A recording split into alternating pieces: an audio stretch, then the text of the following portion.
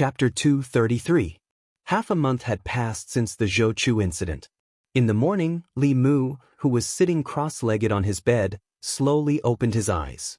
A golden light flashed in his eyes. Although he had been preparing to cultivate both Buddhism and Taoism, he had spent more than 90% of his time cultivating under the guidance of Taoism. He had very little time to recite scriptures and practice Buddhism. Especially after entering the spirit-concentrating realm, the growth of his mana had slowed down. He had spent all his time cultivating Taoism. Now, his Taoist cultivation had reached the third realm, but his Buddhist cultivation had only barely broken through the first realm last night. The first realm of Buddhism was called breakthrough. It meant that Buddhist disciples could see through the mortal world and enter into Buddhism. This realm required the cultivation of the six senses. Now, Li Mu's six senses had been perfected. He did not need to use any supernatural powers to hear the conversation between the butcher and the waiter in the tea house a few streets away. Through his sense of smell, he could easily distinguish the various smells in the air and trace them back to their source. In a way, he already had the innate supernatural powers of some monsters. Some monsters were born with a keen sense of hearing and smell. Although humans were suitable for cultivation, they were far inferior to monsters in terms of innate supernatural powers. Li Qing had once advised him that only by cultivating one of the two sects of Buddhism and Taoism could one attain a profound level. At that time, Li Mu did not feel anything.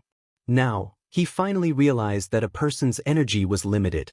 Even if he was talented in both Buddhism and Taoism, it was impossible to cultivate both to a high level. The realms after Buddhism required even more time.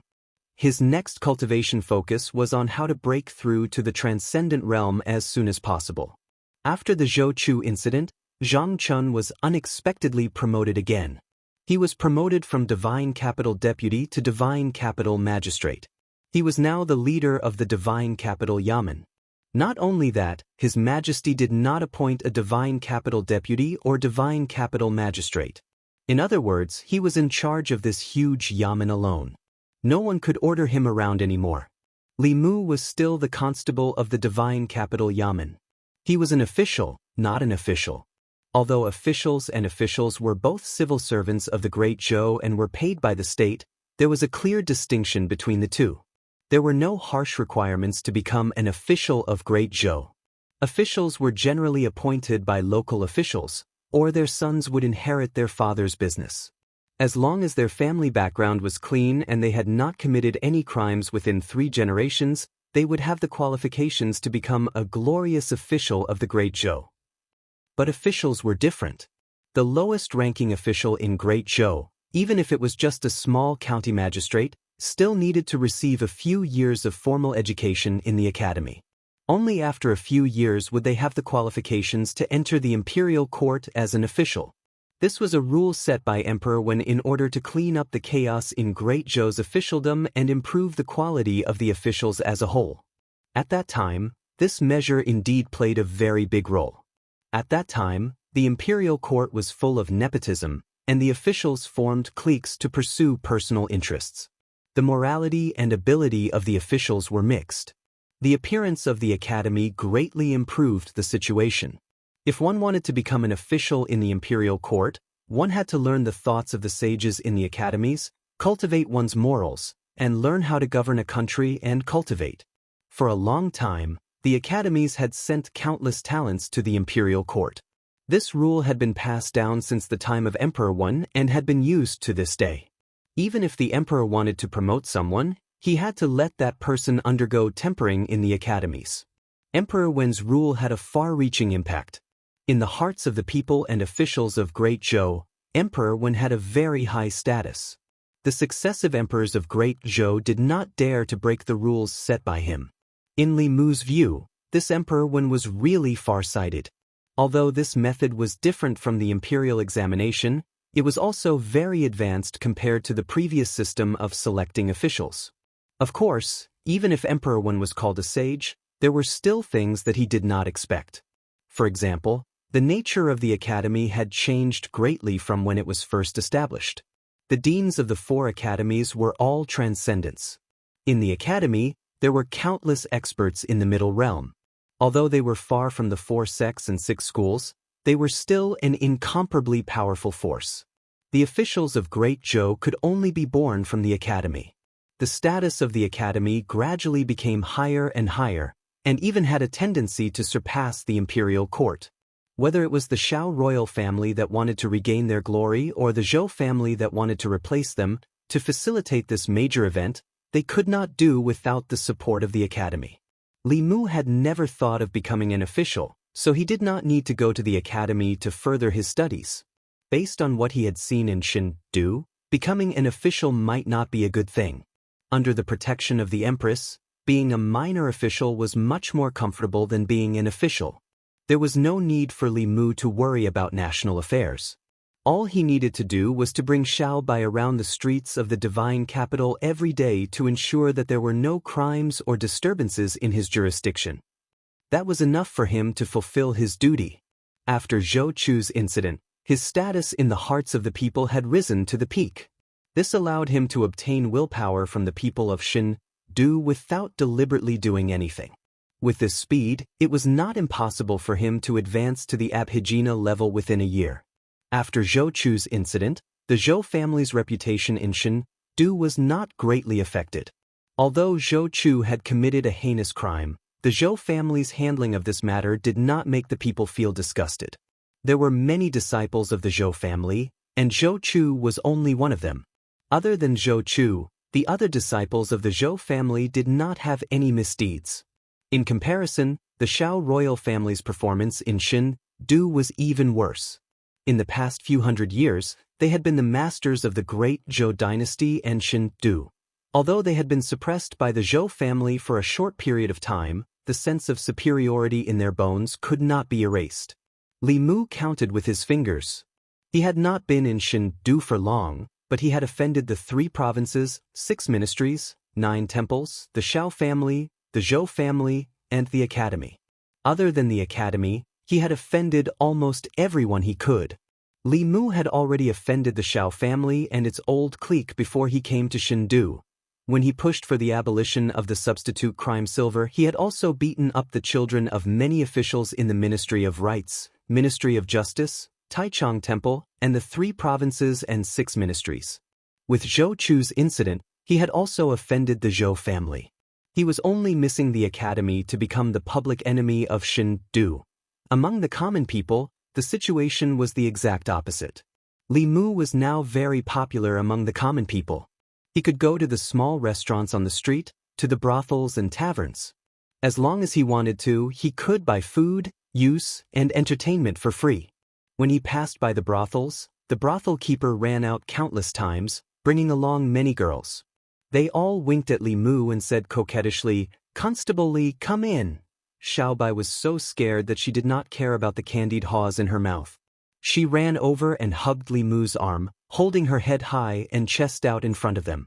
Ever since Lu Hanyan went to Mount Baiyun to cultivate, she had been strictly carrying out the task given to her by Lu Hanyan. She did not allow any other seductress to appear beside Li Mu. These girls from the brothels were naturally her main targets of protection. The brothel keeper glanced at Xiaobai and said to Li Mu, "Constable Li, why are you so shy? The girls are not charging you." Li Mu waved his hand. Next time, the Yamen had its own rules. In order to prevent officials from being corrupt, they could not eat or take the common people's food for free. They could not go to the brothels during the day. Of course, going to the brothels during the day was also forbidden. There were countless eyes in Luoyang staring at Li Mu. He had to be careful with his words and actions. He could not give anyone a chance to take advantage of him. Xiaobai was still hugging Li Mu's arm tightly. She said, "Sister Lu said that when you come to Luoyang, you can't fool around. You can't go to that kind of place." He was the one who saved the little fox, but she had become Lu Hanyan's spy. Li Mu looked at her and asked, "If I go to that kind of place, will you tell Sister Lu?" Xiaobai nodded without hesitation. She said, "I promise, Sister Lu." Li Mu asked again, "If I don't let you tell her, will you listen to Sister Lu or me?" This question made Xiaobai stop chewing on the candied hawthorn. She muttered, I. After a while, she lowered her head and said softly, I will listen to you, benefactor." Li Mu was comforted.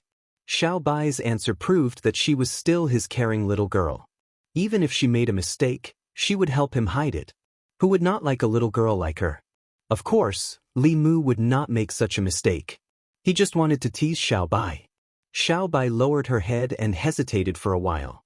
Then she looked up and said, "Benefactor, if you want, Xiao Bai can do it too." "I have already turned into a human," Li Mu patted her head and said, "I'm joking. I won't go to that kind of place." He knew very well that before Xiao Bai transformed, she was prepared to give herself to him at any time. However, she was placed by Lu Hanyan to keep an eye on Li Mu. If she betrayed Lu Hanyan and stole from him, how could the two of them be good sisters in the future? Although Xiao Bai was indeed very attractive, Li Mu would not lose the big picture for a small gain. He would not be greedy for a moment of pleasure and bury the fuse for a future Azura battlefield. After receiving Li Mu's promise, the girl became happy again. She happily held onto Li Mu's arm and turned back to stick out her tongue in the direction of the brothel. Along the way, Li Mu bought some snacks for Xiao Bai. He was about to return to the yamen when his gaze inadvertently swept across the front. His gaze suddenly froze. Two figures walked past on the street in front of him. The two of them, one old and one young, did not see Li Mu. Li Mu did not recognize the young man. His gaze swept past him and stopped on the old man. This was the first time Li Mu saw this old man, but his figure overlapped with a figure in Li Mu's memory. To be precise, it was the memory of the assassin that Li Mu had obtained from Madame Chu in the North County. This old man was the one who had hired the assassin to assassinate Li Mu in the North County. He followed behind the young man step by step. It was obvious that the young man was the leader. In this way, the mastermind behind the assassination in the North County was about to be revealed. In the Shindu Yamen, Li Mu reached out and swiped the void. The image of a young man appeared in the air. Wang Wu looked at the image and said in shock, "No way, boss. You just killed Zhou Chuchu and now you've provoked Zhou Qin?" Chapter 234. Mr. Mei had warned Li Mu to be careful of the Zhou family. Li Mu thought that the assassination in the North County should have been done by the Zhou family. It was not until today that he met the old man in the memory of the assassin that he finally locked onto the mastermind behind the scenes. Through Wang Wu, Li Mu confirmed the man's identity once again. Zhou Qin was Zhou Chu's elder brother, but he was not Zhou Ting's son. Among the four brothers of the Zhou family, Zhou Ting was the fourth. Zhou Qin was the only son of the third brother. Zhou Qin usually kept a low profile and was not as flamboyant as Zhou Chu. He also did not bully the people, so the people of Luoyang did not know much about him. The old man beside him was his bodyguard. The disciples of the big families in Luoyang all had bodyguards, and these bodyguards were the closest to them. The fact that the old man appeared in the killer's memory meant that the assassination in Beijun was most likely Zhou Chen's plan. At that time, Li Mu had just defended the old party. If something happened to him, the old party would be the first to be suspected. However, Li Mu did not know whether Zhou Qin had acted on his own, or whether the real mastermind of the Zhou family was involved. The killer was dead, and Li Mu could not accuse Zhou Qin with just his words alone. Moreover, because of him, the Zhou family had just lost a young disciple. If Li Mu pointed the finger at Zhou Qin now, it might completely enrage the Zhou family and bring about their intense revenge. However, the revenge for the assassination had to be taken. As long as he knew the mastermind behind it, he could take his time to plan what to do next. Li Mu walked to the front of the yamen and saw Zhang Chun walking in listlessly. Li Mu greeted him, "Sir, you're out of court?" Ever since he was promoted to Luoyang magistrate, Zhang Chun's rank had risen from 6th grade to 5th grade, and he was qualified to attend court. Although there were many 5th-rank officials in Luoyang and not everyone had the opportunity to attend court, the Luoyang Yamen was different from the 6 Yamens. Above them, there were assistant ministers, doctors, and minister-counselors. If they had nothing to do, they could stay in the Yamen. Zhang Chun was the only official in charge of the Yamen. Unlike Li Mu, who could sleep as long as he wanted with Xiao Bai in his arms, Zhang Chun had to wake up early every 3 days to prepare for the morning court. Li Mu replied, "Your Excellency left court today, so you're a bit late." Zhang Chun waved his hand and said, "Don't mention it." The quarrel in the court today was too intense. The guy behind this official almost sprayed his saliva all over this official's face. Li Mu asked curiously, "What's the matter?" Zhang Chun said, "It's all because of the academy. His Majesty thinks that almost all the officials in the 36 counties of the Great Zhou, including Luoyang, are from the academy. In the long run, it will be detrimental to the country. He wants to give up some of the positions of the officials and directly select them from the people. However, the officials are against it," Li Mu said. "That's good." Zhang Chun glanced at him and said, "What's good about it?" Before the academy, the morals and abilities of the officials in the imperial court were uneven. Many untalented and incompetent people could also hold important positions in the imperial court. The people suffered unspeakably. After the academy, the quality of the officials has greatly improved. If the selection of officials goes back to the old days, won't the people suffer that kind of pain again? It seemed that Zhang Chun also supported the academy. Li Mu asked, "Your Excellency, are you also from the academy?" Hearing this, Zhang Chun's face showed a proud expression. He said, "When I was young, I studied in the Myriad Scroll Academy. After I finished my studies in the academy, I became the county magistrate of Xianxia." Li Mu asked, "Before the academy, the people suffered unspeakably. After the academy, the people's lives became better?" Zhang Chun's lips moved, but he found that he could not answer Li Mu. Before Emperor Wen, after the golden age of Emperor Wu, the counties were no longer troubled by the demons and ghosts. However, the people's lives did not seem to be better.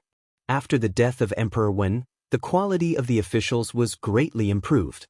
Today, the people should be living a better life. However, as far as he knew, the people of the 36 counties of Great Zhou were far from living in peace and contentment. He looked at Li Mu and asked, "Do you mean that Emperor Wen was wrong?" Li Mu shook his head and said, "Emperor Wen was not wrong. However, the decrees of Emperor Wen's time are not necessarily suitable for the present. During Emperor Wen's time, the officials in the imperial court were both good and bad. There was a big flaw in the way the imperial court chose officials. Emperor Wen's decisive reform led to the famous rule of Emperor Wen. At that time, the academy was beneficial to improving the ecology of the imperial court. But it's different now. The chaos of the imperial court during Emperor Wen's time has long disappeared. The students of the academy have almost monopolized the imperial court. The officials are divided into camps based on the academy. They form cliques and protect each other. The decrees of Emperor Wen's time are no longer suitable for the current imperial court." Zhang Chun looked at him with a strange expression and said, "I really should let you attend the imperial court. If you were there in the morning, there would not be no one to speak for Her Majesty." Li Mu was very sure that many people in the imperial court must have seen what he saw. However, they were all from the academy. If they agreed with the Empress, wouldn't they be standing on the opposite side of the academy? They already belonged to their own camp. Naturally, they would not betray their own camp. Moreover, with the power and influence of the academy, even the new party and the old party had to rely on it. Who in the imperial court dared to oppose the academy? Li Mu could imagine the scene of Her Majesty being opposed by the officials in the morning court. Unfortunately, he was only a minor official and was not even qualified to defend her. Li Mu did not know much about the academy. After calling Wang Wu, he had a better understanding of the academy. There were 4 great academies in the divine capital. They were called Baichuan, Qingyun, Wanwen, and Bailu. They started during the reign of Emperor Wen and had been passed down for more than 100 years. Among the 4 great academies, Bailu Academy was different from the other 3. It was the only academy that was directly under the Ministry of War. The dean of Bailu Academy was the Minister of War. The purpose of Bailu Academy's existence was to defend against foreign enemies. It had never been involved in political struggles. Almost all the students from Bailu Academy would not stay in the divine capital. They needed to go to the borders of the Great Zhou to protect the border counties and prevent the neighboring countries, the Demon Country, the Ghost Region, and the Dragon Clan from invading. Fortunately, after the martial emperor, the Great Zhou had become the most powerful country in the ancestral land. Most of the surrounding countries respected the Great Zhou. Those who did not respect the Great Zhou as their sovereign country did not dare to offend the Great Zhou. The Demon Country and the Ghost Region had always been in a state of internal strife. They did not pose much of a threat to the Great Zhou for the time being. Although the Dragon Clan was powerful, they lived in the sea for a long time and rarely appeared on the mainland. The current situation of the Great Zhou was more of an internal problem than an external one. Wanwan Academy focused on teaching the concept of governance and governance. Many of the students from Wanwan Academy did not know how to cultivate, but they all had unique views on how to govern a country.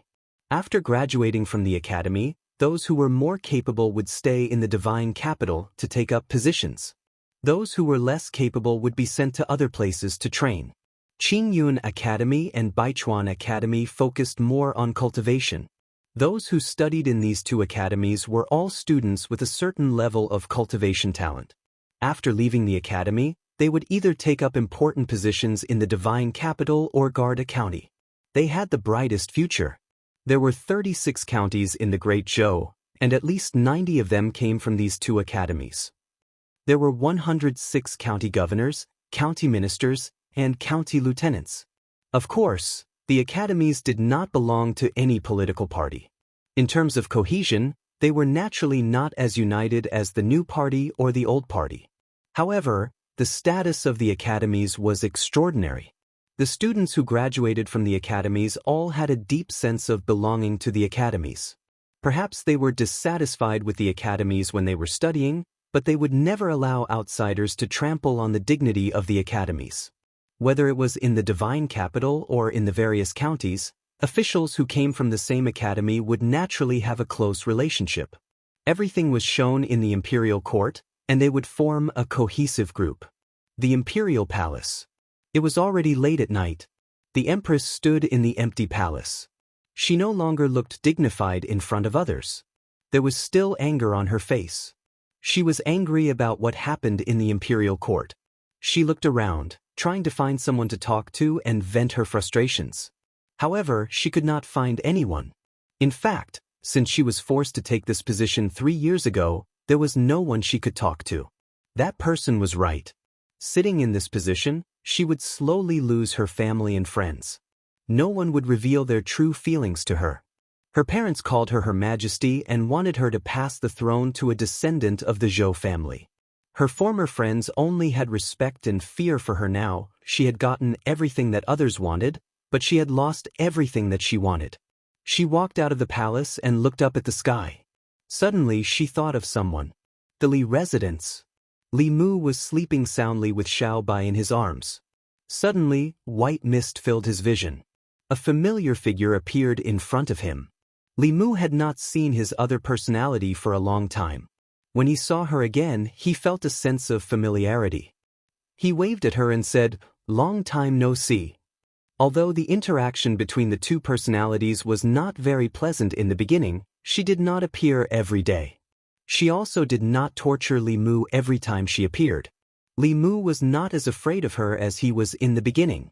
The beautiful woman's expression was a little ugly. She did not pay attention to Li Mu. Li Mu's heart skipped a beat. He wondered if she was on her period. Would her inner demons be on their period? In order to prevent her from venting her anger on him, Li Mu prepared to slip away. The next moment, the scenery in front of him changed. The two of them appeared at the peak of a mountain. There was a pavilion at the peak of the mountain. At this moment, the two of them were sitting in the pavilion. There were a few exquisite dishes in front of them. The aroma of the dishes made Li Mu swallow a mouthful of saliva. He complained in his heart. Whose dream was this? Why was her control of the dream more skillful than his? The surrounding scenery was so real. Li Mu could hear the birds, smell the fragrance of flowers, and even feel the mountain breeze blowing on his face. The few dishes in front of him were so delicious that Li Mu began to wonder whether this was a dream or reality. Legend has it that the powerhouses of the upper realm can use a kind of dream transference ability. They can use their consciousness to invade other people's dreams and freely weave the content of the dream. The person who was transferred by the dream would not be able to distinguish between the dream and reality. They would even be trapped in it forever. Li Mu looked around and could not help but sigh. The legendary dream transference technique was just like this, right? Li Mu looked at the woman opposite him and asked, "Are you in a bad mood?" The woman did not answer, but the answer was written on her face. Li Mu did not know why a heart demon would be in a bad mood. He poured a cup of wine for the two of them and said, "Since you are in a bad mood, I will accompany you to drink a few cups." He gulped down the wine in his cup and sighed softly. The woman looked at him and asked, "What are you sighing for?" There was nothing to hide from his other self.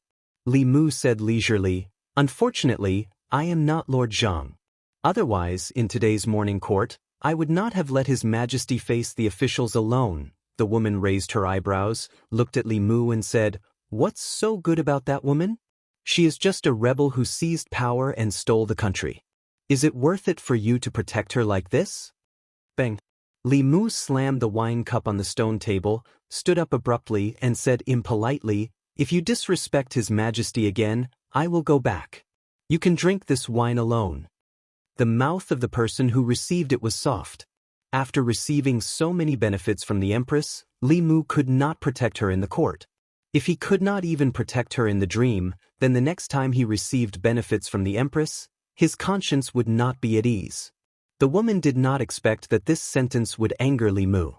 Her gaze swept over him, and she lowered her head and said, "Well, I will not speak ill of her. Sit down."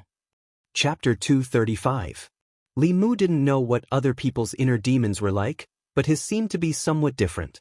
She obviously didn't have much desire to erode Li Mu's consciousness and occupy his body. Instead, she was not very friendly to the Empress. Was it because of jealousy? Speaking of which, Li Mu was also a little jealous of the Empress at first. After all, she was young and had a high position. She had stepped into the upper realm before the age of 30. Who wouldn't be envious of her? Could it be that the birth of this woman was due to Li Mu's jealousy? Cultivation was really dangerous at every step. Even a small emotion in the heart could be infinitely magnified. The inner demons had no substance. If he wanted to overcome or eliminate them, he had to rely on his inner cultivation. The beautiful woman took a sip of wine and asked, "You have never met her. Why are you so protective of her?" Li Mu said, "Your Majesty treats me sincerely, so I should treat your Majesty sincerely. Moreover, although your Majesty is a woman, compared to the previous emperors of the Great Zhou, her wisdom and virtue should be at the forefront." The North County girl died unjustly, and the court covered up a corrupt official. Your Majesty upheld justice for her. The Academy has become a chronic disease of the Great Zhou, and the students of the Academy have formed cliques for selfish interests and control the court. No one in the court dares to mention it. Only your Majesty is aggressive and brave to reform. Isn't such a person worthy of respect and protection? After Li Mu finished speaking, he raised his head and drank a glass of wine, secretly feeling pity in his heart. If these words were heard by the Empress, she might be happy and reward him with some treasures. Unfortunately, he didn't even have the chance to see the Empress and could only talk to himself in his dreams. The woman took a deep look at Li Mu and didn't say anything in the end. She drank alone. Although Li Mu was curious, he didn't ask much. A personality with self-consciousness, to some extent, was a completely different person. They had their own fantasy life and identity. Li Mu had seen a movie before, in which the protagonist had 10 personalities with different identities. Their gender, age, and identity were different, and between the different personalities, they would kill each other. Judging from the current situation, Li Mu and his other self were getting along quite well. Even if she wanted to harm Li Mu could still exit the dream at any time. She didn't seem to have such thoughts either.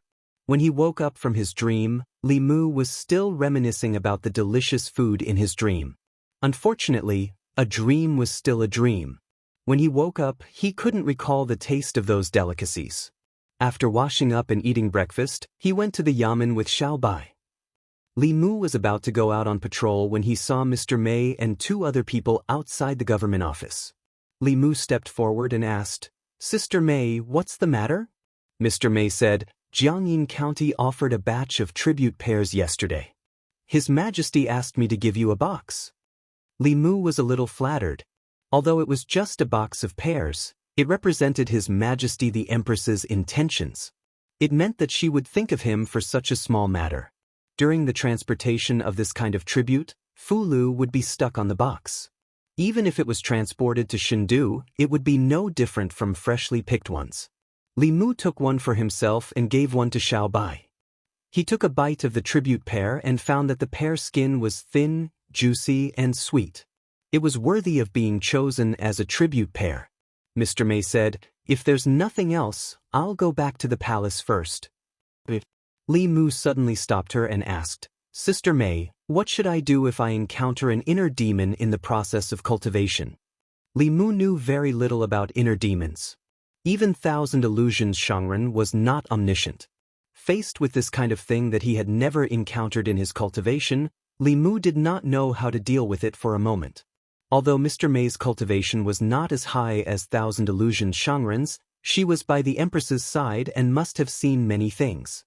Perhaps she could explain to Li Mu. "Inner demon?" Mr. May frowned and asked, "You encountered an inner demon?" Li Mu nodded. Mr. May continued to ask, "What kind of inner demon?" Li Mu described, "Sometimes I dream of a woman." Mr. May glanced at him. "Isn't it normal to dream of a woman?" Li Mu explained, "It's not what you think. It's a strange woman. I've dreamed of her more than once. She seems to have independent thoughts and can even control my dreams. More than once, independent thoughts?" Mr. May frowned and asked, "Can she control your body?" Li Mu shook his head and said, "That won't happen." "That's strange." Mr. May said in surprise, "Once an inner demon of this level appears, it will definitely fight for control of the body. If it wins, it will completely control the original body. If it loses, its consciousness will be destroyed. It's very rare for two consciousnesses to coexist." Li Mu asked, "In other words, it's possible for such a situation to exist?" Mr. May nodded and said, "As far as I know, there are very few people who have more than two consciousnesses coexisting in their bodies. Most of the time, his body is dominated by the main consciousness, but when he encounters a life and death crisis, the other consciousness will awaken. This kind of second consciousness can sometimes be more terrifying than the main consciousness." Li Mu felt that he was in this situation as Mr. May said. In his dreams, the woman could turn the tables and easily beat Li Mu. Her strength was very terrifying. Although the two of them could coexist peacefully for the time being, no one could say for sure what would happen in the future. Li Mu asked, "How do I get rid of this kind of inner demon?" Mr. May shook his head and said, "You can only rely on yourself to defeat the inner demon. When your consciousness is strong enough, you can easily erase the consciousness of the inner demon." She looked at Li Mu and asked, "What does your inner demon look like?" Li Mu reached out and swiped in the air. A woman's shadow appeared in the air. This was a small spell that could be mastered in the Jushen stage. It was a weakened version of the art of black light. The art of black light of the cultivators in Dongxian could turn stillness into motion and appear in real time. It could surpass the power of heaven and earth and reappear the past that had already happened. It was said that the most powerful cultivators in the ninth realm could even see the future temporarily through this spell. As for whether it was true or not, Li Mu didn't know. Mr. May looked at the woman. A trace of surprise flashed through his eyes and his mouth opened slightly. Li Mu saw the change in her expression and had a bad feeling. He asked, What's wrong?" Mr. May coughed and his expression returned to normal. He asked, "When did you get this inner demon?" Li Mu thought for a moment and said, "I think it was the night when His Majesty abolished the substitutes in silver. I met her for the first time in my dream. She tied me up and whipped me." Thinking of what happened in his dream that night, Li Mu still felt a bit aggrieved. Hearing this, Mr. May's expression was very strange. It seemed like he wanted to laugh but was trying hard to hold it in. A few black lines appeared on Li Mu's forehead as he asked, "Are you laughing at me?" Mr. May shook his head and said, "No, Seeing Li Mu's serious face, she coughed and said, "I'm not laughing at you. I just thought of something funny." She put one hand on Li Mu's shoulder and the other hand on her stomach. After laughing, she said, panting, "Don't worry. There are all kinds of strange things on the road of cultivation. The inner demon isn't all bad. She doesn't want to take over your body. Just think of it as a dream. Isn't it good to go on dates with a beautiful woman in your dreams? Li Mu asked suspiciously, is it really okay? Mr. May patted him on the shoulder and said, don't worry. It's okay.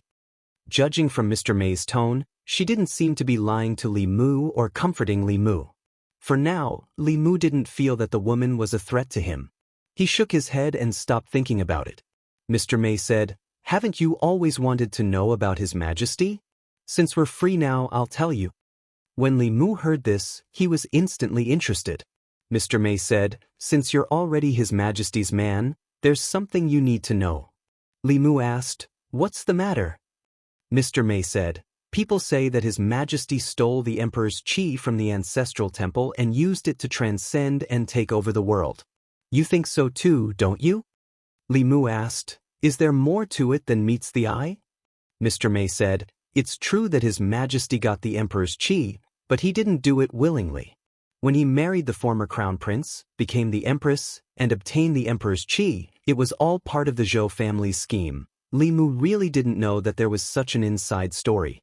He continued to listen to Mr. May. The Emperor's qi is condensed from the psyche power of the people of the Great Zhou. The 36 counties of the Great Zhou collect the psyche power of the people through the ancestral temple and gather it in the ancestral temple. It will gradually nurture a strand of Emperor's qi. Obtaining this Emperor's qi can allow mortals to transcend. In the past, it would be passed to the Emperor to ensure the continuation of the Great Zhou dynasty. There were shortcuts to cultivation. Some shortcuts could even allow one to reach the sky in one step. Xiao Yu, with the body of a mortal, was able to move heaven and earth and advance 5 realms in a row. The methods of the royal family of the Great Zhou were obviously more brilliant. They used the psyche power of hundreds of millions of people to cultivate, so that there would always be a powerhouse of the upper realm in the royal family to ensure the continuation of imperial power.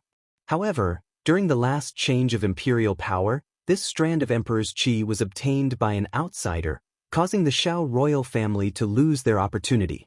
It was no wonder that Her Majesty could succeed the throne so smoothly. After Emperor Wen, the Great Zhou showed signs of decline. The people's sentiment decreased year by year. The last strand of Emperor's qi was formed after 2 generations of emperors. In other words, the Xiao royal family had not produced a powerhouse of the upper realm for decades. The cultivation of the previous 2 emperors stopped at Dongxian. If there was no powerhouse to guard the country, they would not be able to intimidate the surrounding countries, not to mention the Yao nation and the Ghost realm. Even if the Xiao clan was unwilling, they could only temporarily let the empress succeed the throne. It was precisely because the Zhou family understood this that they were able to take advantage of the Xiao clan. Mr. May looked at Li Mu and said, you are one of Her Majesty's people. I don't want you to misunderstand Her Majesty like others. Li Mu nodded and said solemnly, I understand. Mr. May asked, besides these, do you have anything else you want to ask? Li Mu thought for a while and asked, it is said that the former crown prince likes men and that he and Her Majesty are only husband and wife on the surface. Is that true? Chapter 236. Bang. As soon as Li Mu finished speaking, Mr. May hit him on the head.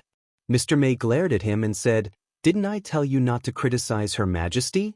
If other internal guards heard you, you would be hung up and beaten. Li Mu rubbed his head and said, isn't it right in front of you? Mr. May snorted and said, not even in front of me. Li Mu shook his head and said, okay, I won't ask anymore. Gossiping was human nature. The higher a person's status was, the more people would gossip about them. Not only Li Mu, but many people in Luoyang were gossiping about this. Okay, I've delivered Her Majesty's reward. I'm going back to the palace. Mr. May looked at him angrily and said, Her Majesty is as pure as ice and as pure as jade. Don't talk about her behind her back. Not only can you not talk about her, but you can't let others talk about her either. Li Mu stood up straight and said seriously, yes, Your Majesty. He called her sister May all the time, and it was not in vain. In the end, she answered Li Mu indirectly to satisfy his gossiping. A pure as ice and as pure as jade solved Li Mu's doubts. The fire of gossip was extinguished. Li Mu saw Zhang Chun standing at the door of the side hall and asked, Sir, do you want to eat a pear? This pear is very sweet. It's the tribute pear given by Her Majesty. Zhang Chun walked out and asked, "What did you do? Why did Her Majesty suddenly reward you?" Li Mu said, "Nothing. Maybe there are too many tribute pears in Jiangyin County and Her Majesty can't finish them all." Hearing this, Zhang Chun looked at Li Mu and wanted to spit at him. Even if Her Majesty could not finish the tribute pears and wanted to reward the officials, there was no reason for her to skip over him, the magistrate of Luoyang, and reward the arrester of Luoyang. Moreover, Her Majesty rewarding a house and a box of pears were two completely different things. Because of their meritorious service, His Majesty had rewarded many people with residences. Although the value of this box of pears was very low and could not be compared to the official residence, it represented the emperor's heart. This meant that His Majesty still had Li Mu in his heart. Even if he did not make any contributions, His Majesty might still think of him when he woke up, slept, or ate. What kind of heavenly grace was this? Zhang Chun took a pear and took a bite. What kind of tribute pear is this? It's so sour. He put the pear in his mouth, grabbed 2 more pears from the box with both hands and left. Xiao Bai chewed on the pear and said, "This pear is obviously very sweet. It's not sour at all, Li Mu. Maybe he just happened to pick a sour one." He waved his hand at Wang Wu at the door and said, "These are the tribute pears bestowed by His Majesty. Take them and distribute them among your brothers." It was just a box of tribute pears, but it was a sharp weapon to win people's hearts. Taking advantage of this opportunity, he could win over a wave of people's hearts for himself and Her Majesty. Mr. Mei was right. Many people criticized the process of the Empress seizing the throne. Even most of the officials in Great Zhou did not like to see a woman become the Empress. Li Mu said to the people who had been summoned by Wang Wu, "After eating, go out and patrol. If you find any illegal behavior that you can't handle, come to me." The constables each took a pear and said to Li Mu, "Thank you, boss."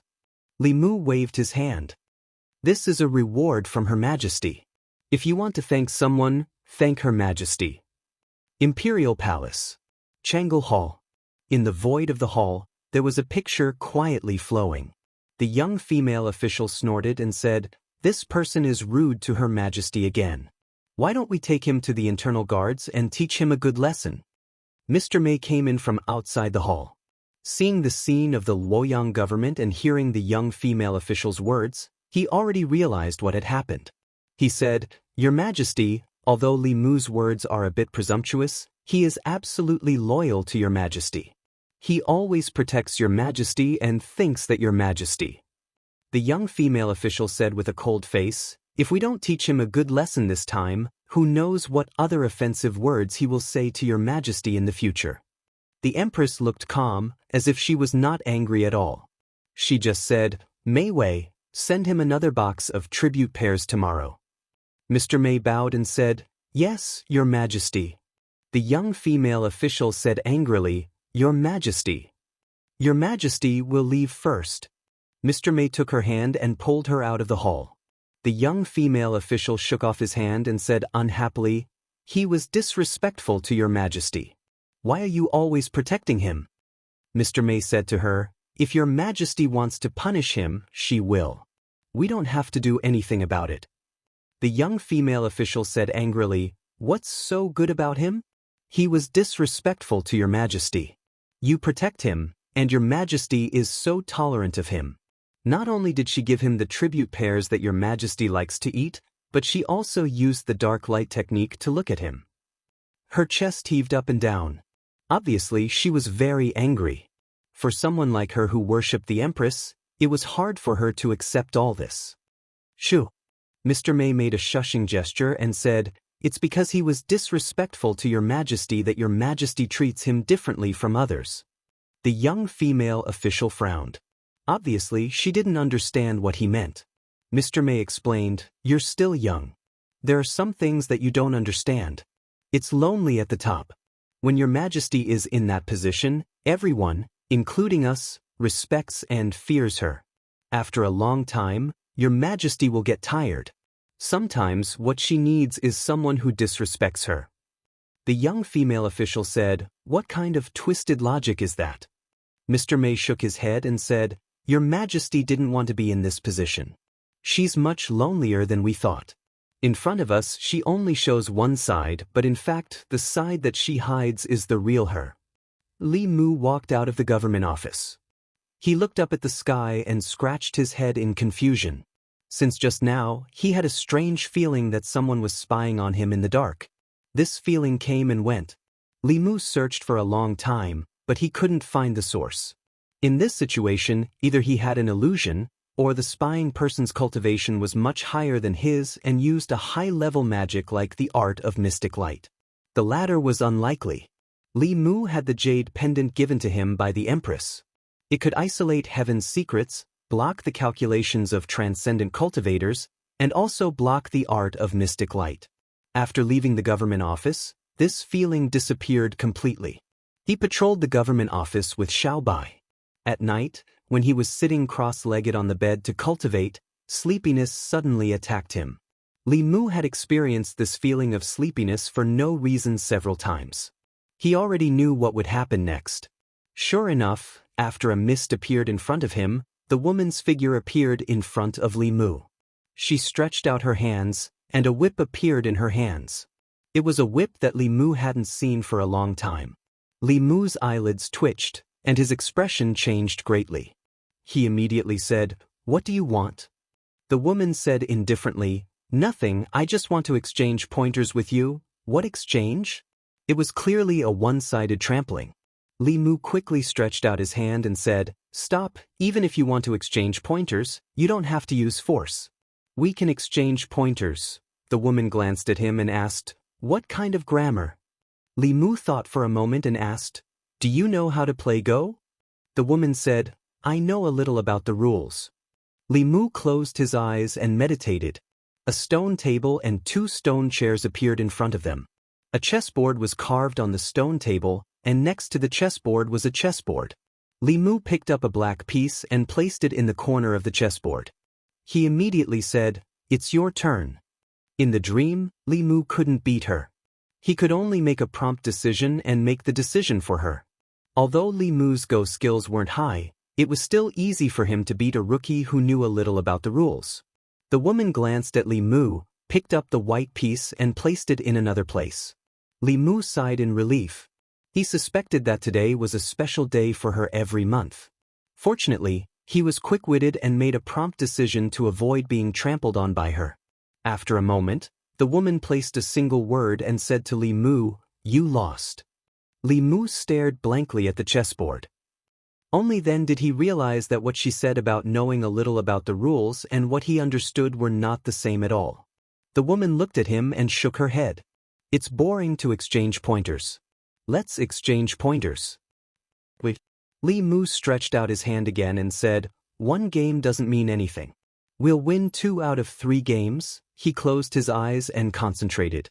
The chessboard on the table suddenly changed, and the boundary between Chu and Han appeared. The woman looked at the strange chessboard and asked, "What is this?"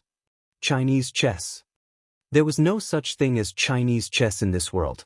Li Mu smiled and said, "If you don't know how, I can teach you." The woman learned very quickly.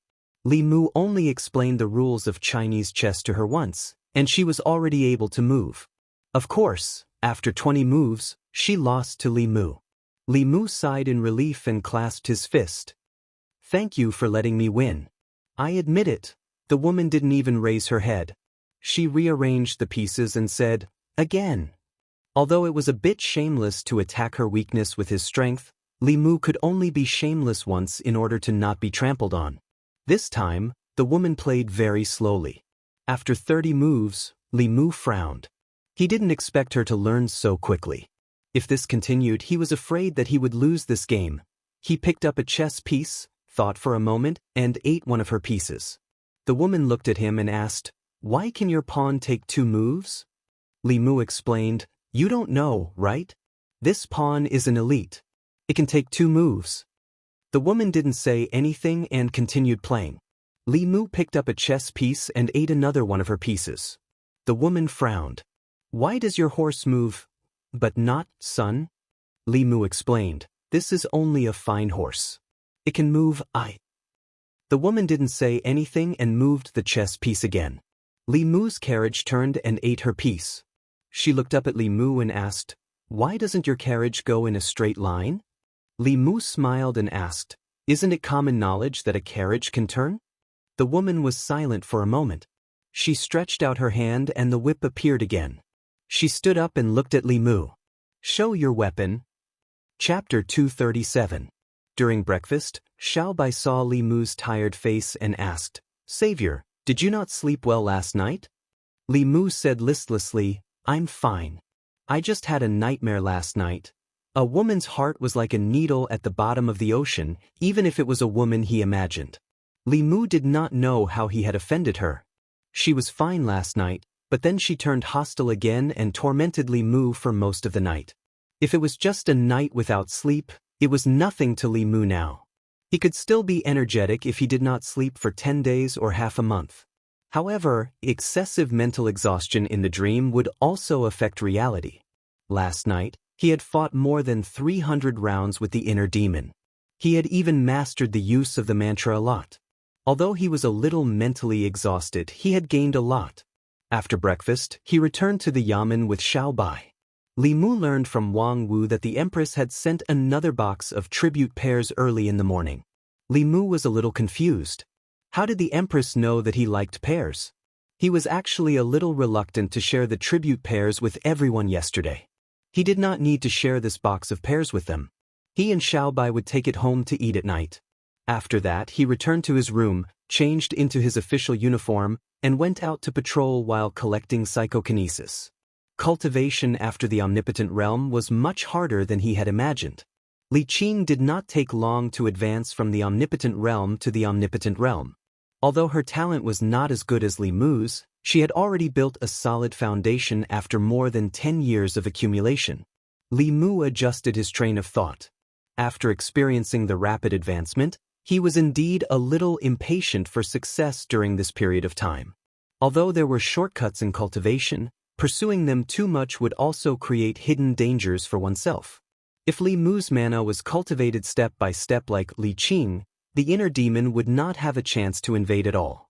He felt that his cultivation was slow, but it was actually only compared to before. In reality, to be able to enter the third realm of cultivation at such a young age was definitely not slow. Moreover, he had not been cultivating for long. Most cultivators would cultivate their entire lives and only reach the omnipotent realm. Li Mu originally wanted Xiaobai to stay in the yamen to cultivate, but she had to follow Li Mu on patrol. Li Mu did not know whether she simply wanted to stick to him or to be Lu Hanyan's spy. She wanted to follow Li Mu and keep an eye on him so that he did not flirt with other women. Li Mu had always been strictly abiding by Lu Hanyan's promise. In the 2 months in the Immortal's capital, apart from Xiao, Mr. May do not count. Although plum blossoms were flowers, Mr. May did not count. If she were a few years older, she would be old enough to be Li Mu's mother. After leaving the yamen, Li Mu walked along the main street, patrolling the area. The Immortal's capital was divided into districts called markets by the crisscrossing streets. So far, Li Mu had only been to less than 30% of the markets. There was no strict distinction between markets. Each market was both a residential area and a commercial area. In a market, residential, living, and entertainment functions were available. It could satisfy the daily needs of most people. These markets had different functions. Most of them were for the common people to live in, while the rest had their own functions. For example, the South Court and North Court, which occupied more than 10 markets, were for the rich and powerful. They were close to the palace and had the best location. The scenery was beautiful and the environment was quiet. There were also some high-end markets that were for the entertainment of the rich and powerful. Ordinary people could not afford them. Some high-end brothels, music halls, dance halls, and restaurants would only appear in these markets. Different from other markets, the brothels here wouldn't have brothels and girls standing at the entrance to solicit customers. When the customers entered, they wouldn't get straight to the point. They would usually talk about life and dreams first, which would take a longer time and cost more money. As for music halls and dance halls, they were places where the cultured gathered. In the Immortal's capital, Those who were qualified to be cultured were the rich. Li Mu heard this from Wang Wu. It was said that in some brothels, besides human women, there were also demons and ghosts. As long as one had enough money, they could satisfy all kinds of people's hobbies. The Immortal's capital was not a one-sided place. To some people, it was hell, but to others, it was heaven. The peaceful market that Li Mu and Xiao Bai were in was a high-end market that gathered brothels, music halls, dance halls, and restaurants. There were not many ordinary people on the streets. There was an endless stream of carriages passing by. Those who passed by were either the rich and powerful or the young officials. The constables of the Immortal's capital liked this kind of market very much. This was because those who came in and out of these markets were all people of status. Many of them thought that they were cultured. This made these markets more orderly. There were very few cases, so there was no need to pay too much attention to them. Since he could not obtain more psyche power here, Li Mu still wanted to take root among the ordinary people. Just as he was about to leave with Xiao Bai, he heard a melodious tune.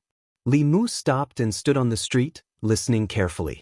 This was not the first time Li Mu had heard this tune. When he was in the northern region, Lu Hanyan often played it for him. When he heard this tune, Li Mu began to miss her. Xiao Bai hugged her sword and listened for a while. She said, "Sister Lu played this tune before." Li Mu looked in the direction of the music. His gaze finally stopped in front of a music hall called Great Music Hall. Li Mu had heard this name many times from Lu Hanyan. When she was young, she was sold to a music hall by her parents. The name of the music hall was Great Music Hall. That was where she and Wan Wan grew up. They had lived there for more than 10 years. Standing in front of the Great Music Hall, Li Mu suddenly wanted to go in and see the place where they used to live. He walked into the music hall. A beautiful girl came up to him and asked, "Do you want to listen to music?" Li Mu asked, "How many great music halls are there in the Immortal's capital?" The girl was stunned for a moment. Then she said, "Only one." There was only one great music hall in the Immortal's capital. Li Mu and Xiao Bai could not be wrong. He smiled at the girl and said, "Let's listen to music."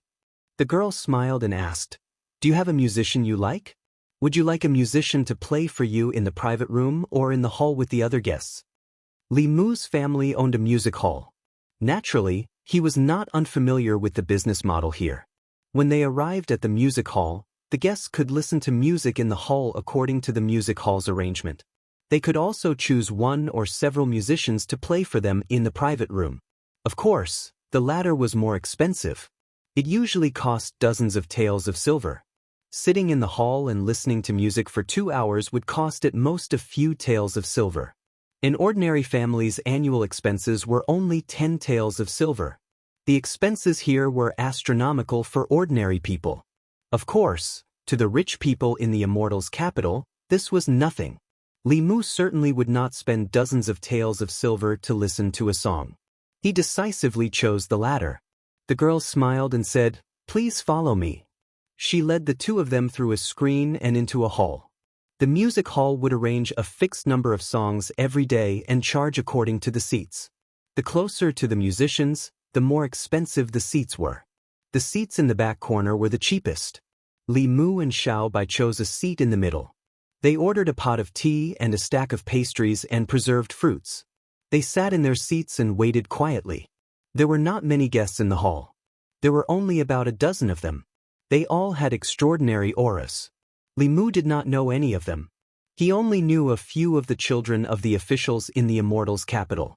He did not know most of them. After all, many officials were very strict with their children. They would not let them run amok in the Immortal's capital. Li Mu naturally did not have the chance to know them. He looked at the stage in front of him. Not long ago, Lu Hanyan should have been there. He worked hard every day to save enough money for her freedom. Then he left the Immortal's capital and came to the North County, where he met Li Mu. The musicians had not yet gone on stage and the performance had not started. The guests below the stage occasionally chatted with each other.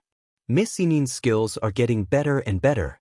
Listening to her play is a great enjoyment in life. Miss Yinin has improved a lot in the past half year. Many people are here for her. Ever since Miss Hanyan left, the Great Music Bar has been promoting Miss Yinin. In half a year, She became the star of the great music bar. Miss Han Yen is worthy of being the #1 musician in the Immortals' capital. Unfortunately, she suddenly disappeared a year ago and no one knows where she went. I also miss Miss Han Yen. Li Mu drank his tea. He did not expect to hear Lu Hanyan's name from these people. Wan said that she was proficient in all kinds of musical instruments and was very famous in the Immortals' capital. It was not an exaggeration at all. Lu Hanyan had never bragged about this. Li Mu also only knew about it now. Not long after, a woman hugged a Guqin and walked up to the stage. The discussions below gradually stopped. Jing. When the sound of the Guqin entered their ears, their minds couldn't help but be shaken. Li Mu looked at the woman on the stage and smiled. Although it was his first time meeting Miss Yin, he had heard about her many times from Lu Hanyan. This caused Li Mu to feel an inexplicable sense of familiarity even though it was his first time meeting her. In the music bar, there were many small groups. Yin and Lu Hanyan were close like sisters. Li Mu looked at her as if she was his sister-in-law. After the song ended, the woman on the stage stood up and bowed to the guests below. She said gently, "Thank you for coming. Yin will take her leave." She walked down the stage and was about to leave with her Guqin. A young man sitting in the front row suddenly stood up and said, "Miss Yin, I am from the 100 Rivers Academy. I have admired you for a long time. I hope you can give me a chance." Yin hugged her Guqin and took 2 steps back. She apologized, "Young master, I am sorry. Yin's status is lowly. I am not worthy of you." The young man said, "I am not marrying you as my wife. You can be my concubine." Yin shook her head and said, "I am sorry. Yin has no plans to marry." The young man took a step forward and said, "What's so good about playing for others here? If you follow me, you will enjoy endless glory and wealth. Do you still need to suffer like this?" Yin took 2 steps back and said hurriedly, "I like this place very much. I have no intention of leaving." A trace of anger appeared on the young man's face. He reached out and wanted to grab her wrist, but his shoulder was pressed down from behind. Li Mu used a little force and the young man was pulled behind him. The young man said angrily, "What are you doing?" Li Mu asked back, "What are you doing in broad daylight?" Li Mu's official uniform still had some effect. The young man said, "I am pursuing Miss Yin. Is this against the law?" Li Mu said, "It is not against the law to pursue a girl. But if you force her when she is unwilling, it is different." The young man frowned. Just as he was about to say something, someone ran over to him and whispered something in his ear. The young man's face changed. He glanced at Li Mu, but didn't say anything and hurriedly left. Although he was in the academy, he had heard of the name Li Mu before. This was a complete lunatic who was not afraid of anything. Although he was not afraid of the constables of the Luoyang government, he did not want to provoke a lunatic. After the young man left, Miss Yin was relieved. She put down her Guqin and bowed to Li Mu. She said gratefully, "Thank you for helping me out. It is my duty to protect the people of Luoyang." Li Mu smiled and looked at her. "Moreover, Hanyan's friends are my friends. If you encounter any problems in the future, you can come to the Luoyang government to find me." Although Lu Hanyan said that he was not allowed to fool around in Luoyang, standing up for her good sister could not be considered as fooling around. Moreover, as a constable, Li Mu had the duty to protect the people of Luoyang. Hearing Lu Hanyan's name, Miss Yin was stunned. Then, she looked up at Li Mu and asked in surprise, "Sir, do you know Sister Lu? Where is she now? Is she okay?" Li Mu said, "She and Wan are in the North County. They are both fine." Hearing Wan's name, Yin did not have any doubts that the person in front of her knew Lu Hanyan. Her expression was a bit agitated and angry. She said, "She left without even saying goodbye. How can she be a good sister?" Lu Hanyan had mentioned this to Li Mu. Although her experience in the music house was a bit bumpy, she had made a few good friends in the past 10 years. She did not want to face the scene of parting. After redeeming herself, she left quietly with Wan without telling anyone. From Miss Yin's reaction, the feelings between them should be sincere. Hearing Lu Hanyan's news, Yin was clearly a little agitated. Tears welled up in the corners of her eyes. She wiped her eyes and said, They left without saying anything. They made me worry for so long. They're two weak women. What if they encounter bad people? Li Mu's lips curled up. The two of them were no longer weak women. One had a pure Yin body and the other had natural spirit eyes. They had countless treasures on them. Bad people were probably more afraid of meeting them. After a while, Yin looked up at Li Mu and asked curiously, "Sir, how do you know Sister Han Yen?" Li Mu explained, "I was transferred from the North County to the Divine Capital a month ago. Before that, I was with Han Yen and Wan Wan in the North County." From his words, it seemed that he was very close to Sister Lu and Wan Wan. Yin looked at Li Mu and asked curiously, "May I ask what is the relationship between Sir and Sister Han Yen?" Li Mu smiled and said, "She is my fiancée." Yin exclaimed and covered her mouth. Her eyes were filled with surprise and shock. After she came back to her senses, she did not even care about her zither and quickly ran backstage. In the hall, there were still some guests who had not left. When they heard the conversation between the two, most of them were stunned. "No way, Miss Han Yen is his fiancée? How is that possible? He must be talking nonsense. Is he worthy of Lady Lu? A toad lusting after a swan's flesh. You look so what if you're pretty? Is Miss Lu such a superficial person?" Li Mu heard a clamor. These people looked at him with unkind eyes and there was a sour smell in the air. Soon, there were messy footsteps from backstage. Yin ran out with a few girls. Where is Sister Han Yen's husband? Hey, don't push me. Let me see first. A few girls ran out from backstage and surrounded Li Mu. They sized him up from head to toe. He looks okay. He is worthy of Sister Han Yen. But he is a little young. He is at least 3 years younger than Sister Han Yen. Hey, a woman 3 years older than you. Age is not a problem, Yin coughed and said, "Be careful. Don't be rude to brother-in-law." One of the girls looked at Li Mu and said in disbelief, "Are you really Sister Han Yen's husband?" Li Mu said, "Not yet." The girl said, "How can you prove it?" Li Mu waved his hand and the images of Lu Han Yen and Wan Wan appeared in front of them. "Ah, brother-in-law knows magic. It is Sister Han Yen and Wan Wan." This little girl, why did her face become round again? Is brother-in-law a cultivator? No one dares to pester Sister Han Yen anymore. Li Mu's move completely shocked the girls and confirmed his identity. They immediately became well-behaved in front of Li Mu. "Hello, brother-in-law. I'm Miao Miao. I am Xianxia. I am 16. Brother-in-law, just call me Little 7. Lu Han Yen had entered the music house very early. Some of the girls in the same batch as her had already left. Some of them had taken advantage of their youth to marry into rich families as concubines. Some had even become someone else's mistress. Her age and qualifications were very high in the music house. After coming to the music house, she had a few more sisters-in-law. Feeling their sincere feelings, Li Mu was also happy for Lu Han Yen. He smiled at the girls and said, "Han Yen will come to the Divine Capital in about a year. You will be able to see her then. My name is Li Mu. I work in the Divine Capital. If you encounter any trouble, you can come to the Divine Capital to find me." Miao Miao's face was filled with doubt. She muttered, "Li Mu. I seem to have heard this name before." Soon she recalled something. Yin and the others were also shocked. Brother-in-law is Li Mu, the Li Mu who took care of those officials' children and caused a ruckus in the Ministry of Justice? Brother-in-law made the heavens strike Zhou Chu to death.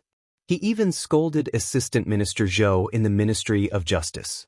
Oh my God, I was just watching the show outside the Ministry of Justice that day. Soon, the girls' eyes began to sparkle as they looked at Li Mu. For more than a month, the people living in the Divine Capital might not have seen Li Mu, but they had definitely heard of his name. He took care of those rich kids, caused a ruckus in the Ministry of Justice, forced some officials to change the law, and abolished the silver for crimes. He had fundamentally sought the well-being of the people. He had avenged the wronged and caused the wrath of the heavens to strike Zhou Chu to death. He had gotten rid of a great evil for the Divine Capital. Countless people had seen it with their own eyes. Although they had never seen him, they were already filled with admiration for him. Yin's eyes widened. She looked at Li Mu and asked, "Brother-in-law, are you really that Li Mu?" Li Mu smiled. "There's only one person called Li Mu in the divine capital." "Wow, brother-in-law is so powerful. Let's see who dares to pester and bully us in the future." Little 7 and 16 were the youngest. They were only 16 or 17 years old.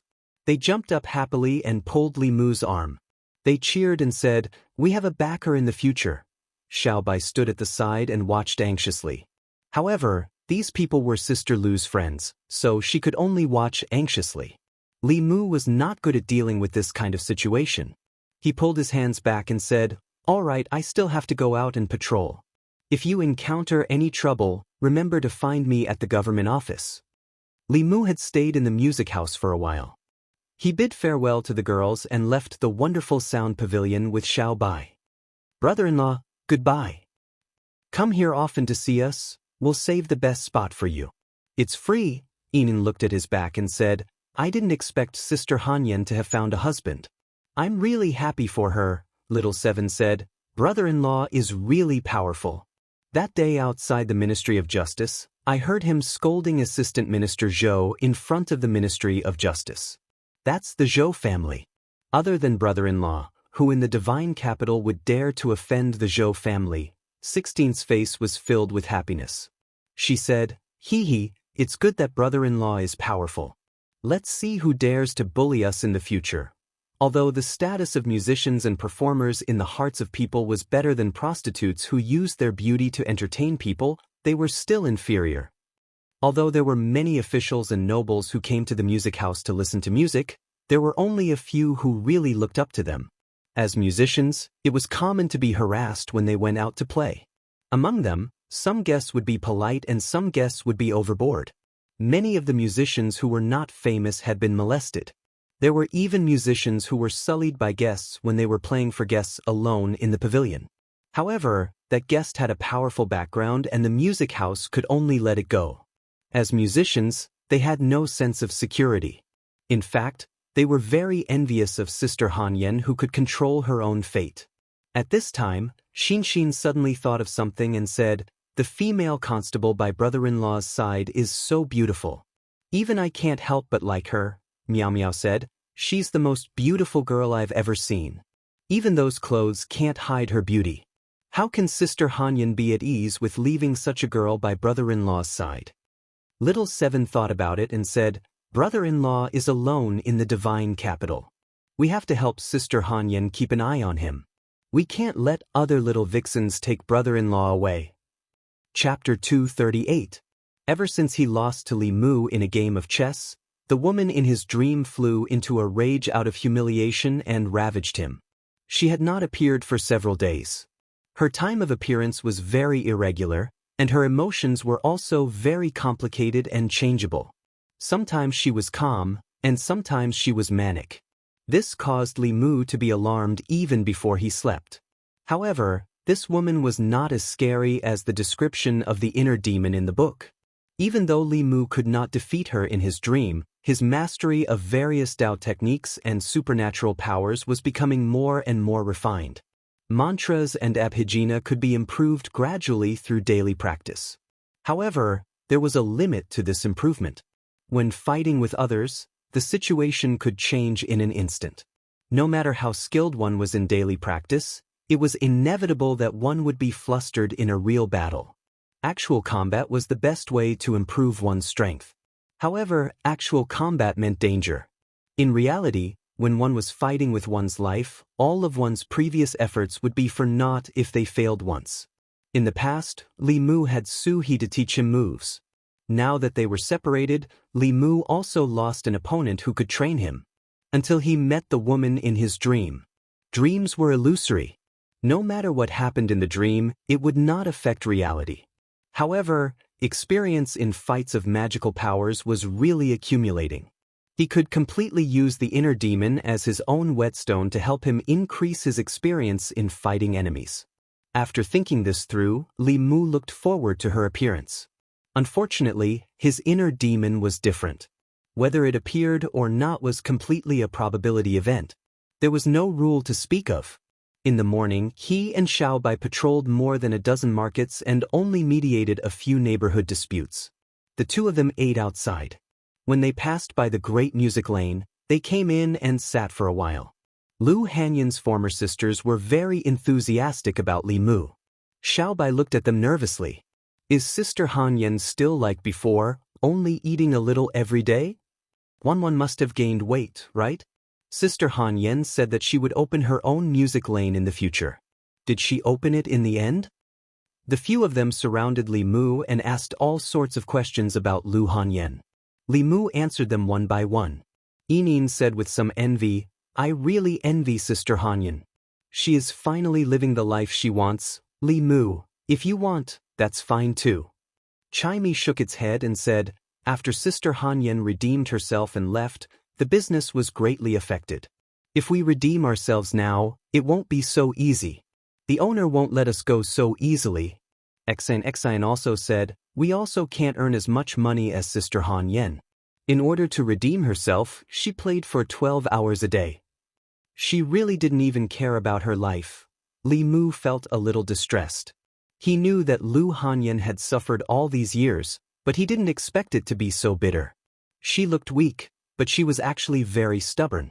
As long as she set her mind on something, no matter how difficult it was, she would persevere and complete it. And once she made a decision, very few people could make her change her mind.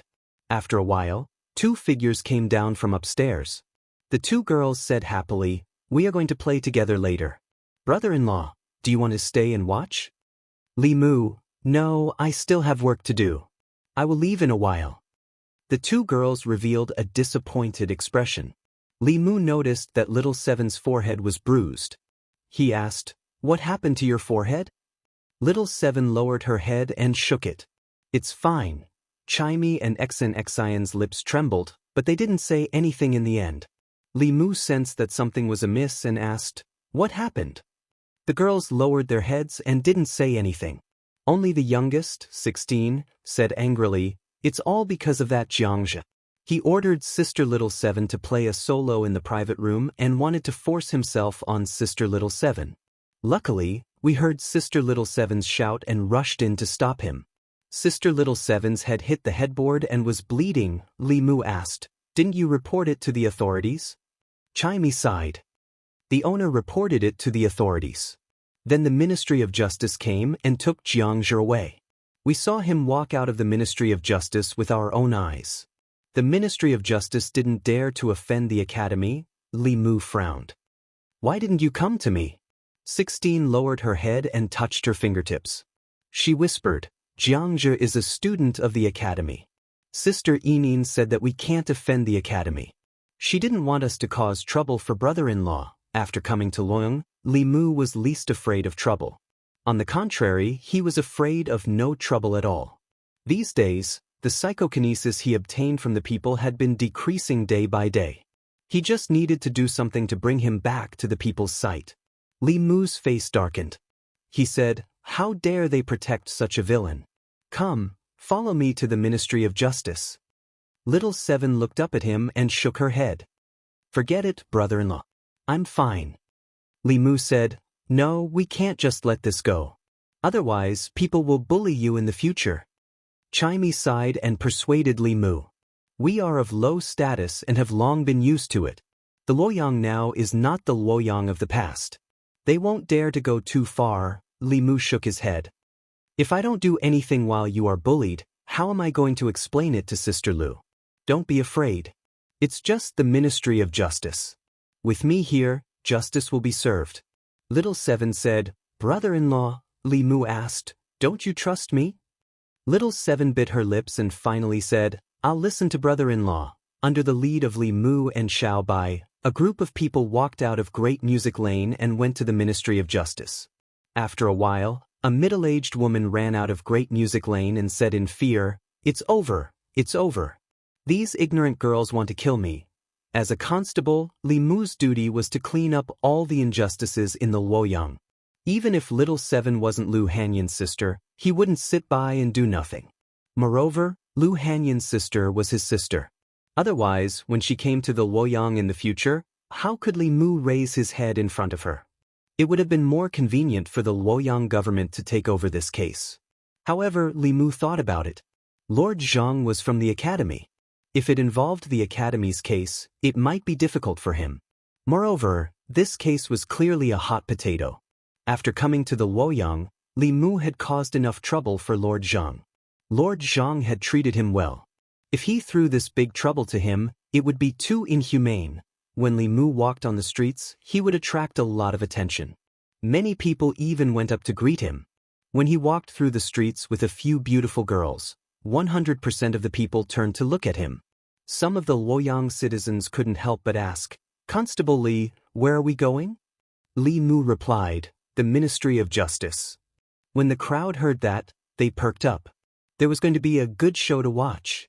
Ever since Constable Li came to the Luoyang, they had gotten used to the bustle. They weren't used to it after so many days of peace.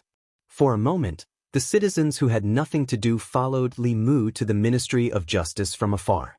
When the butcher on the street saw this, he slammed his boning knife on the chopping board and said to the waiter of the tea house next door, "Watch my stall.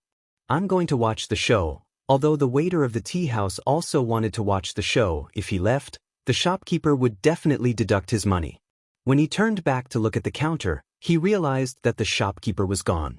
At the entrance of the Ministry of Justice's Yamen, when the two gatekeepers saw the crowd of citizens heading toward the Ministry of Justice, led by Li Mu from the Luoyang Yamen, they immediately felt a headache coming on. They turned around and ran into the Yamen without hesitation. Li Mu walked to the entrance of the Ministry of Justice, bent down, picked up the drumstick, and hit the drum hard. Inside the Ministry of Justice, the director of the Ministry of Justice was drinking tea. He suddenly spat out a mouthful of tea. He put down the teacup, stood up, and said angrily, "Who's hitting the drum outside?" Although the drum outside the Ministry of Justice was for the citizens to cry out their grievances, it didn't make much noise on normal days. The sound of the drum was annoying. It was fine if it interrupted the director of the Ministry of Justice's work, but if he was in the middle of an important activity and was startled by the drum, the consequences would be unimaginable. The Yamen had a rule that anyone who wanted to hit the drum would be stopped and interrogated. If they had any grievances, they would have to talk about it. The director of the Ministry of Justice's pants were wet. When he saw the gatekeeper running in, he said angrily, "What are you doing? Why didn't you stop someone from hitting the drum?" The gatekeeper said in distress, "Sir, the one who hit the drum is Li Mu. I didn't dare to stop him." The director of the Ministry of Justice was shocked. "What? What's Li Mu doing here again?" After the incident with Zhou Chu, he gave up on the idea of avenging his humiliation on Li Mu. He could even summon the heavenly lightning to help him. This ability was too terrifying. The officials of the Ministry of Justice privately called him the Lightning King. He didn't have to pay with his life even if he killed someone. After all, the heavens were the scapegoat. Who would dare to make the heavens pay with their life? The director of the Ministry of Justice had cultivated for 30 years, but he was only at the 4th level. He couldn't take more than a few purple heavenly lightning strikes. The director of the Ministry of Justice quickly said, "Go out and tell him that I'm not here.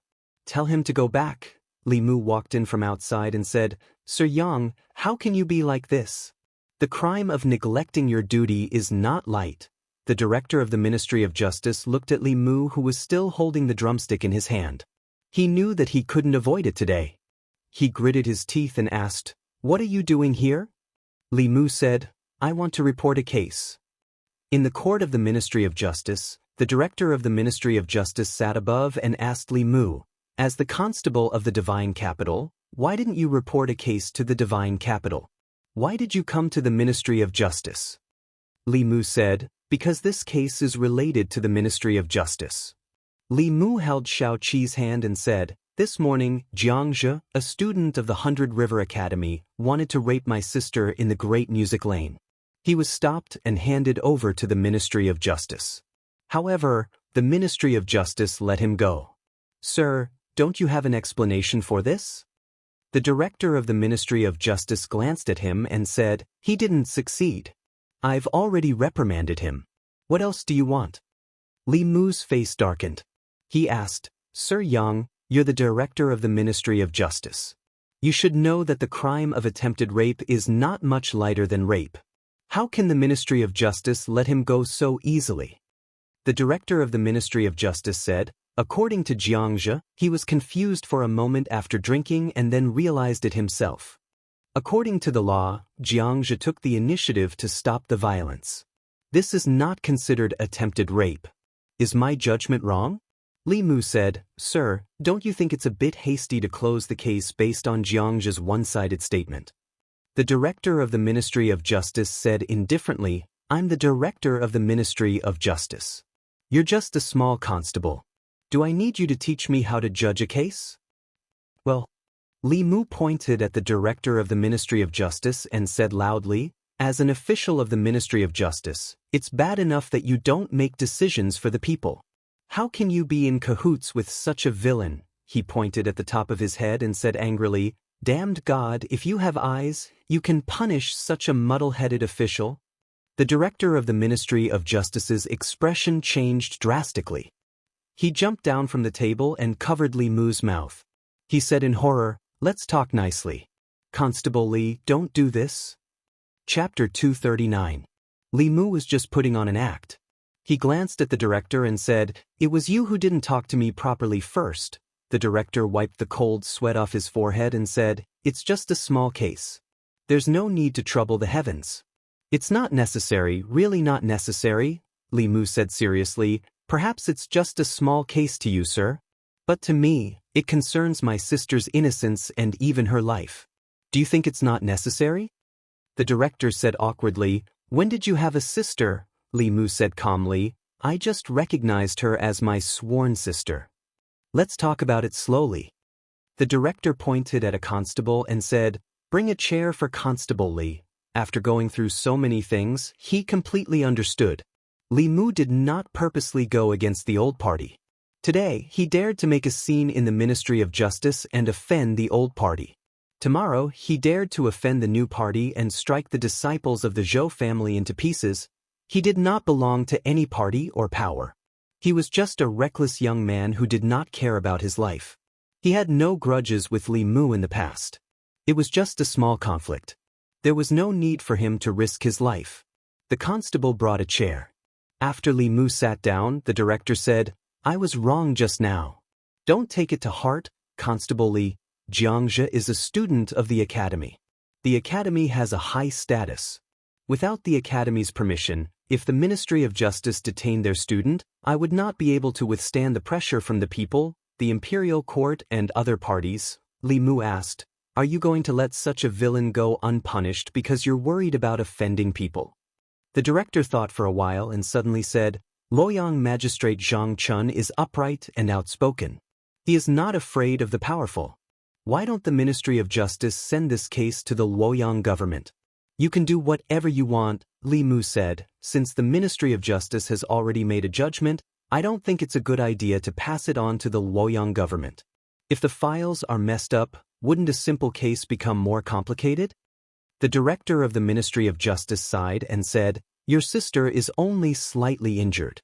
Why does Arrestor Li have to offend the academy? The academy is very protective of its own people and has many connections. There is no benefit in offending them. I'm doing this for your own good. Little Seven tugged at Li Mu's sleeves and whispered, Brother-in-law, forget it. Li Mu didn't want to let it go, but seeing that Little Seven was about to cry, he could only bring them back first. The director of the Ministry of Justice stood at the entrance of the yamen and waved at Li Mu. Constable Li, take care. After sending the god of plagues away, he walked back to the yamen and heaved a sigh of relief. Seeing the assistant minister of the Ministry of Justice standing in the courtyard, he bowed slightly and said, Assistant Minister Zhou. Zhou Zhong asked, How was it? The director of the Ministry of Justice let out a long sigh and said, I understand now. Arrestor Li is a person who can be persuaded by reason but not cowed by force. If you were to be tough with him, he would be tougher than you. Moreover, he is not afraid of anyone. Fortunately, he is not in the Ministry of Justice. Otherwise, the Ministry of Justice would be in chaos because of him. Zhou Zhong said, I'm asking you, what do you think of Li Mu as a person? The director of the Ministry of Justice thought for a while and said, I used to think that he was arrogant and annoying. Now, I think he is actually quite amazing. The things that he does are things that others don't dare to do. Zhou Zhong smiled and walked into the yamen with his hands behind his back. The director of the Ministry of Justice followed behind him and said, "The case of the Great Music Workshop is just a small case." However, something big happened in Danyang County. The county magistrate of Ani County under Danyang County suddenly died in his home. After the investigation, the Danyang County government found out that he was assassinated. Assassinated? Zhou Zhong raised his eyebrows and asked, "What about the county magistrate of Ani?" The director of the Ministry of Justice shook his head and said, "I don't know. Sir, you suspect that he is a heartless official who oppresses the people. This caused the righteous people to be dissatisfied and thus caused the death of his life?" Zhou Zhong nodded and said, "It's hard to say whether it's true or not. First, send someone to the Ministry of Personnel to get the resume of the county magistrate of Ani." On the streets of Luoyang, Xiaoqi lowered his head and pinched the corner of his clothes. He whispered, "Brother-in-law, you won't blame me, right?" Li Mu sighed and said, "I know that you are doing this for my own good. However, this will only encourage the unhealthy trend in Luoyang." Yinin advised Li Mu, "Brother-in-law, you have just arrived in Luoyang not long ago. You don't know how important the academy is in Luoyang and the Great Zhou. For generations, all the officials in the imperial court came from the academy. The people also respect and trust the academy. If you offend the academy, they can easily ruin your future." Xiaoqi and Yinin were all thinking for him. Li Mu could not reprimand them. After sending them back to the Great Music Bar, he returned to the government office with Xiao Bai. In the Great Music Lane, the middle-aged woman pointed at their heads and scolded angrily, "How powerful do you think my background is? Is the Ministry of Justice a place where you can mess around? Every single one of you has no conscience. Will you only stop after I close my shop and send me to prison?" She slapped their butts and said, "I am still counting on you to make money. Go back to your rooms. In the future, play a solo in the accord room. Don't close the door." When Li Mu returned to the government office, he saw Zhang Chun pacing back and forth in the yard. Seeing Li Mu return, Zhang Chun asked, "Do you have any more pears?" Li Mu asked, "Sir, don't you think the gong pears are sour?" Zhang Chun said, "This official likes to eat sour food." Li Mu placed the gong pears in the flask heaven ring. He flipped his hand and a pear appeared in his palm. He handed it to Zhang Chun. Zhang Chun had seen Li Mu's flask heaven magic treasure on the day of Zhou Chuxing's death. Now that he saw it with his own eyes, he could not help but sigh at the difference between people. Her Majesty's grace to him was truly meticulous and meticulous, from the moment he was young to the moment he was young. He took the pear and said, "Don't be so stingy. Give me another one." Li Mu threw him another one. Zhang Chun did not eat it. He just put it in his sleeve. Li Mu asked, "Sir, did anything happen in the imperial court today?" "It's nothing serious." Zhang Chun recalled and said, "Her Majesty wanted to reduce the number of students in the academy. She was opposed by Baichuan and Qingyun Academy. The deputy dean of Baichuan Academy directly scolded Her Majesty in the imperial court. He said that Her Majesty wanted to overturn Emperor Wen's achievements and destroy the accumulation of Great Zhou over the past 100 years. He reminded Her Majesty not to become a sinner. Although the academy could not participate in politics, a few of the higher-ups in the academy could attend the imperial court. This was a rule set during the reign of Emperor Wen. Because of their superior status and no interests involved, they could even criticize the emperor when they met a fatuous emperor. This was also the power granted to them by Emperor Wen. Li Mu asked, "What did Her Majesty say?" Zhang Chun shook his head and said, "Her Majesty said nothing." It seemed that Mr. Mei was right. The Empress was indeed a broad-minded and wise ruler. She could still remain silent even after being criticized like this. But even if the Empress could tolerate it, Li Mu couldn't. Since he already knew, he could not pretend that nothing had happened. He had to share the burden of the ruler. The Empress was humiliated. If he did not do something for the Empress, he would be too ashamed to eat the tribute pears she rewarded him. Li Mu thought for a moment and suddenly asked, "Sir, if someone attempted to rape a woman, How should he be punished? Xianxia asked. Was he stopped midway or stopped by himself? Li Mu said, the woman resisted and attracted others to stop him. Xianxia said, the punishment for attempted rape is 100 beatings. Generally, the punishment is more than 3 years and less than 10 years in prison. In serious cases, the punishment is death by beheading. Li Mu said, there was an attempted rape case in Xindu just now. Xianxia asked, did you catch him? Li Mu shook his head and said, no. Xianxia glared at him and said, then what are you waiting for? Go and catch him.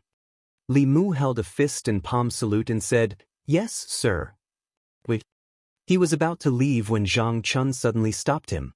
He looked at Li Mu suspiciously and asked, is the person you're talking about a disciple of the Zhou family? Li Mu shook his head and said, no. Xianxia touched his chin and said, then it's the Shao royal family. Li Mu shook his head again and said, no. Is he an influential person in Xindu? Is he a disciple of an official of the 4th rank or above? Xianxia finally breathed a sigh of relief and said, what are you waiting for? Go and catch him. I hate criminals who rape women the most. The imperial court should really change the law and execute all these people once and for all. After a moment, Wang Wu and Li Mu came out of the government office and asked, boss, where are we going to catch him? Li Mu said, 100 Rivers Academy. Wang Wu was stunned and asked, where? Li Mu looked at him and asked, you've lived in Chengdu for more than 20 years. Do you know where 100 Rivers Academy is? Wang Wu immediately explained, of course I know where 100 Rivers Academy is. But boss, the academy doesn't allow outsiders to enter. We can't even enter the academy's gate, let alone catch him. Li Mu frowned. The academy was not the Ministry of Justice. There were countless experts there. Breaking into the academy was not much easier than breaking into the ancestral court of Fu Lu School. Li Mu was not arrogant enough to break into the academy. He thought for a moment and turned to walk into the government office. Wang Wu breathed a sigh of relief. It seemed that even the fearless boss knew that the academy was not to be trifled with. Soon, he saw Li Mu come out of the government office again, but he had changed his official uniform into a regular one. Wang Wu scratched his head and asked, boss, we haven't opened the government office yet. What are you? After a moment, at the gate of 100 Rivers Academy. Li Mu had just approached the gate when an old man suddenly appeared in front of him. The old man reached out to stop him and asked, who are you?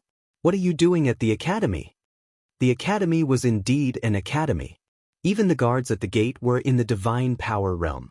Li Mu smiled and said, I'm Xianxia's relative. I have something important to tell him. The old man said expressionlessly, those who are not students of the academy are not allowed to enter. If you have something to say, I'll pass it on for you. Li Mu shook his head and said, this is very important. I have to tell him personally. I don't have to enter the academy. I just have to ask Xianxia to come out. Chapter 240. After the old man entered the academy, Li Mu waited outside the academy. The 100 Rivers Academy was located in the southern district of the divine capital. It covered a large area. The road in front of the academy could accommodate 4 carriages at the same time. There was a stone tablet in front of the academy. It was engraved with the words, 100 Rivers to the Sea. It was said that it was written by Emperor Wen himself. Standing in front of the academy's gate, a magnificent aura hit him in the face. Li Mu wouldn't have such a feeling just by looking at a door. There must be a formation covering the academy. Li Mu waited outside for a quarter of an hour. During this time, students came in and out from time to time.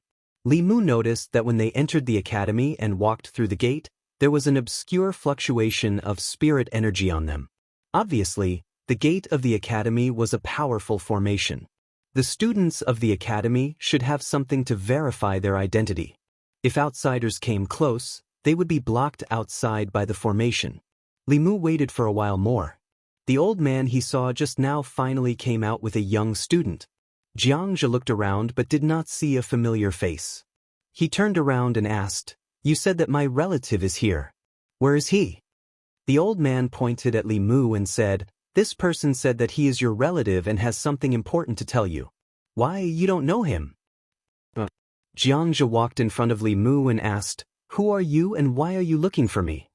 Li Mu said, "Your family asked me to bring you something." Xianxia was puzzled. "What is it?" Li Mu stretched out his hand. A light flashed and a chain appeared in his hand. There was a collar at the front of the chain. Xianxia was still staring blankly at the thing in Li Mu's hand when the collar suddenly opened. It wrapped around his neck and closed again. The shackles of the yamen were partly prepared for ordinary people and partly for demonic ghost cultivators. Although this chain was not a powerful magic weapon, it had no problem locking down low-level demonic ghosts and cultivators of the lower 3 realms. When they were locked by the chain, they could not use their magic power. Xianxia's cultivation was only in the soul condensation realm. By the time he reacted, Li Mu had already put the iron chain around his neck. The old man with the divine arts reacted much faster. He noticed that something was wrong and instantly appeared here. He glared at Li Mu and said furiously, "Junior, what are you doing?" Li Mu took out the token on his waist and waved it in front of the old man, saying, "100 Rivers Academy's Li Mu failed to rape an innocent girl. Shendu Yamen arrestor Li Mu ordered to arrest the criminal." The old man said with a gloomy face, "He's a student of the academy. Let him go immediately." Li Mu snorted and said, "Luoyang is the great Zhou's capital, not the academy's. If anyone breaks the law, the governor's office has the right to punish them." The old man glared at Li Mu and did not say anything more. He reached out to grab the chain in Li Mu's hand. Li Mu grabbed the chain with one hand and grabbed the air with the other. A fulu appeared in his hand. He looked at the old man and said coldly, "Using violence to threaten a public servant and obstructing official business. Even if I kill you in front of the academy today, I won't have to take responsibility." The old man stopped in his tracks and looked at the fulu in Li Mu's hand. He was afraid and did not dare to step forward. There were teachers in the academy who were proficient in the fulu. He knew what the purple cloud thunder charm looked like. The charm's power was not ordinary. If he was hit by it, even if he did not die, he would lose half his life. Seeing the old man retreat, Li Mu dragged Xianxia with the iron chain and swaggered towards the yamen. Xianxia was dragged by Li Mu. His face was full of panic and he shouted, "Save me!" The old man gritted his teeth and went back into the academy. In a classroom in the academy, the gray-haired old man stopped teaching and frowned. "What? You said Xianxia was taken away by the Luoyang Yamen?" The old man said, "He said Xianxia was related to a case and wanted to bring him back to the Yamen for investigation." The gray-haired old man threw down the book and said angrily, "How dare they? Since when did they have the right to interfere in the academy's matters?" He waved his sleeves and said in a deep voice, "Follow me to the Luoyang Yamen." The Baichuan Academy was not far from the Yamen. Li Mu dragged Xianxia on the street and attracted many people's attention. Many people greeted Li Mu every day and were already familiar with him. They approached him and asked, "Constable Li, what crime did this man commit?" Li Mu said, "Attempted rape of a woman. You have to take this as a warning and obey the law." That person quickly said, "We won't do such a thing even if we're beaten to death. This guy is dressed like a dog, but I didn't expect him to be a beast." Another person said, "Look at his clothes. He's definitely not from an ordinary family. I wonder which family he's from in Luoyang." He accidentally fell into Constable Li's hands again. There seemed to be 3 vertical blue ripples on the chest of his clothes. 3 blue ripples? Isn't that the symbol of the Baichuan Academy? Is he a student of the Baichuan Academy? Yes, he's a student of the Baichuan Academy. He's wearing the academy uniform. Li Mu dragged Xianxia away. The people were still talking behind them. The academy had a high status in the hearts of the people. It was a place that nurtured talents for the country. For more than 100 years, the academy's students had contributed a lot to the Great Zhou. How can a student of the Baichuan Academy be a rapist? Do you think Constable Li caught the wrong person? The person caught by Constable Li can't be wrong. He provoked the old faction and killed Director Zhou. It's only been a few days. Why is Constable Li at odds with the academy again? What's wrong with the academy? If someone from the academy breaks the law, he has to be punished by the law. I'm worried that the academy will cover for him. The academy is a place that educates and cultivates talents for the country. How can it cover for a rapist? Your worries are unnecessary. How can there be such an academy? Li Mu brought Xianxia back to the government office. Zhang Chun had been waiting in the court for a long time. When he saw Xianxia, he was stunned and asked, "This is the rapist?" Li Mu nodded and said, "That's him." Zhang Chun's face darkened. He said, "He's well dressed. I didn't expect him to be a beast." After snorting coldly, a trace of doubt appeared on his face. He muttered, "Why do I find his clothes familiar? I think I've seen them somewhere before." Wang Wu reminded him, "This is the uniform of the Baichuan Academy." Zhang Chun suddenly understood and said, "I remember. When I was still in the Scroll Academy, the students of the Baichuan Academy wore this kind of clothes during the competition of the 4 academies. It turns out that he's from the Baichuan Academy." The Baichuan Academy. Zhang Chun stared at Li Mu with wide eyes and said angrily, "He's from the Baichuan Academy. Why didn't you tell me?" Li Mu said innocently, "Your Excellency didn't ask." Zhang Chun was speechless for a moment. He asked the dignitaries, the old party, and the new party, but he didn't mention the academy. It was not that he didn't think of it, but he thought that even if Li Mu was bold, he should know the status of the academy in the hearts of the officials and the people. Even His Majesty had to respect the academy. Who did he think he was? Could he ride on His Majesty's back? Li Mu said, "Your Excellency, Zhang once said that everyone is equal in front of the law. Anyone who commits a crime must be punished by the law. Your Excellency has always been my role model. Do you think that the students of the academy are above the people and can get away with it if they commit a crime?" Zhang Chun's old face turned red. He coughed softly and said, "Of course I didn't mean that, but you should at least tell me in advance so that I can be mentally prepared." Li Mu said, "I thought that in your eyes, there are only law-abiding and law-breaking people. There is no distinction between the common people and the students of the academy." Zhang Chun sighed, "But," Li Mu asked, "don't you think so, Your Excellency?" Zhang Chun's expression turned serious. He said, "Of course I think so. Everyone is equal in front of the law. Even the students of the academy must be punished if they are punished." As soon as he finished speaking, several figures walked in from outside. The leader was a gray-haired old man. Behind him were several students who were also wearing the uniform of the 100 Rivers Academy. Xianxia looked at the old man with hope on his face. He shouted, "Sir, save me." Zhang Chun walked up to the old man and cupped his fists. He said, "I'm Zhang Chun of the Divine Capital. May I know who you are?" The old man in luxurious clothes said lightly, "My surname is Fong. I'm an instructor of the 100 Rivers Academy." Zhang Chun said, "So it's Sir Fong. I've heard so much about you." The old man in luxurious clothes went straight to the point. "May I know what crime my student has committed for you to detain him in the yamen, Sir Zhang?" Zhang Chun said, "This person attempted to rape a woman. Although he failed, he must be punished by the law." The old man in luxurious clothes said, "Xianxia is a student of the academy. The academy will punish him for his mistake.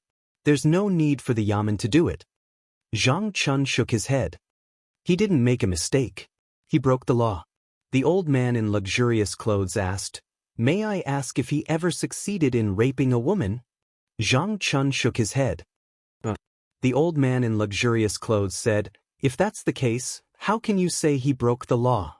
Zhang Chun didn't explain this time, so the old man thought that he had nothing to say. He grabbed the iron chain around Xianxia's neck and pulled with force. The iron chain was torn apart by him. He glanced at Xianxia and said coldly, "You disgraceful thing. Scram back to the academy immediately and accept your punishment." Xianxia shuddered and quickly stood in the midst of the students.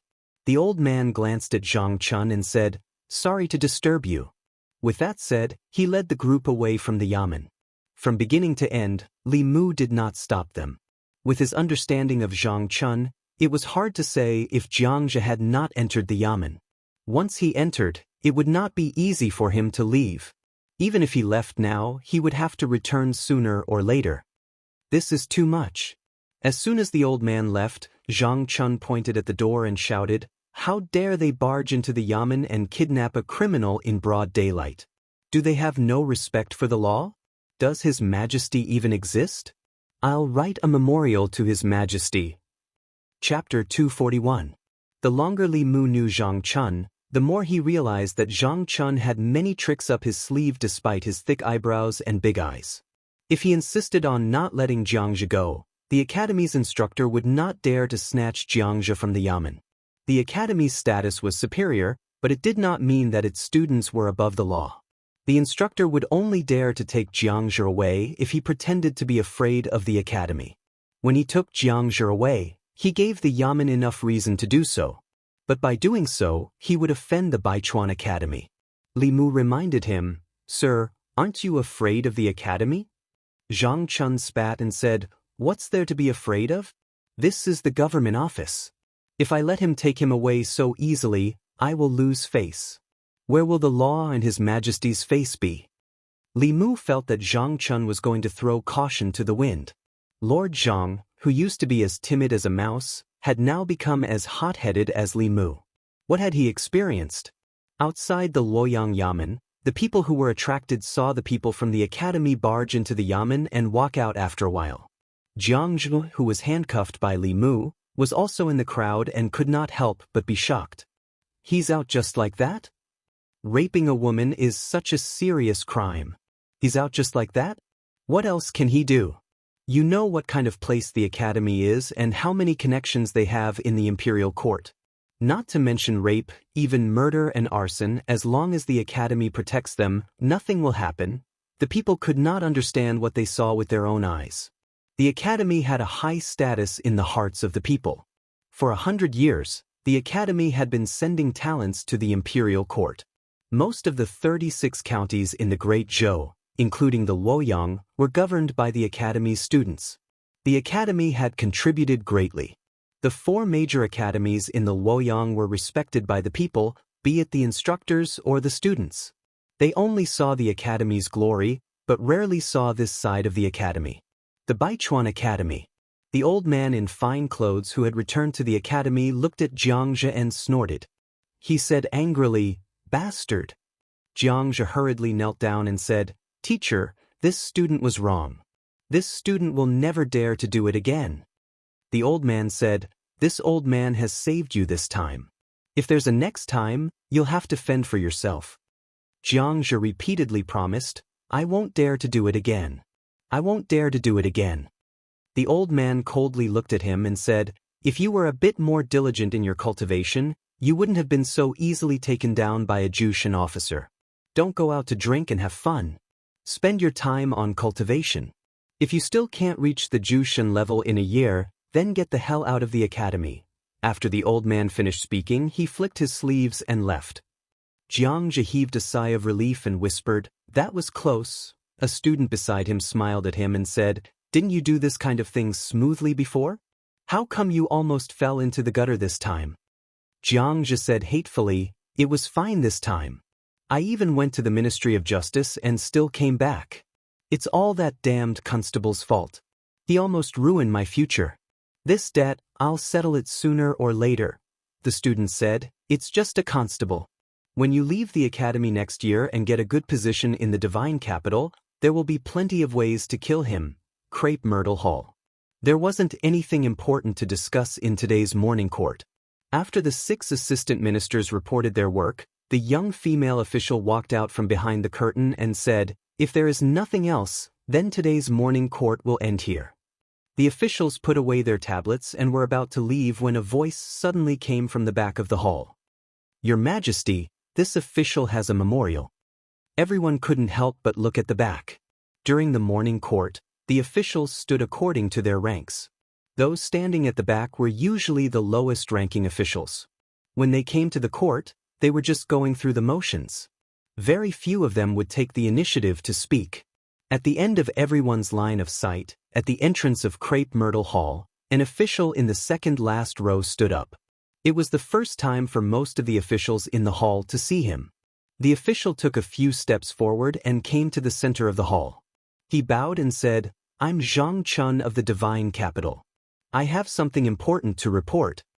When he reported his official position, many people in the hall realized that he was Zhang Chun. The abolition of the silver in lieu of crime was due to the letter he had sent. The children of several officials in the hall had all suffered under his hands. He had only been in the divine capital for a few months, but he had been promoted twice. He even had the right to discuss matters in the court. He had stepped on these officials. The young female official stood at the top and said calmly, "Report." Zhang Chun raised his head and said, "Instructor Fang of the Baichuan Academy forced his way into the Yamen 3 days ago and took away a criminal from the divine capital Yamen. This case involves the academy, so I dare not make a judgment. Your Majesty, please make a decision."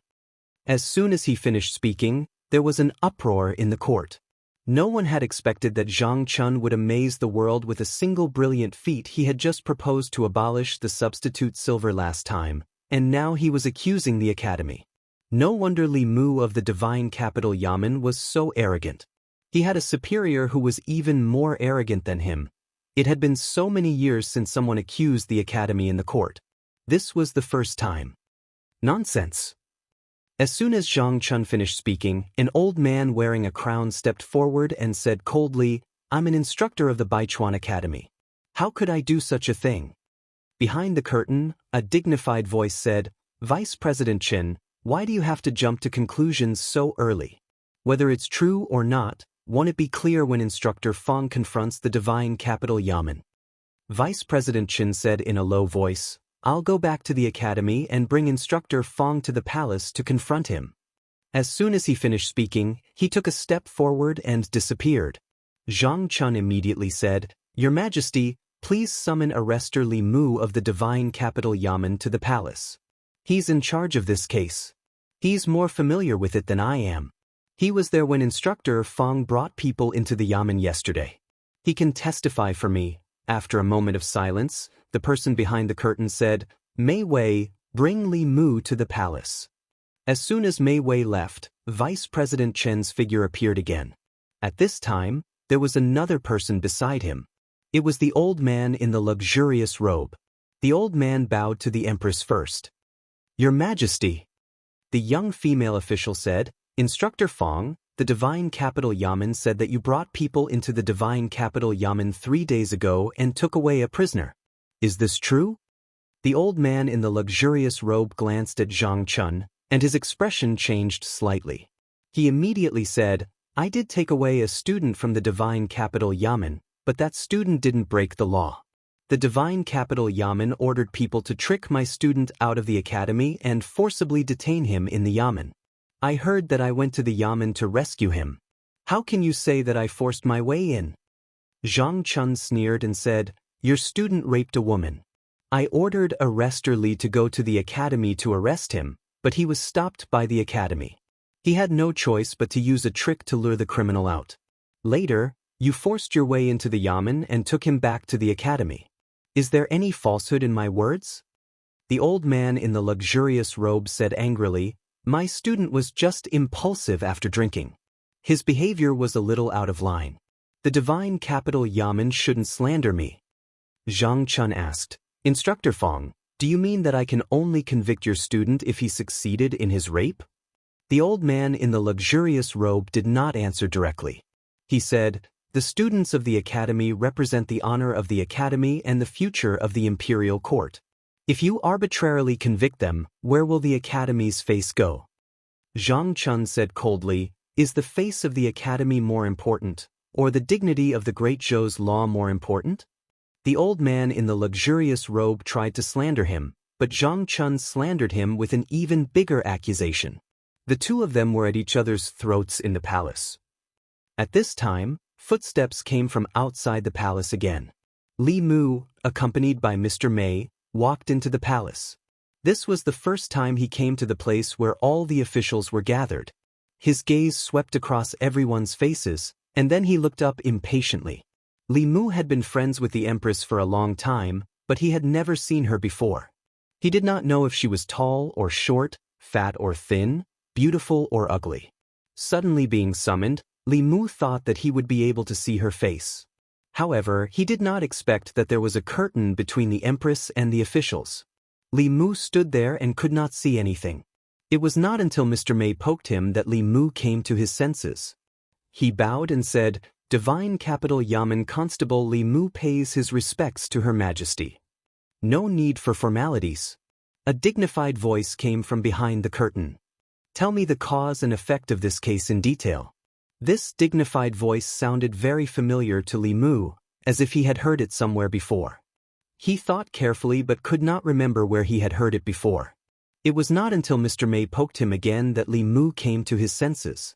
He looked up and said, 3 days ago, Xianxia, a student of the Baichuan Academy, was listening to music at the Great Music Lane. He was lustful toward a musician and wanted to rape her. The musician called for help and attracted other musicians, so Xianxia did not succeed. After learning about this case, I was ordered by Lord Zhang to go to the academy to arrest Xianxia. Because I could not enter the academy, I could only use a trick to lure Xianxia out and detain him in the capital Yamen. I did not expect that before the Yamen could detain him, he would be taken away by Instructor Fong. The old man in luxurious clothes said angrily, "What do you mean by taken away? When I took Xianxia away, you did not stop me at all." Li Mu said, "You are a strong man in the creation realm, and you have helpers. All the constables in the capital Yamen and Lord Zhang were no match for you. How could we dare to stop you? We could only watch you take the criminal away." The chest of the old man in luxurious clothes rose and fell. He said, "Didn't you say that if you did not succeed in raping a woman, it was not a crime?" Zhang Chun shook his head and said, "That was what you said." "I did not say that." The old man in luxurious clothes said angrily, "Why didn't you say that at that time?" Zhang Chun shrugged and said, "I told you that he had violated the law, but you did not believe me. You even destroyed the instruments of torture in the Yamen and insisted on taking him away. I was afraid that if I angered you, you would attack me." The old man in luxurious clothes opened his mouth but did not know what to say. He had been in the academy for decades and had never met such a person. This black-hearted official had clearly dug a hole for him to jump into. Chapter 242. Instructor Fong was rendered speechless by Zhang Chun's words. The vice-headmaster of the 100 Rivers Academy could no longer sit by and watch.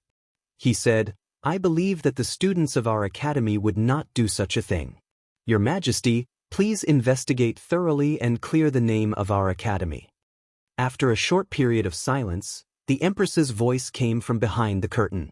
"Since Vice-Headmaster Chen has said so, the case will be investigated by the Luoyang government." Vice-Headmaster Chen raised his head and said, "Your Majesty, the Luoyang government is suspected of framing the academy. The case should not be handled by the Luoyang government." The Empress thought for a while and said, "Then let the Ministry of Justice investigate." The Minister of Justice stepped out and bowed. "Yes, Your Majesty." This was all Li Mu and Zhang Chun could do. Although they had set a trap for Instructor Fong, they could find out whether he had really made a scene in the Luoyang government and snatched Instructor Fong away with the little investigation. It was already the best result that the Ministry of Justice could do a retrial. Li Mu had never thought of bringing down the academy, and it was impossible for him to do so. Overall, the academy's existence had more advantages than disadvantages. Firstly, he wanted to seek justice for Xiaoqi, and secondly, he wanted to vent the Empress's anger. Although the academy was a place to educate people and cultivate talents for the country, it should not be above the law. They should not be on the altar in the human world. Xianxia's case was originally a small case that would not affect the academy. However, Instructor Fong had taken Xianxia away from the Luoyang government in public, which had caused a public outcry. It added a stain to the holy and glorious image of the academy. The young female official stepped out and said, "The court is dismissed." There was an etiquette for the withdrawal of the court. The officials respectfully sent the Empress off. The ones closest to the door, the ones with the lowest rank, had to take 2 steps back and wait for the officials in front to leave first. Li Mu and Zhang Chun stood at the door. Countless eyes swept over them. After everyone had left, the two of them slowly walked out of the hall. Li Mu felt a little regretful. It was not easy to enter the palace, but he did not see the Empress's face. There would be no chance next time. In the Imperial Garden behind the Ziwei Palace. The young female official said, "This magistrate of Luoyang is quite brave. I can't stand the arrogance of those from the academy in the imperial court." Mr. May also said, "Luoyang's Zhang Chun is neither servile nor overbearing. He's a useful person. We should reward him more as an incentive." The young female official frowned and said, "But the speed of his promotion is already very fast. It has never happened in recent years. It is impossible to promote him again." The Empress thought for a moment, then said, "Give him a chest of pears." Mr. May nodded and said, "That's good. There's a box of pears left." The Empress was silent for a moment. Then she asked, "There is only one box of tribute pears left?" Mr. May said, "In Jiangyin County, there are only a few mother trees. They were carefully cultivated by the local government. Every year, there are no more than 10 boxes of tribute pears. After they are sent to the palace, they have to give some to the West Palace. There aren't many left." The Empress thought for a moment, then said, "Then give me half a box." "No, give me 3, Luoyang government." Zhang Chun looked at the 3 boxes of tribute pears sent from the palace. He bowed excitedly and said, "Thank you, Your Majesty." Mr. May said, "I hope that Mr. Zhang will continue to do his job diligently and honestly. Don't let Your Majesty down." Zhang Chun said solemnly, "I will remember." After sending off Mr. May, Zhang Chun picked up a tribute pear and took a bite. He said proudly, "This pear is so sweet." After leaving the palace, Li Mu went straight to the great music bar. The Ministry of Justice would definitely ask Xiao Qi and the others to investigate the case. He needed to tell them in advance so that they would not panic. When Little Seven heard this, she was clearly worried. She was only a lowly musician and had never experienced such a situation. Li Mu looked at her and comforted her, "Don't worry. I will go to the Ministry of Justice with you. You are the victim. They should be the ones worried." When Little Seven heard this, she finally relaxed. At the same time, in the Ministry of Justice, Vice President Chen said to the Minister of the Ministry of Justice, "This matter concerns the reputation of the Academy. I will leave it to you." The Minister of the Ministry of Justice hesitated for a moment and looked up at him. He said, "The behavior of the Academy's students has nothing to do with the Academy. If it is handled impartially, the Academy will not be implicated. If the Ministry of Justice is biased, it will be disadvantageous to the Academy." Vice President Chen, "You must think carefully." Vice President Chen frowned. He had just declared that Xianxia was innocent in the court. If the Ministry of Justice overturned it, wouldn't he become a joke? At this moment, the Minister of the Ministry of Justice, Zhou Zhong, said, "The Ministry of Justice has the power to decide the case." The girl was not harmed. As long as Xianxia insists that he was rude after drinking and repents, he will be exempted from punishment. Vice President Chen thought for a moment and said, "I still don't believe that the Academy students would do such a bad thing." The Minister of the Ministry of Justice understood what he meant. He meant that the Ministry of Justice would help the Academy regardless of whether Xianxia was guilty or not. He already knew the inside story of this case. With the Ministry of Justice's ability, it would not be difficult to get Xianxia off the hook within the scope of the law. He was from the Baichuan Academy, so he could not refuse. He nodded and said, "Since Vice President Chen has decided, then let's do it."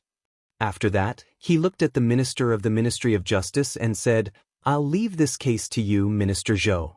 Zhou Zhong nodded and said, "Don't worry." Jiang's case had already caused a certain degree of discussion within a small circle in the past 3 days. In the morning court, the Luoyang ordered Zhang Chun to sue the Academy's instructors. The news that the Empress ordered the Ministry of Justice to reinvestigate the case also gradually spread after the morning court. When people saw that Xianxia was brought to the Ministry of Justice, a large number of people began to gather at the entrance of the Ministry of Justice to watch. Zhu Tsong and Wei Peng, who had been drinking in the fragrance house, were able to enter the Ministry of Justice because of Yang Xiu. They watched from afar in the direction of the court. Yang Xiu said with a serious expression, "The minister rarely judges cases in person." Zhu Tsong asked, "How will Jiangji be sentenced?" "Rape is a serious crime. I'm afraid the rest of his life is over," Wei Peng said. "Not necessarily." Zhu Tsong knew that Wei Peng had been painstakingly studying the laws of the Great Zhou these days. He turned to look at him and asked, "What do you mean?" Wei Peng said, "In the laws of the Great Zhou, raping a woman is a serious crime. Usually, the offender will be sentenced to 3 to 10 years in prison. If the case is serious, the offender can be executed. Even if he doesn't succeed in his crime, he will still be sentenced to 3 years in prison for attempted rape." Zhu Tsong asked, "That means Xianxia will spend at least 3 years in prison?" Wei Peng shook his head and said, "This is a case of attempted rape. If he gives up in the process of rape and stops the crime voluntarily, he can be exempted from punishment if he doesn't cause any harm to the woman." He looked in the direction of the court and said slowly, "The key to this case is whether Xianxia stopped the violence voluntarily or was stopped by someone else. This will determine whether he will be acquitted or be sentenced to 3 years in prison." Zhu Tsong was puzzled. "What's the difference if he failed to rape her anyway?" "I know that." Yang Xiu finally had a chance to interrupt. He said, "If he stops the crime voluntarily, he will also be sentenced to a heavy sentence. The perpetrator will have no way out. This law seems to give the perpetrator a chance, but it is actually a protection for the victim." Wei Peng nodded and said, "Although this is the original intention of the law, it will also give many people a chance to take advantage of this loophole." In the court of the Ministry of Justice, Xianxia knelt on the ground and said, "Sir, please understand. I was impulsive after drinking and was rude to this lady. Later, I remembered the teacher's teachings and suddenly came to my senses. I didn't continue to violate this lady," Yinin said angrily. "You only stopped when we rushed to the room," Xianxia said. "At that time, I wanted to apologize to this lady." "You misunderstood. You are clearly quibbling." "That is the truth." Xianxia looked up at the Assistant Minister of the Ministry of Justice and clasped his hands. "Sir, please understand. Both sides had their own version of the story. Xianxia said that he stopped the violence voluntarily, but the musician of the great music bar said that he was stopped by others. Although the results of these two cases were the same, the meaning was completely different. The Ministry of Justice's punishment for this case was based on the process of the case. The Assistant Minister of the Ministry of Justice said lightly, "I will use the soul manipulation on Xianxia. The truth will be revealed soon." He looked at Xianxia and said, "Raise your head." Xianxia raised his head and looked into the eyes of the Assistant Minister of the Ministry of Justice. The Assistant Minister of the Ministry of Justice's eyes became deep pools. He asked, "Xianxia, let me ask you, when you wanted to violate this lady, did you repent on your own, or was it because someone stopped you?" Xianxia's eyes were dull. He murmured, "I repented on my own and realized that I had made a mistake. I wanted to explain to this lady, but perhaps I was too anxious and was misunderstood by her." Li Mu's expression was ugly. Xiao Qi and the others could not be lying. Either Xianxia had a way to avoid the soul manipulation, or the Assistant Minister of the Ministry of Justice deliberately let him go. Regardless of which possibility it was not something that ordinary people could see through. Xianxia's actions before he was stopped were attributed to him being too anxious to explain. Even if a transcendent expert could reenact the scene, they could not convict him. It was obvious that he had made sufficient preparations before going to court. Even if the Ministry of Justice's punishment was presented to the Empress, it would not be a problem. The Assistant Minister of the Ministry of Justice looked at everyone and said, "The truth is out. Although Xianxia was in the wrong, he did not deserve to be punished. Seeing that you were able to repent in time, I acquit you. However, you have disturbed this lady, so you must apologize to her and compensate her with 10 taels of silver. Do you have any objections?" Xianxia immediately said, "Thank you, sir, for proving my innocence." He stood up and bowed to Xiao Qi. He said, "I was rude after drinking and offended you. I apologize to the lady." The Assistant Minister of the Ministry of Justice slammed the gavel and said, "The case has been investigated. The court is dismissed." Xianxia left 10 taels of silver and looked at Li Mu and the others. He smiled and strode out of the Ministry of Justice. Li Mu sent Xiao Qi and the others out of the Ministry of Justice. He looked back and walked back. He looked at a figure standing in the courtyard and said slowly, Sir Zhou, you should know better than anyone whether Xianxia is guilty or not, right? Zhou Zhong looked at him and asked, is this important? Li Mu said in a low voice, if right or wrong, justice and injustice are not important, what else is important in this world? Zhou Zhong looked into his eyes and said after a long time, you are really like a friend that I haven't seen for many years. Li Mu said coldly, you don't deserve such a friend. Zhou Zhong was not angry. Instead, he smiled and said, young man, when you first came to Luoyang, you thought that you were the embodiment of justice and did not care about anyone. They fought with the rich and powerful, corrupt officials, and the academy. There were many people like you in the past, but now you are the only one. Do you know why? He said to himself, some people are dead, some are still alive. If the living want to live a better life, they have to become the people they used to hate the most. You will also have such a day, Li Mu said, you can wait and see. Zhou Zhong said, I will wait and see. Li Mu turned around and left in big strides. Zhou Zhong looked at his back and a mysterious smile appeared on his face. Chapter 243. Ministry of Justice. Zhou Zhong returned to the office and tapped the table with his knuckles. No one knew what he was thinking. The director of the Ministry of Justice knocked on the door and walked in. He put a file on the table in front of him and said, Assistant Minister, I went to the Ministry of Appointments and asked them to make a copy of County Magistrate Yi's resume. It's here. Zhou Zhong looked forward and his mind seemed to be elsewhere. He asked, is there a problem? The director of the Ministry of Justice said, this person's resume is an A in every 3 years. However, everyone knows what the Ministry of Appointments resume is about. It's too hard to use it to wipe someone's ass.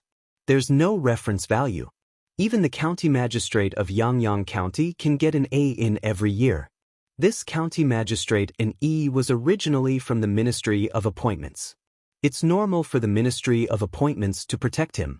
If you want to know how an E county is governed, you have to send someone to an E county to see for yourself. Ministry of Appointments? The director of the Ministry of Justice's words seemed to have touched Zhou Zhong.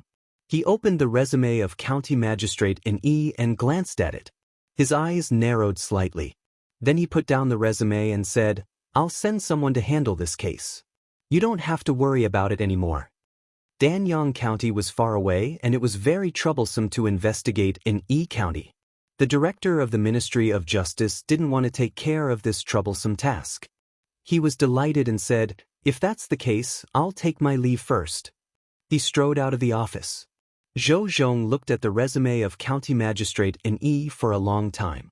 This resume from the Ministry of Appointments and a case file about the assassination of County Magistrate in E slowly floated up from the table. Puff! A ball of fire suddenly appeared in the air. The resume and the case file were quickly swallowed by the fire. In an instant, they disappeared without a trace. Not even ashes were left. Li Mu walked out of the Ministry of Justice. He was still angry. With his character, he wouldn't have said so much to the Assistant Minister of the Ministry of Justice. However, Zhou Zhong used to be a clear stream in Luoyang more than 10 years ago. The law reform he proposed was very advanced even now. Evil people would do evil. This was a fact that had never changed since ancient times. It was a pity and anger that a hero who slayed a dragon became an evil dragon. Li Mu was not Zhou Zhong, so he did not know why Xianxia had changed like this. However, the way the Ministry of Justice dealt with Xianxia was not entirely a bad thing. If the Ministry of Justice dealt with Xianxia fairly, the 100 Rivers Academy would inevitably lose some face. After all, it was shameful for a student of the academy to have such a scandal. This loss of face was negligible. Perhaps it would not be mentioned again in a few days. However, after Xianxia committed the crime, he was still able to get away with it under the protection of the academy. This matter would stir up even more public opinion among the people. It was inevitable that the people would look at the 100 Rivers Academy through colored glasses in the future. It had to be said that some people in the academy were used to being high and mighty. That was why they made such a stupid decision. Zhou Zhong wasn't helping the 100 Rivers Academy. He had solved a small problem for the 100 Rivers Academy, but he had also planted a big problem for them. Once the reputation of the academy collapsed, it would not be so easy to rebuild it. If Her Majesty could seize the opportunity, she might be able to change part of the situation in the imperial court. Li Mu felt that he was really worried about Her Majesty. As a lowly official with only a few taels of silver a month, he was worried about the Prime Minister. Outside the Ministry of Justice, the onlookers had not dispersed. A man came forward and asked, "Constable Li, why did Xianxia swagger out of the Ministry of Justice? Is he really not guilty?" Li Mu did not speak. He only sighed and said, "The Ministry of Justice has already declared Xianxia not guilty. Let's disperse." "How could this be? Constable Li, is there any inside story? Isn't it obvious?" "Don't make things difficult for Constable Li. He has his own difficulties. Who dares to provoke the Academy? Constable Li might even lose his position. Constable Li has done so much for us. We have to think for him." The people were very dissatisfied with Xianxia's ending. If there was no outside intervention, this dissatisfaction would reach its peak in a short period of time and then slowly fade away. Humans were forgetful. After a few days, if something new happened in Luoyang, these old things would be replaced and forgotten. Li Mu was still brooding over Zhou Zhong's matter. When he returned to the Yamen, he flipped open the law of Zhou and found the laws that Zhou Zhong had advocated. The more he read, the angrier he became. He had advocated the abolition of the silver law of substitution more than 10 years ago. Since the establishment of the Great Zhou, it had pursued the rule of etiquette. Under this rule, the aristocrats and officials enjoyed great privileges. Later, some emperors began to accept the idea of the rule of law, which led to the current situation of rule of etiquette and law. The silver law of substitution was actually to legalize the privileges of the privileged class. Zhou Zhong was resolutely opposed to this practice, thinking that it was an insult to the legal system. The law did not distinguish between relatives and estrangement, high and low. The monarch and his ministers, from top to bottom, high and low, all followed the law. Punishing the wrong did not evade the ministers, rewarding the good did not spare the common man. He wanted to implement a thorough rule of law. In addition, he also pointed out the shortcomings of the academy and suggested that the imperial court should select talents from outside the academy. This could effectively prevent the officials from forming cliques and the academy from interfering in politics.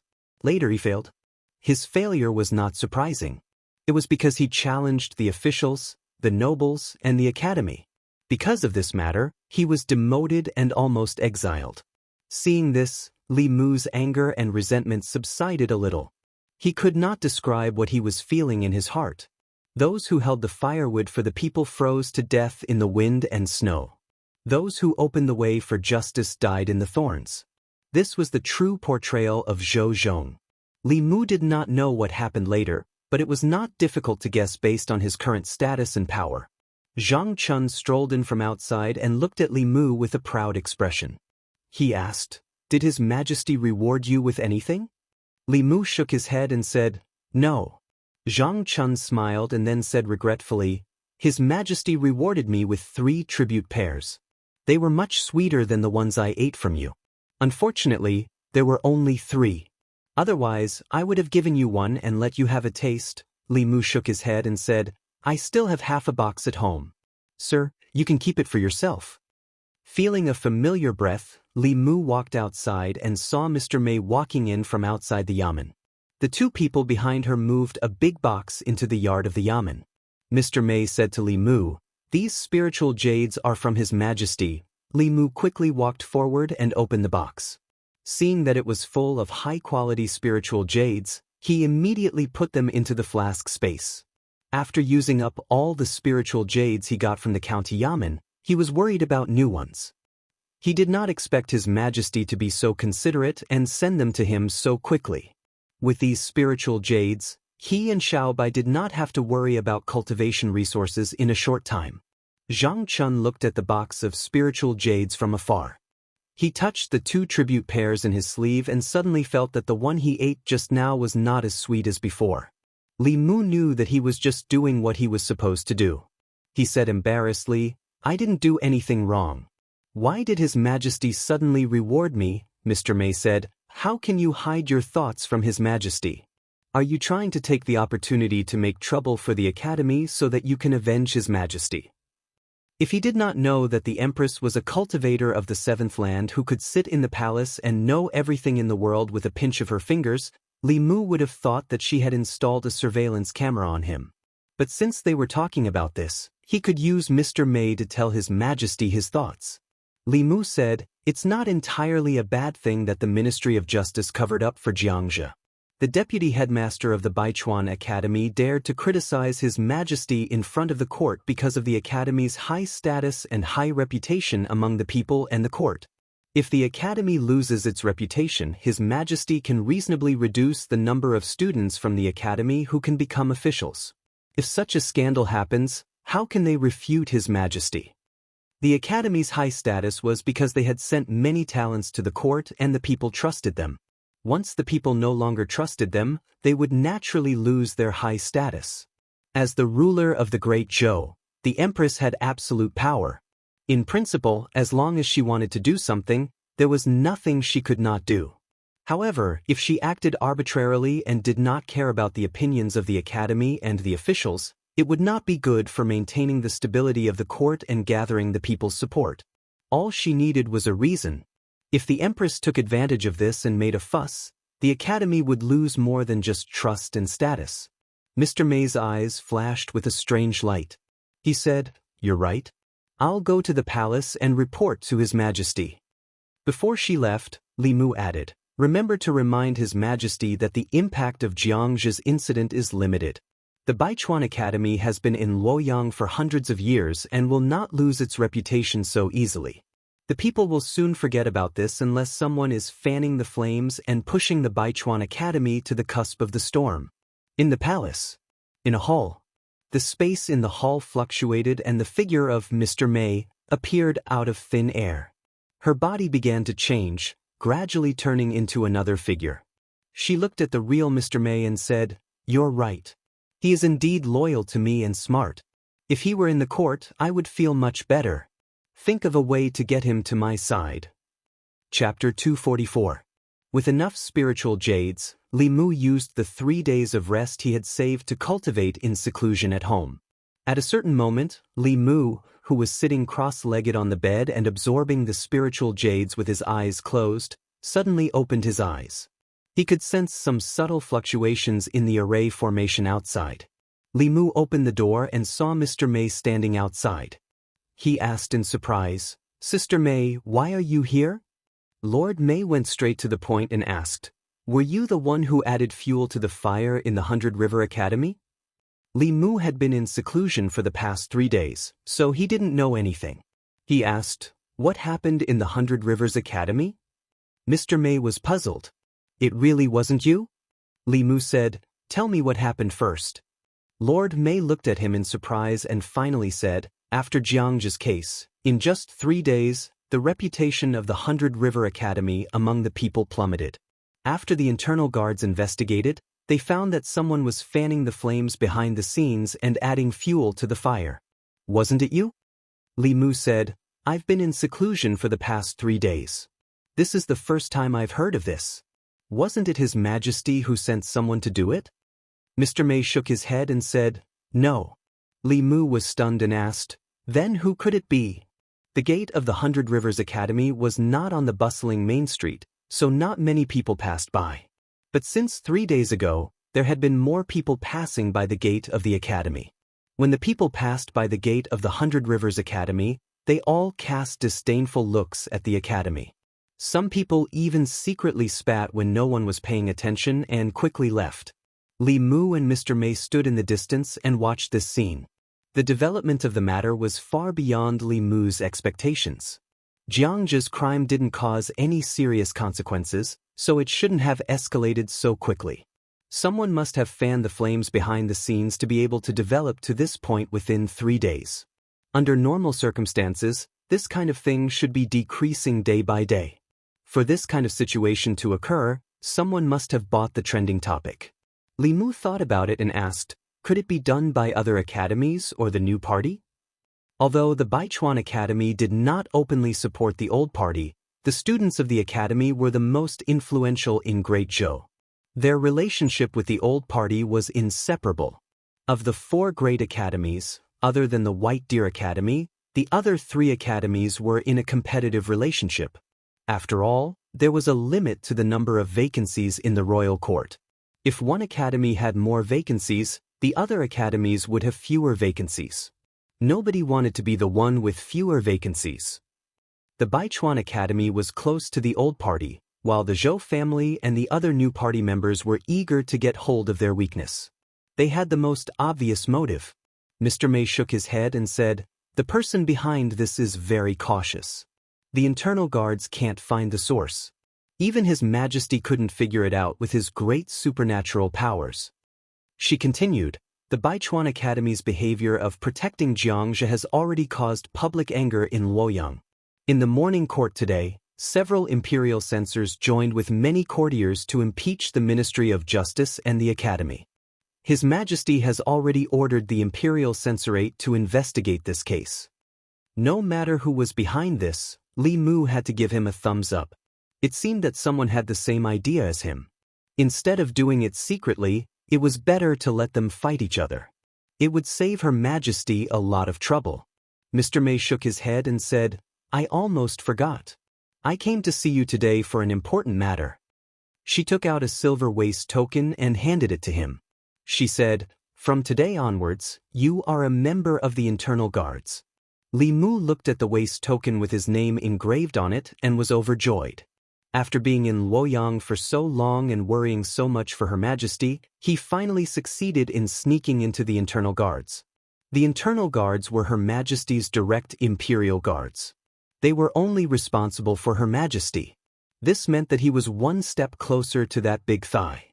Mr. May continued, "Other than being an internal guard, you have a new job." Li Mu asked, "What job?"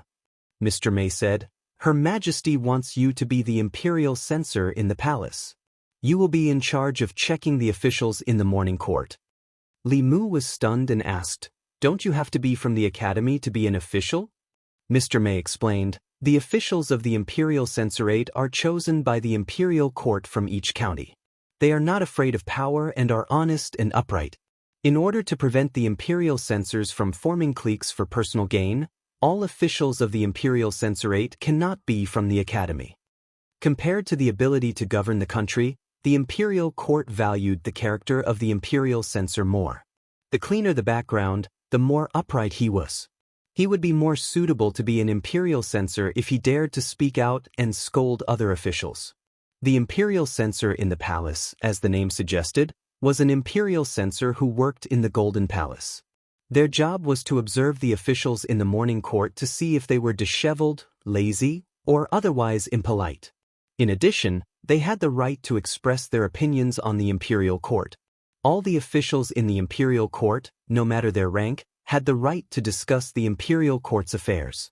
Becoming the imperial censor in the palace had little impact on Li Mu's current life. He was still the arrestor of the Luoyang Yamen, but he had to appear in the palace every time he attended the court. He stood in the corner of the palace and observed secretly. Li Mu was confused and asked, "Why did Her Majesty suddenly want me to be an imperial censor?" Mr. May said, "Because you are not afraid of the nobles or the academy. She dares to speak out. Her Majesty needs you to speak out in the imperial court." Li Mu nodded and said, "I understand." Baichuan Academy. An old man pointed at Vice President Qin and said angrily, "Are you stupid? You ruined the academy's century-old reputation in order to protect a guilty student. You have to apologize to the academy's past sages." Vice President Chen's face also darkened. He said, "This was originally a small matter. It shouldn't have escalated to this point. Someone must have added fuel to the fire." The old man said angrily, "If you had done things impartially, how could you have been caught?" Vice President Chen said, "I want to know who set us up. This started with the Luoyang prefect Zhang Chun. I have already investigated. Zhang Chun was once a student of the Myriad Scroll Academy. Could this be a trap set by the Myriad Scroll Academy?" The old man said, "This is not important. For now, the most important thing is how to restore the academy's reputation." Even the headmaster, who was in seclusion, was alerted. The headmaster has already ordered Xianxia to be expelled from the academy and Feng Bo to be stripped of his teaching qualifications. No one is allowed to plead for them in the imperial court. Vice President Chen looked regretful. He gritted his teeth and said, I understand. Ziwei Palace. 3 days ago, the imperial censor was ordered by the Empress to investigate Xianxia's case. After 3 days of questioning and investigation, the imperial censor finally found the origin of the case. When Xianxia was listening to music at the Great Music Bar, he was lustful towards a beautiful musician in a private room and wanted to violate her. The musician of the Great Music Bar could not bear the humiliation and cried for help. In the end, other musicians were alerted. They broke into the room and stopped Xianxia. It was not as Xianxia said, that he regretted it during the process of violating the musician. The Ministry of Justice misjudged the case because when Xianxia was being tried in the Ministry of Justice, he had a magic weapon given to him by his teacher, Feng Bo. This magic weapon could keep one awake when one's soul was being controlled, thus misleading the officials of the Ministry of Justice. After Xianxia committed the crime, he refused to confess and misled the Ministry of Justice, causing the case to be misjudged. This caused an extremely bad influence in Luoyang. According to the law, Xianxia was sentenced to 10 years in prison. His cultivation was abolished and he would never be employed again. Behind the curtain, the Empress asked Vice President Chen coldly, Does the Baichuan Academy have any objections? Vice President Chen lowered his head and said, Feng Bo and Xianxia have deceived the imperial court and the academy. The Baichuan Academy has already expelled Xianxia from the academy and stripped Feng Bo of his teaching qualifications. The imperial censor has passed the judgment according to the law. The academy has no objections. The Empress said in a dignified voice, Xianxia's case has caused a bad influence. The academy cannot escape the blame. This year, the quota for students of the Baichuan Academy to become officials will be reduced by half. Vice President Chen's lips moved, but he did not speak in the end. Such a scandal had happened in the academy. At this moment, he had no face to refute. Chapter 245. It was rare for the academy to lower its head in court, but the Empress didn't stop there. The Empress's voice continued to come from behind the curtain. For more than 100 years, all the officials in Great Zhou, from the imperial court to the counties, have been taken over by the academy. From the Baichuan Academy, it can be seen that the students of the academy need to be improved. There are also stubborn problems within the academy.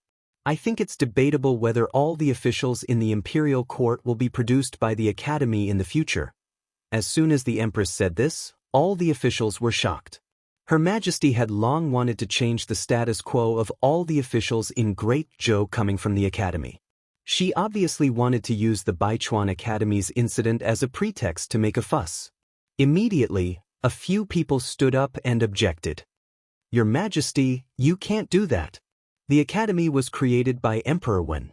The 4 academies have maintained Great Zhou's stability for 100 years. Once it's changed, it will inevitably cause turmoil in the imperial court.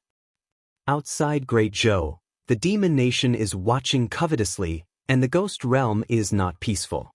The other nations seem to be obedient, but they all have their own agendas. Within Great Zhou, there is also a demon sect that often causes trouble. If the imperial court is in turmoil, it will inevitably give them an opportunity. If your Majesty insists on doing things your own way, you may cause Great Zhou to fall into a quagmire, and your Majesty will also become a sinner. The people who spoke were all from the Baichuan Academy, Qingyun Academy, and Myriad Scroll Academy, including Vice President Chen of the Baichuan Academy. The other 2 academies were happy to see the Baichuan Academy's reputation being damaged, but in the face of this matter, the 3 academies maintained a tacit understanding. The Empress didn't respond to the people from the academy. Instead, she asked, What do you think? The imperial court was silent. Although there were some disadvantages to the academy's existence, on the whole, the advantages definitely outweighed the disadvantages. Since the time of Emperor Wen, the academy had been in existence for 100 years. It had continuously sent talents and played a very important role in maintaining the stability of Great Zhou. Her Majesty wanted to remove the academy's privileges because she wanted to break the situation in the imperial court and concentrate power in her hands. This would completely overturn the situation established by Emperor Wen. No one could predict the future of Great Zhou. For most of the officials in the imperial court, the position of the empress did not last long. The throne of the Great Zhou would eventually be handed over to either the Shao clan or the Zhou clan. While the empress was on the throne, it was not suitable for bold and decisive reforms, which would be detrimental to the stability of the country. After the empress spoke, none of the officials responded, and the atmosphere in the hall gradually became awkward. This was not the first time such a thing had happened. After all, almost all the officials in the imperial court were from the academy. Even the censors did not want to change the ancestral system that had been passed down for hundreds of years. At this moment, a voice suddenly sounded from the corner of the hall. "Your Majesty is wise." Amidst the silence, a voice suddenly rang out, causing the hearts of the officials to tremble. Who was this audacious person who dared to speak at this time? They all looked at the corner of the hall, and a figure walked out from the corner. "Li Mu? It's him. Why is he here? Wait, is he wearing the imperial censor robes? Imperial censor? His Majesty made him an imperial censor?" Li Mu met the gazes of the officials and walked out from the corner of the Golden Hall. After someone responded, the Empress asked again, "What do you think, Minister Li?" The way the Empress addressed Li Mu made all the officials in the imperial court dumbfounded. Her Majesty had always addressed the officials in the imperial court as Minister Zhang, Minister Li, and other ministers. When had she ever used Minister Li? This special form of address clearly indicated that this newly promoted imperial censor was a trusted aide of Her Majesty the Empress. Li Mu walked to the center of the hall, cleared his throat, and said, "Your Majesty is wise. I also think that the academy system established during the reign of Emperor Wen was a great policy 100 years ago. To a large extent, it changed the chaos of the Great Zhou officials who were not talented and virtuous. In the past 100 years, the Great Zhou has been developing continuously. This system can no longer meet the needs of the imperial court. The atmosphere in the hall was completely different from the past. In the past, if no one responded to the decrees proposed by the Empress, it would be ignored, and no officials would discuss it. As long as one official stood out and agreed with the Empress, it was necessary to discuss this topic.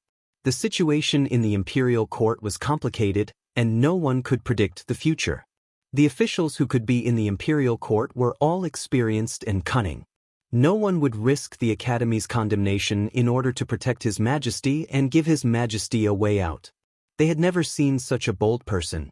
Now they saw it. The people of the Academy naturally would not allow Li Mu to slander the Academy. Vice President Chen said, "You are just an imperial censor. How dare you speak so arrogantly? The Academy has provided so many talents to the imperial court every year. Why can't it meet the imperial court's needs?" "Talents?" Li Mu glanced at him and asked. "A talent like Xianxia, relying on the Academy's background, raped a woman in broad daylight. Is this the talent the Academy mentioned?" This matter had become a pain for the Academy. Vice President Chen said with a gloomy face, "This kind of bastard is just a special case. He can't represent the Academy. The Academy has expelled him and will never hire him again." Li Mu shook his head and said, "Instructor Fong, as an instructor of the Academy, did not set an example and strictly restrain his students. Instead, he allowed Xianxia to rape a woman and tried to deceive the imperial court afterward to cover up his crime. If the upper beam is not straight, the lower beam will be crooked. What kind of students can such an instructor teach? If such a student enters the imperial court and becomes an official, how many people will be bullied by him?" He said coldly, "The instructor is like this, the students are like this. His Majesty just pointed out the shortcomings of the Academy. What right do you have to scold His Majesty as a sinner?" Vice President Chen was speechless for a moment, and then immediately said, "Instructor Fong can't represent all the instructors of the Academy. You are generalizing. What about the county magistrate of Yang County?" Li Mu continued to ask. As a county magistrate, he colluded with the local tyrants and exploited the people. He created an unjust case that shook the Great Zhou. Even the heavens couldn't stand it. Which academy did he come from? The vice president of the Myriad Scroll Academy lowered his head slightly. Vice President Chen said, "You are still generalizing. There are 36 counties in the Great Zhou and hundreds of county magistrates. What can a county magistrate of Yang County prove?" Li Mu smiled at him and said, "Okay, let's not talk about the place. Let's talk about Shendu. As far as I know, the county chief of the North County has long disliked the county magistrate of Yang County's actions. He has submitted many memorials, but the evaluation of the county magistrate of Yang County by the Ministry of Personnel every year is A+. Because of this, the county magistrate of Yang County is even more unscrupulous and can do whatever he wants. This kind of corrupt official can be A+, the highest grade. Are the officials sent by the Academy to the Ministry of Personnel all blind and deaf?" The Minister of Personnel's face was livid. The faces of the officials of the Ministry of Personnel also alternated between green and white. In front of His Majesty and hundreds of officials, they could only endure being scolded in their noses. This was because what he said was the truth. The county magistrate of Yang County was the brother-in-law of the Assistant Minister of Personnel. The Assistant Minister had personally instructed, so who would dare to make things difficult for him in the evaluation? The officials were silent. Who didn't know about the problems of the Ministry of Personnel? Who didn't know? But the problem was, which Ministry of Personnel wasn't like this in the past dynasties? Most of the officials in the imperial court had their own factions. Wasn't it common for members of the same faction to help and cover for each other? The Ministry of Personnel controlled the evaluation and promotion of officials in the Great Zhou. It was normal for them to give the brother-in-law of the Assistant Minister of Personnel an A+.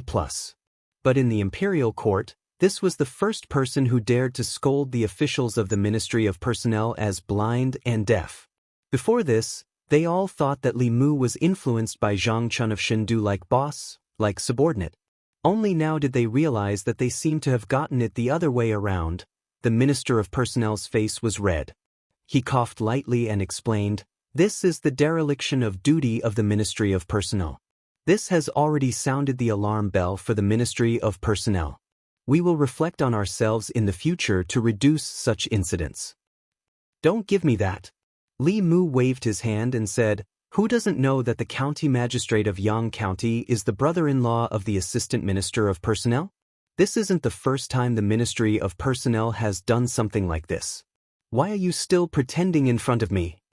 The Minister of Personnel covered his mouth and coughed uncontrollably. He retreated to his seat. The Assistant Minister of Personnel clenched his fists tightly. The veins on his forehead bulged, but he could only lower his head. Many of the officials in the imperial court were dumbfounded. They couldn't help but label Li Mu as a lunatic. Even the strongest imperial censor they had seen was not half as strong as him. He had torn down the veil of the Ministry of Personnel and exposed the officials of the Ministry of Personnel completely naked in front of the other officials. But Li Mu didn't stop there. He pointed around and said, "And the Ministry of Rights, Ministry of Justice, Ministry of Revenue, and Taichung Temple. How many officials in the 6 ministries and 9 temples have failed to discipline their sons? You let them do whatever they want in Luoyang and bully the people.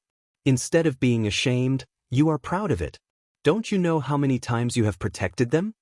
The Minister of Justice secretly rejoiced. Fortunately, he didn't fight to the death with Li Mu.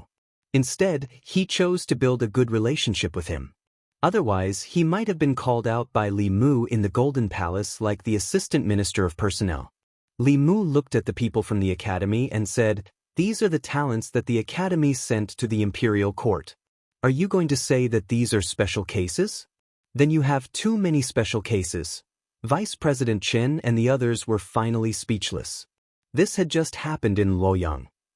Li Mu's subordinates had beaten up many officials' sons. He even forced the officials involved to change the silver law of substitution. The officials were silent. Li Mu continued, "I won't say more. The officials from the Academy have formed cliques in the imperial court and are hostile to each other. Can't you see that?" His loud voice echoed in the Golden Palace. Even the giants standing at the front couldn't help but notice him, because he was too talkative and dared to say it. He had broken the rules that the officials had tacitly agreed to. He had exposed the things that the officials wouldn't normally talk about.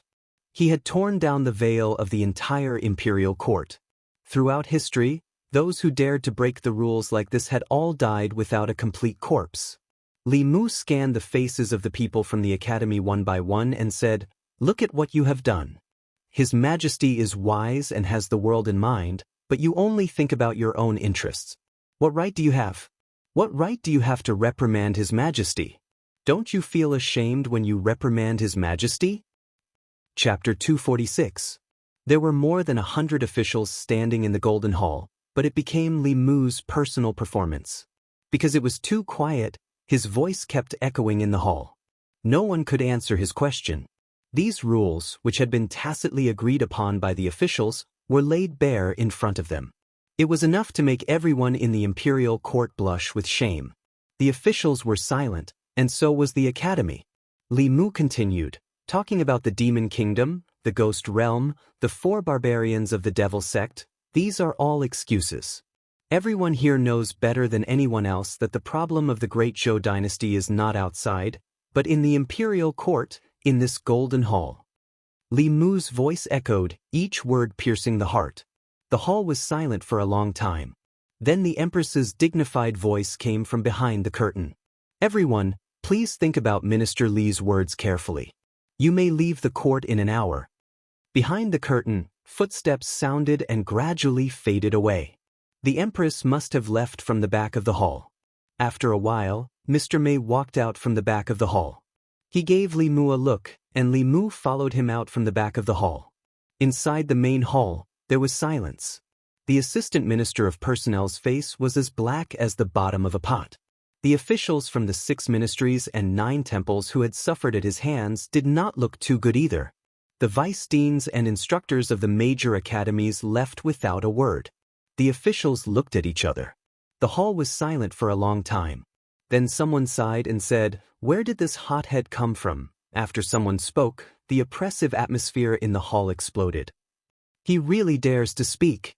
The 6 ministries and 9 temples, and the 4 great academies, have all been scolded by him.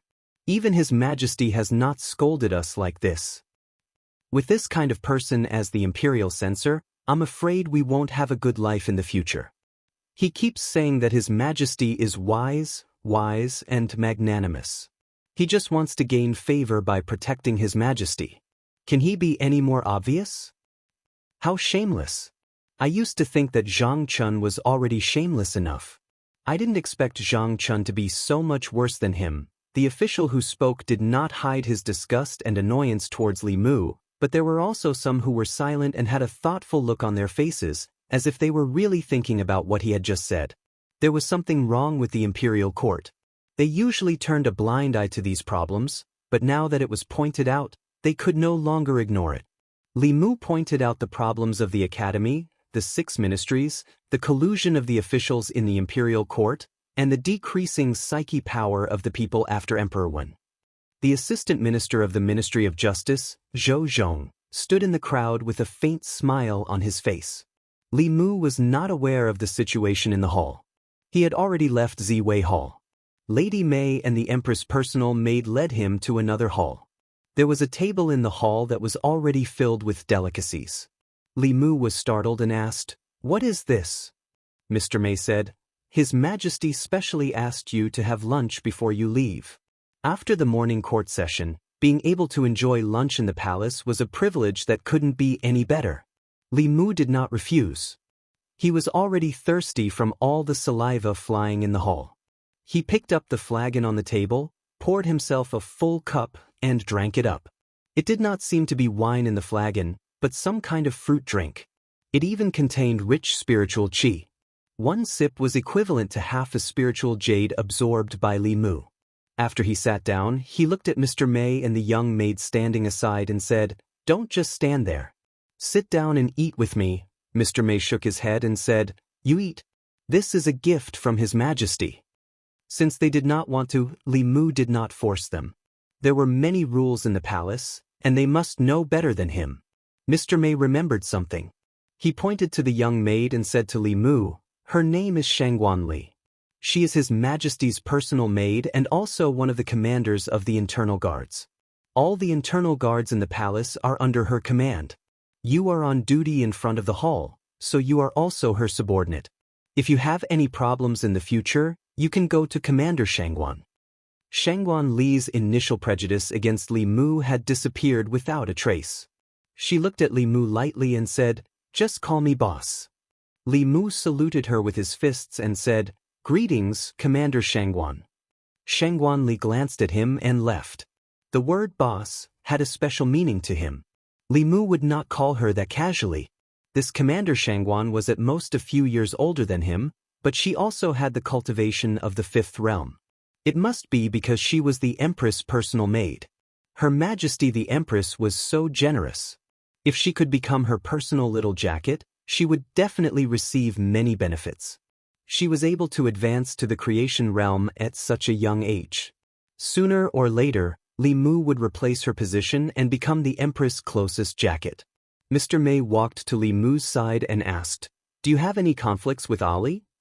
Li Mu shook his head and said, "It was the first time I saw her. But before the morning court, she looked at me with an unfriendly gaze."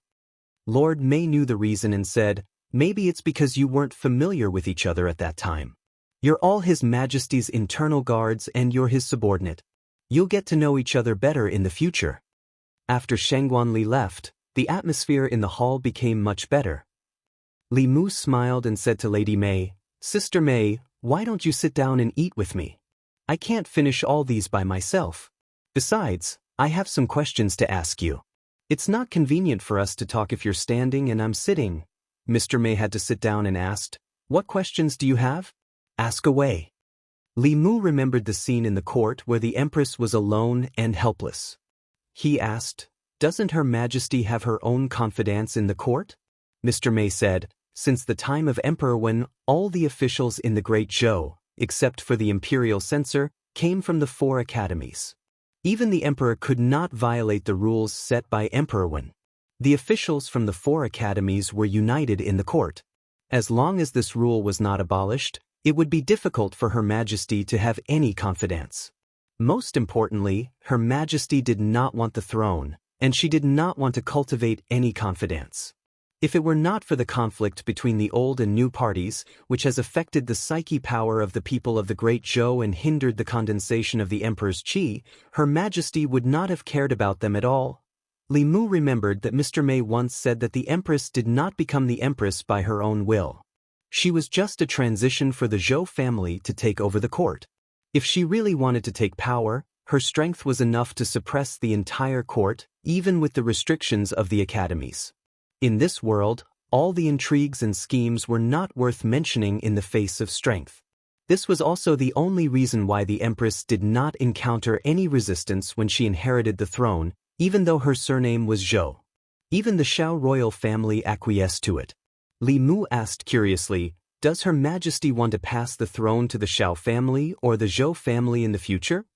Mr. Mei shook his head and said, "I'm afraid only Her Majesty knows about this. Let's not ask more." She looked at Li Mu and said, "You are much braver than I thought. Most people can't even stand steadily in front of hundreds of officials for the first time, let alone point at their noses and scold them like you. Just now, you finally helped Her Majesty vent her anger." Li Mu did not care at all. He said, "I have Her Majesty behind me. What am I afraid of?" Mr. Mei patted him on the shoulder and said, "Don't worry. As long as you are loyal to Her Majesty will not mistreat you." Li Mu's protection of the Empress was based on the fact that she would not mistreat him. As long as the Empress did not mistreat him, he could naturally guarantee his loyalty to her. Flattering her in court and protecting her image were all small things. In the future, Li Mu would use practical actions to tell her that as long as he had enough spiritual jade, there were still many things he could do. Li Mu did not finish the delicacies given by the Empress. Before he left, he also brought some fruits and pastries for Xiao Bai. Mr. Mei said, "Let me see you out. This place is very close to the West Palace. You can't wander around. If you offend the concubines of the previous emperor, Her Majesty will be in a difficult position." Li Mu was escorted out of the harem by Mr. Mei. When he passed by Ziwei Palace, he happened to see hundreds of officials coming out of the palace. Li Mu was walking behind. When he saw Zhang Chun, he hurriedly said, "Sir Zhang, wait for me." Hearing the familiar voice behind him, Zhang Chun's footsteps quickened. Li Mu quickly caught up with Zhang Chun and said, "Sir Zhang, why are you walking so fast?" Zhang Chun hurriedly said, No, Sir Li, don't call me sir in the future. I can't accept it, really. The imperial censor in the palace was only a 7th-rank official. Zhang Chun was now a 5th-rank official. Moreover, Li Mu's identity was only useful during the morning court. Normally, he was still a constable in the divine capital. However, since Zhang Chun said so, he did not force him. He said, "Old Zhang, what are you afraid of?" Zhang Chun looked at him and said in shock, "Are you really stupid or are you pretending to be stupid? After what you did in the court, there will be no place for you in the divine capital. You may not be afraid of them, but I'm afraid of being implicated by you." Li Mu said, "I don't need them to tolerate me. I only need Her Majesty to tolerate me." He glanced at Zhang Chun and asked, "Besides, do you think it's useful for you to hide from me now?" Zhang Chun thought carefully and realized that he and Li Mu were grasshoppers in the same boat. He sighed and asked, "You disappeared for so long just now. Did Her Majesty summon you alone?" "No, she didn't." Li Mu shook his head and said, "Her Majesty told me to have lunch in the harem before leaving. I came out after lunch." "Lunch?" Zhang Chun licked his lips and asked, "How's the lunch in the palace? Is it rich? How many dishes are there?" Li Mu said, "It's quite rich. There are more than 30 dishes. The spirit wine is also delicious. One sip and the wine is wrapped in spirit qi." Zhang Chun's throat moved. He turned his head and said, "I heard that the imperial kitchen's cooking is not that good. I still prefer the home-cooked food my wife makes." Li Mu felt the same. He said, "I also like the food my wife makes." Zhang Chun was stunned. "You have a wife?" Li Mu nodded and said, "You met her in Yangqiu County. She's Lady Lu from the Yunyan Pavilion. However, she's still in the North County and won't come to the divine capital until a few days later." Zhang Chun had a deep impression of the beautiful manager of the Yunyan Pavilion. He sighed and said, "Why do all the good things happen to you?" Li Mu was taught and influenced by Li Si. He said, "As long as a girl puts down her face, it's easy to get her." Zhang Chun thought of his performance in the palace and nodded. "You're quite shameless when you're protecting Her Majesty." Then he suddenly thought of something and looked at Li Mu in disbelief. Chapter 247. Zhang Chun suddenly felt that he had unwittingly discovered a huge secret. The Empress had ascended the throne for 3 years, but she had never revealed who she would pass the throne to. The Xiao clan and the Zhou clan. One was the original royal family of the great Zhou, while the other was the Empress's maternal family. According to everyone's guess, after the Empress abdicated, either the Xiao clan would regain power or the Zhou clan would replace her. The officials in the court would be led by the Xiao clan and the Zhou clan, and they would fight for the throne. The only thing they didn't expect was for the Empress to have other plans. Why would Her Majesty pass the throne to the Xiao clan? To the Empress, the Xiao clan was an outsider and had no blood relations with her. A married daughter was like spilled water. She was no longer a member of the Zhou clan. What good would it do her to pass the throne to the Zhou clan?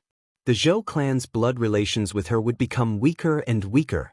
Who knew what they would think of her in the future? Instead of passing the throne to an outsider, why not give birth to one herself? Wouldn't it be better for her own children to inherit the throne than outsiders like the Zhou clan and the Xiao clan? With this bold assumption in mind, Zhang Chun began to speculate. If Her Majesty wanted to pass the throne to her children, what was the biggest obstacle? The Xiao clan and the Zhou clan were nothing to be afraid of. Her Majesty herself was a transcendence expert, a 7th realm transcendence expert. She was the strongest existence in the 10 continents. The legendary 8th realm and 9th realm only existed in legends. The 7th realm was the peak of the world. If Her Majesty insisted on having her way, who could stop her from the Xiao clan and the Zhou clan? The only thing that could restrain Her Majesty was the Academy. Not only did the Academy have transcendent cultivators, but the officials in the court also came from the Academy. It would be difficult for Her Majesty to subdue them. That was why Her Majesty wanted to weaken the Academy's position in the court, and why she wanted to reduce the quota for the Academy. Connecting the dots, Zhang Chun knew that he had discovered the truth. The last problem was that Her Majesty had no children. Although she was the Crown Princess and the Empress, it was said that the former Crown Prince liked men and was only husband and wife on the surface. After ascending the throne, Her Majesty didn't establish a harem. Who did she want to have children with? Zhang Chun's gaze involuntarily turned to Li Mu. Her Majesty's love for Li Mu and her meticulous love for Li Mu was something that even he couldn't bear to see. The answer was obvious. Li Mu was the future empress. Li Mu and Zhang Chun walked out of the palace. Along the way, Zhang Chun did not speak. Li Mu thought that he was really frightened. Just as he was about to turn around, Zhang Chun suddenly looked at him with a face full of smiles and asked, "Your Majesty, no, Li Mu, to be honest, how do you think this official treats you?" Li Mu then said, "It's all right, what do you mean by okay?" Zhang Chun looked displeased and said, "Back in Xianxia County, I took good care of you. Now that you've come to the divine capital, you've caused so much trouble for me. Have I ever complained?" "Li Mu, you complain every time." "It's not important." Zhang Chun waved his hand and said, "You made a big mistake and offended someone you shouldn't have offended. When have I not cleaned up your mess behind your back? Touch your conscience and tell me, have I not treated you well?" Li Mu touched his conscience and thought carefully. He said, "Sir, you've been very good to me." This was the truth.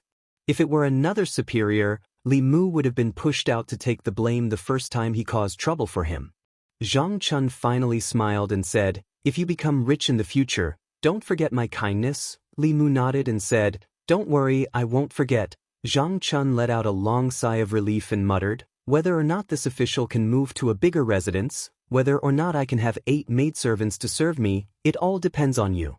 Li Mu was stunned and asked, "What?" Zhang Chun waved his hand and said, "Nothing, we'll talk about this in the future." After parting with Li Mu, Zhang Chun did not return to the yamen. Instead, he went straight home. Mrs. Zhang was trimming the flowers in the yard. When she saw him coming in, she asked in confusion, "You're not going to the yamen today?" Zhang Chun said, "The morning court was delayed for an hour today. It's almost time for lunch. I'll go back to the yamen after lunch."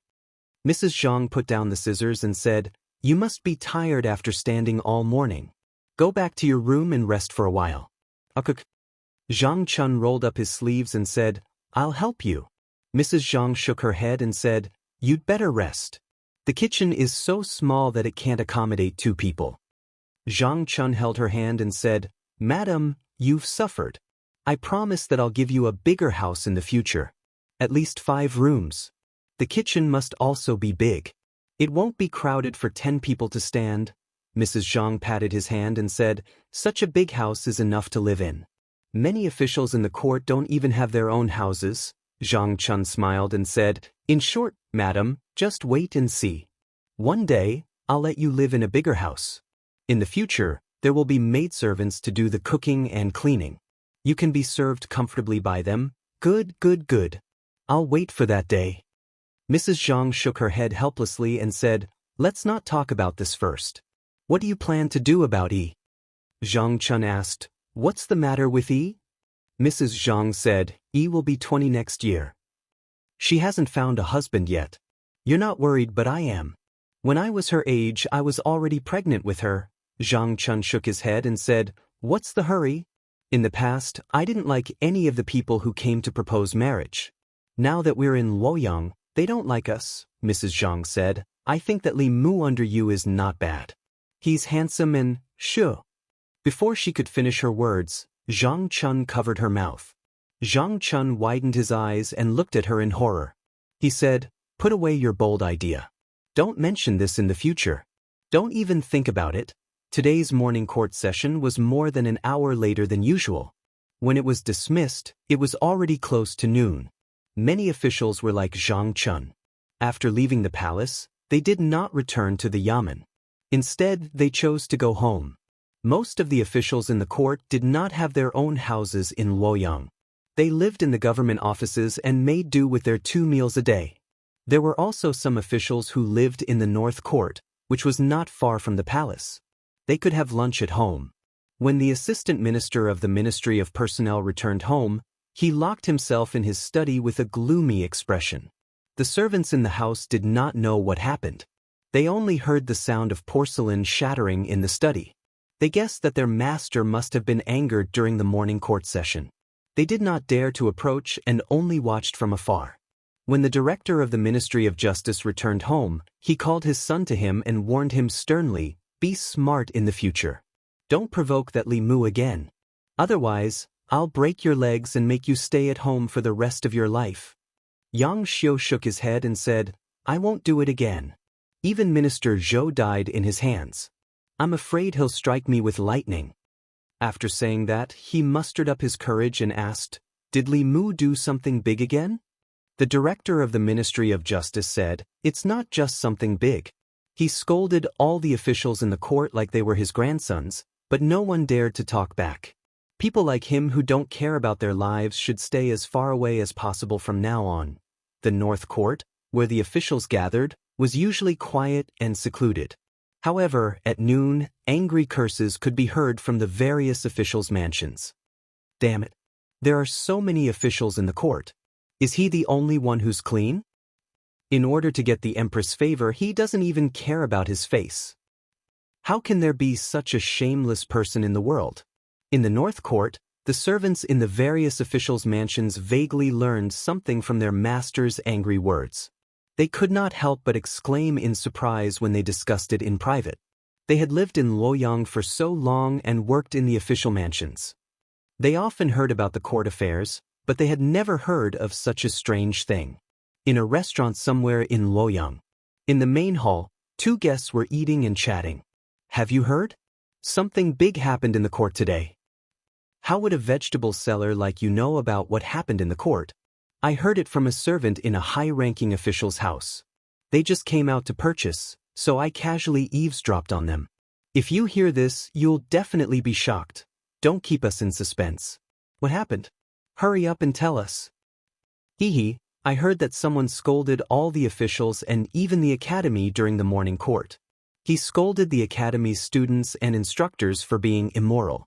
He pointed at the assistant minister of personnel's nose and scolded him for harboring his relatives. He scolded the officials from the 6 ministries and 9 temples for not teaching their children well. He also scolded the officials from the academy for forming cliques for personal gain. How can someone be so bold? Does he not want his head anymore? There really is someone who is so bold. Constable Li even scolded the heavens, let alone the people in the court. It's such a delightful thing. It's a pity that we didn't hear it with our own ears. So it's Constable Li.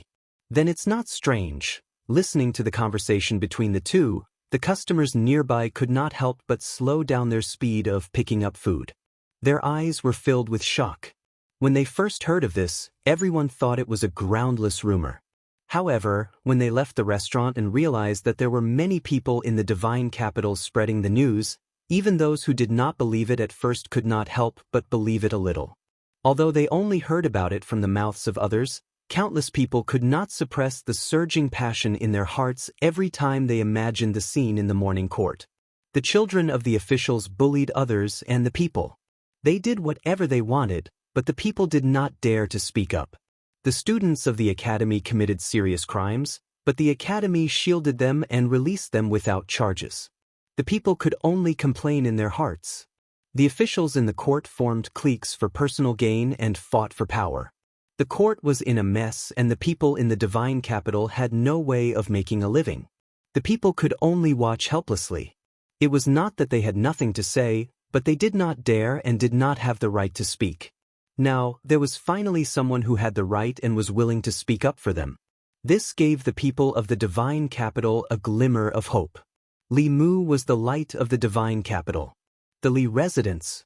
Li Mu was feeding Xiao by moves. Suddenly, he raised his head and looked outside. He felt an extremely powerful psyche power aura from the street in the distance. Chapter 248. That wave of psychokinesis was extremely powerful. Even from such a distance, Li Mu could clearly feel it.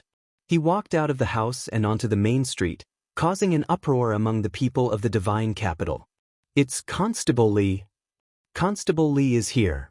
Li Mu was still confused.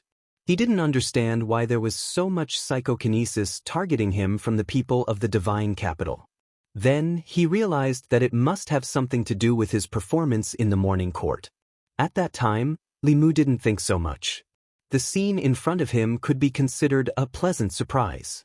Every time he did something to win the hearts of the people in the divine capital, the psychokinesis of the people would reach a peak in a short time. Li Mu obviously wouldn't waste this rare opportunity. In the next half a day, he walked through the streets and alleys and walked through half of the divine capital. At night, when he returned home, Li Mu sat cross-legged on his bed with 2 pieces of spiritual jade in his hands. Under the urging of his psychokinesis, the spiritual power in his body circulated rapidly. The spiritual power in the 2 pieces of spiritual jade was instantly sucked dry and turned into powder. Li Mu didn't sleep the whole night and cultivated until dawn. There was already a lot of spiritual jade powder piled up in front of his bed. After a night of cultivation, Li Mu used up half of the spiritual jade that the Empress rewarded him last time. If he could obtain so much psychokinesis every day and have the support of a steady stream of spiritual jade, it wasn't impossible for him to reach the upper realm before the age of 30. Unfortunately, spiritual jade was hard to find and psychokinesis was even harder to obtain. Only the royal family could take the psychokinesis of the people of the Great Zhou and condense it into Emperor Qi to directly create a 7th realm powerhouse. Even so, this process would take at least 10 years or even decades. In terms of cultivation alone, Li Mu was very close to the peak of the Jushen realm. However, it wouldn't be easy to break through to the next realm. Some people reached the Jushen realm before the age of 30, but they couldn't achieve remarkable power in their lifetime. In addition to the accumulation of spiritual power, the breakthrough of a major realm also required opportunities. Without a doubt, Li Mu's opportunity was Lu Hanyan. Unfortunately, she was far away in the north region. The 2 of them were thousands of miles apart. However, even if there was a chance to break through now, Li Mu did not dare to touch it lightly. His mana was growing too fast, and his foundation was not stable. It was easy for his inner demons to invade him, and when he was advancing, it was the easiest time for the inner demons to invade him. Before he completely settled the woman in his dreams, Li Mu did not dare to try. Speaking of the woman in his dreams, she had not appeared for a long time. Although Mr. May had told him not to worry and to let nature take its course, Li Mu could not be at ease when it happened to him and was out of his control. It was a pity that he didn't have a chance to meet Her Majesty other than the morning court assembly. Otherwise, he could ask Her Majesty how to suppress and eliminate his inner demons. As a level 7 cultivator, this should be a simple matter for her. Although Li Mu had become an internal guard, he was still quite a distance away from becoming the Empress's personal guard. If he wanted to get more benefits from her, he first had to know what Her Majesty wanted. According to Mr. May, what Her Majesty wanted was the faith of the people in the Great Zhou. She wanted to gather the faith of the people in the Great Zhou's 36 counties and create the next Emperor's Qi as soon as possible. But according to Li Mu's understanding, the thing called Emperor's Qi by the royal family was actually the spirit of faith. It could allow an ordinary person to have the cultivation of the upper realm overnight. It could steal the fortune of heaven and earth and go against the heavens. The difficulty of this was obvious. This required 36 commoners to visit the state temple frequently, and after decades of accumulation, a strand of Emperor's Qi could be formed. The strand of Emperor's Qi that the Empress had was the accumulation of 2 generations of Zhou dynasty emperors for nearly half a century. Now, the Empress had only been on the throne for 3 years, and the next strand of Emperor's Qi was still far away. Li Mu still had a lot of doubts in his heart. As an upper realm cultivator, Her Majesty could do whatever she wanted. If she didn't want to be emperor, she could just not do it. With her strength, no one could force her, unless there was some secret that Li Mu didn't know.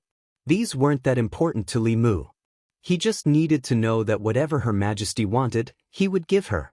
To obtain a continuous and stable faith of the people, as long as the people of the Great Zhou lived in peace and contentment, lived prosperous lives, and didn't have to worry about not having enough to eat, they would naturally be convinced by the imperial court and Her Majesty. This was simple to say but extremely difficult to do.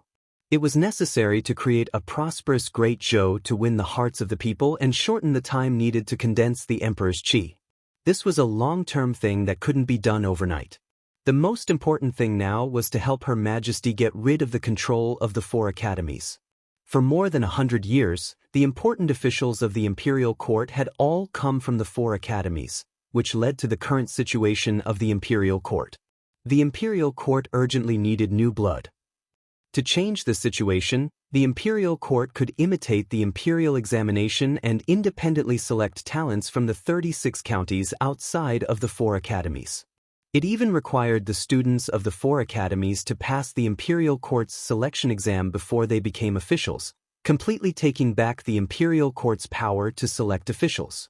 Of course, it wasn't easy to completely change the situation of the imperial court. Xianxia's incident only damaged the reputation of the 100 Rivers Academy.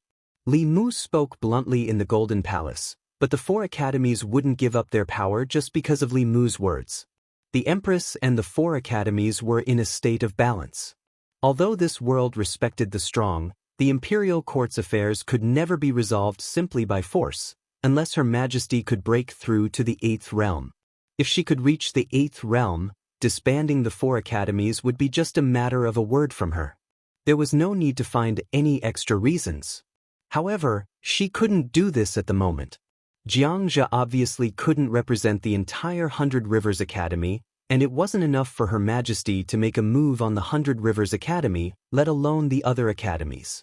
Li Mu couldn't find any other way to break through at the moment. He walked out of the house and prepared to patrol the areas that he didn't have time to patrol yesterday to absorb telekinesis. If he didn't need it for a while, he could store it in his body. In the imperial court, Li Mu found that the few censors of the censorate and a small number of officials in the imperial court had very thick telekinesis. They were all ordinary people who had never cultivated before. Once they started cultivating, this power of thought would allow them to break through several realms in a very short period of time. This speed was even faster than those unorthodox methods that could extract souls and steal souls. As he closed the door and prepared to leave, Li Mu found a carriage parked on the street in front of his house. A hand lifted the curtain of the carriage, and a face that Li Mu wasn't unfamiliar with appeared. When he saw Zhou Zhong, Li Mu's face darkened. He asked, "Assistant Minister Zhou, what brings you here?" Zhou Zhong said, "I'm just passing by and stopped to take a look." Li Mu waved his hand and said, "There's nothing to see here." Zhou Zhong shook his head and said, "I'm not here to see Constable Li. This mansion used to belong to a close friend of mine. I happened to pass by and couldn't help but think of him." Li Mu didn't say anything else and prepared to patrol. At this moment, Zhou Zhong suddenly said, "Do you think you can change anything by making a scene in the imperial court?" Li Mu asked, "What do you mean?" Zhou Zhong laughed mockingly and said, "The current situation in the imperial court has been stable for 100 years.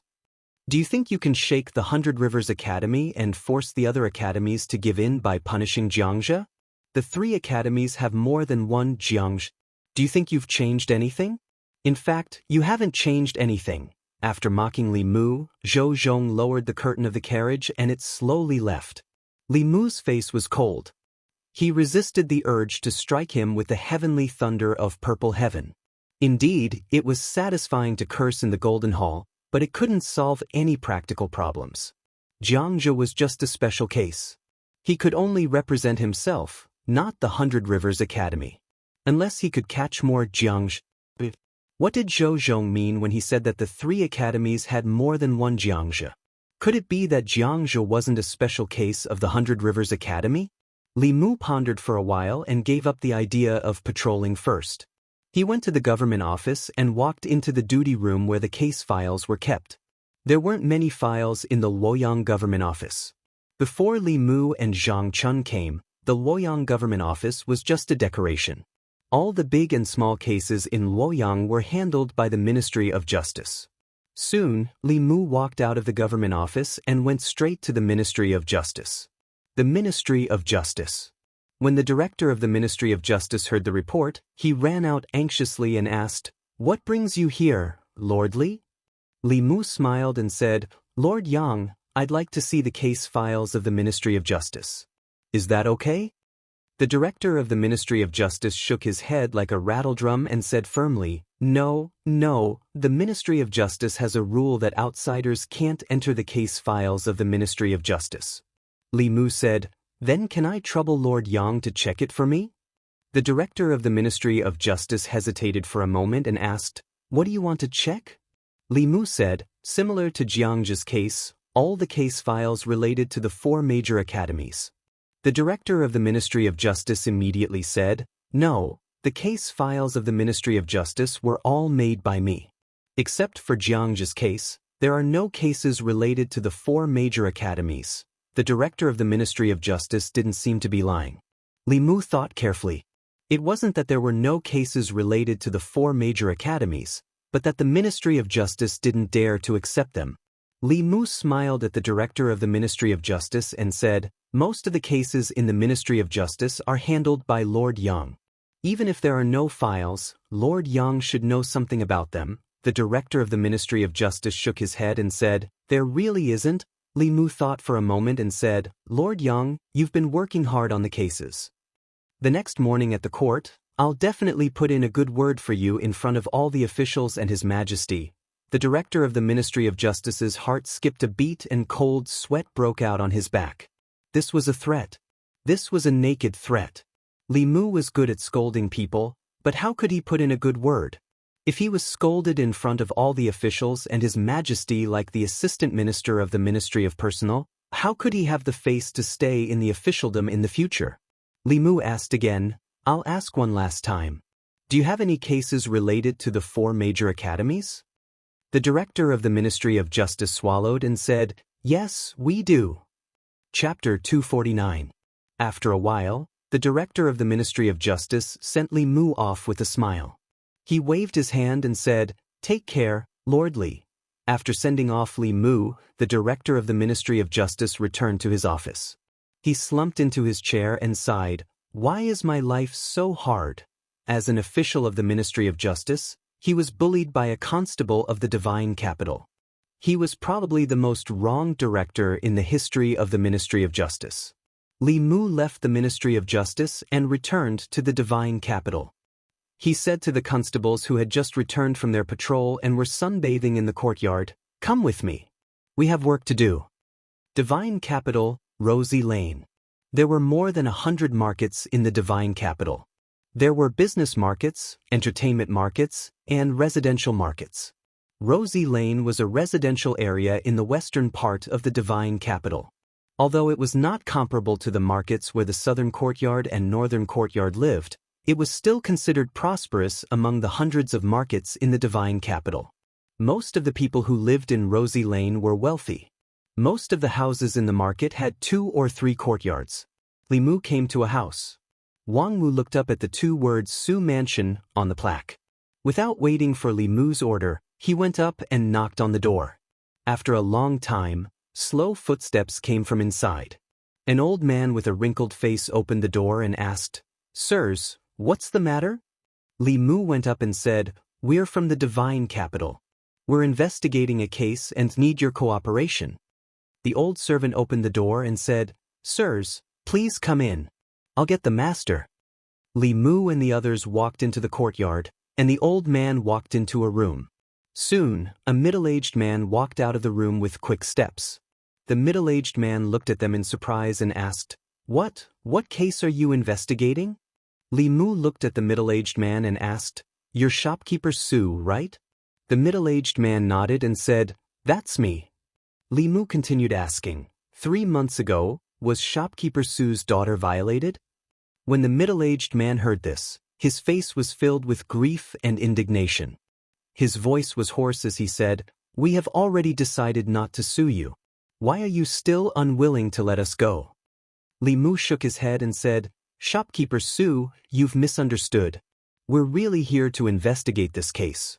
If you've really been wronged, the imperial court will give you justice. The middle-aged man's face was filled with fear. He shook his head and said, There is no injustice. My daughter is fine. You can go. The middle-aged man clearly did not trust them. Li Mu sighed and said, "Shopkeeper Su, my name is Li Mu. I'm from the divine capital. You can trust us." The middle-aged man raised his head abruptly and asked, "Loyang Yamen, you're a rester Li?" Li Mu took out his waist tag. His name and position were clearly engraved on it. The middle-aged man stared blankly at the token in Li Mu's hand. Even if he stayed in his house and never left, he had still heard of Li Mu's name. When the master's servants went out to buy things, they would often bring back news about Li Mu. For example, he had violently beaten up the sons of officials who bullied the people in Luoyang and forced the imperial court to change the punishment law. Another example was when he struck the people in the street with lightning to seek justice for the victims. He scolded all the officials in the imperial court, and even the 4 academies were not spared. He was not afraid of the nobles or the academies. In Luoyang, he was the light in the hearts of the people. The middle-aged man's body trembled as he knelt heavily on the ground. He nodded and said mournfully, "Sir Li, please seek justice for me." Li Mu helped him up and said, "Don't be agitated. Tell me in detail what happened. I'll seek justice for you." 2 lines of tears rolled down from the middle-aged man's eyes. He said in a trembling voice, "Wei Bin, a student of the Baichuan Academy, humiliated my daughter and almost caused her to commit suicide. I went to the Ministry of Justice to complain, but they dismissed me with insufficient evidence. After that, someone even warned me that if I didn't know what was good for me and dared to complain again, they would destroy my family and make me die without a complete corpse. Damn it, there's such a thing. Damn the Ministry of Justice. It's a disaster in Luoyang. Why are these academies filled with beasts?" The constables behind Li Mu were indignant. Li Mu looked at Shopkeeper Su and said, "Can I see Miss Su?" Shopkeeper Su nodded and said, "I'll bring Constable Li over. However, after my daughter was humiliated by that beast, she tried to commit suicide several times. Now her mind is not clear and she's afraid of outsiders, especially men." Li Mu looked at the people behind him and said, "Wait for me here." Under Shopkeeper Su's lead, Li Mu passed through a moon gate and arrived at the inner courtyard. The scene in the courtyard was a little strange. There was an old tree in the courtyard and its trunk was wrapped in a cotton quilt. The well in the corner was also covered by a stone slab. The stone slab was also wrapped in a thick cotton quilt.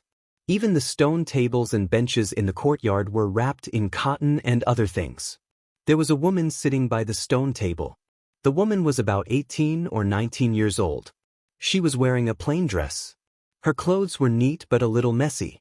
Her hair was loose and her face was a little dull. Her eyes were empty. When she heard someone approaching, her face was immediately filled with fear. She covered her head with both hands and screamed, "Don't come here! Don't come here!" Shopkeeper Su clenched his fists. His face was full of sorrow and his body could not stop trembling. Li Mu did not approach the woman. He retreated to the outer courtyard and took out a few fulu. He handed it to Shopkeeper Su and said, "This talisman can calm the mind. Before going to bed at night, turn it into talisman water and let her drink it. Her condition should be better." Shopkeeper Su drank the talisman water and said repeatedly, "Thank you, Constable Li. Thank you." The only thing Li Mu could do was to calm her mind. Being violated and humiliated had obviously caused great damage to her soul and even affected her mind. She could only rely on her own strength to get over it. The best way for her to get over the knot in her heart was to let her see with her own eyes that those who violated and humiliated her received the retribution they deserved. 100 Rivers Academy, Wei Bin. Li Mu's face darkened as he walked out of the Su mansion. He said, "Let's go to 100 Rivers Academy." Wang Wu and the others followed him without hesitation. They used to be afraid of the academy, but after Xianxia's incident, the academy's weight in their hearts had lessened a lot. 100 Rivers Academy. When Li Mu walked to the gate of the academy, the old gatekeeper appeared again. He looked at him angrily and asked, "What are you doing here again?" Li Mu said calmly, "Ask Wei Bin to come out. He's involved in a case and needs to go back with us to the Yamen for investigation." If it was in the past, the old man would not care about a constable of the divine capital Yamen. However, after Xianxia's incident, He deeply realized the consequences of ignoring him. He was only a gatekeeper of the academy. This kind of thing should be left to the person in charge of the academy. He glanced at Li Mu and said, "Wait here. I'll go in and report." With that, his figure disappeared into the academy gate. Li Mu and the others stood at the entrance of the academy in their official uniforms. They were particularly eye-catching. Soon, some commoners came up and asked, "Constable Li, what's going on? Did a student of the academy commit a crime again?" Li Mu said, "A student of 100 Rivers Academy defiled a woman. We're going to arrest him." "What? A student of the academy again? How can a student of the academy do such a dirty thing? They're reading books of sages, but they're worse than beasts. What did the instructors of the academy teach them?" The commoners gathered around Li Mu and the others and discussed animatedly. Inside the academy, Vice Principal Chun frowned tightly. He asked in a deep voice, "Whose student is Wei Bin?" A middle-aged man stood out from the group of instructors in front of him and said nervously, "He's my student." Vice Principal Chun asked, "What crime did he commit that the Divine Capital Yamen would come to the academy to arrest him?" The middle-aged man shook his head and said, "I don't know either." Vice Principal Chin snorted and said, "No matter what crime he committed, the Divine Capital Yamen wants him. Let them take him away and punish him accordingly. In the future, the academy is not allowed to interfere with the matters of the students." The middle-aged man thought for a while and asked, "But won't this damage the academy's reputation?" "What reputation does the academy have?"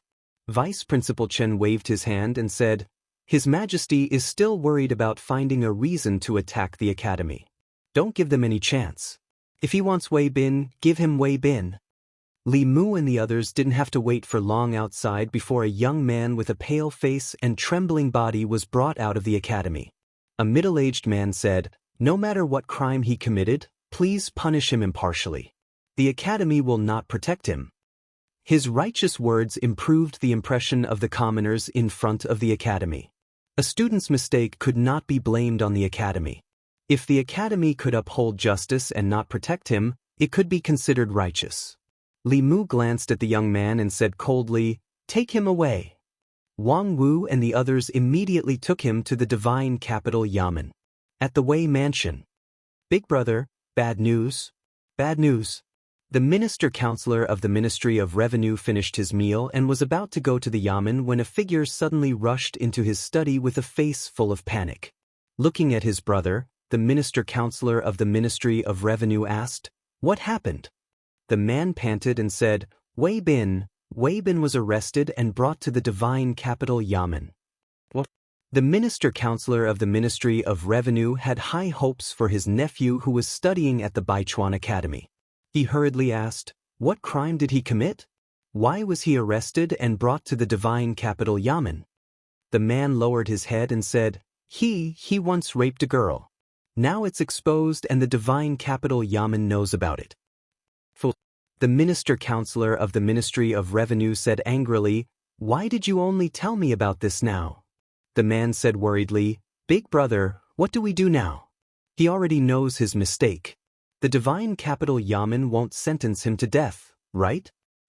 I'm not very clear about the law. I'll go ask Pin."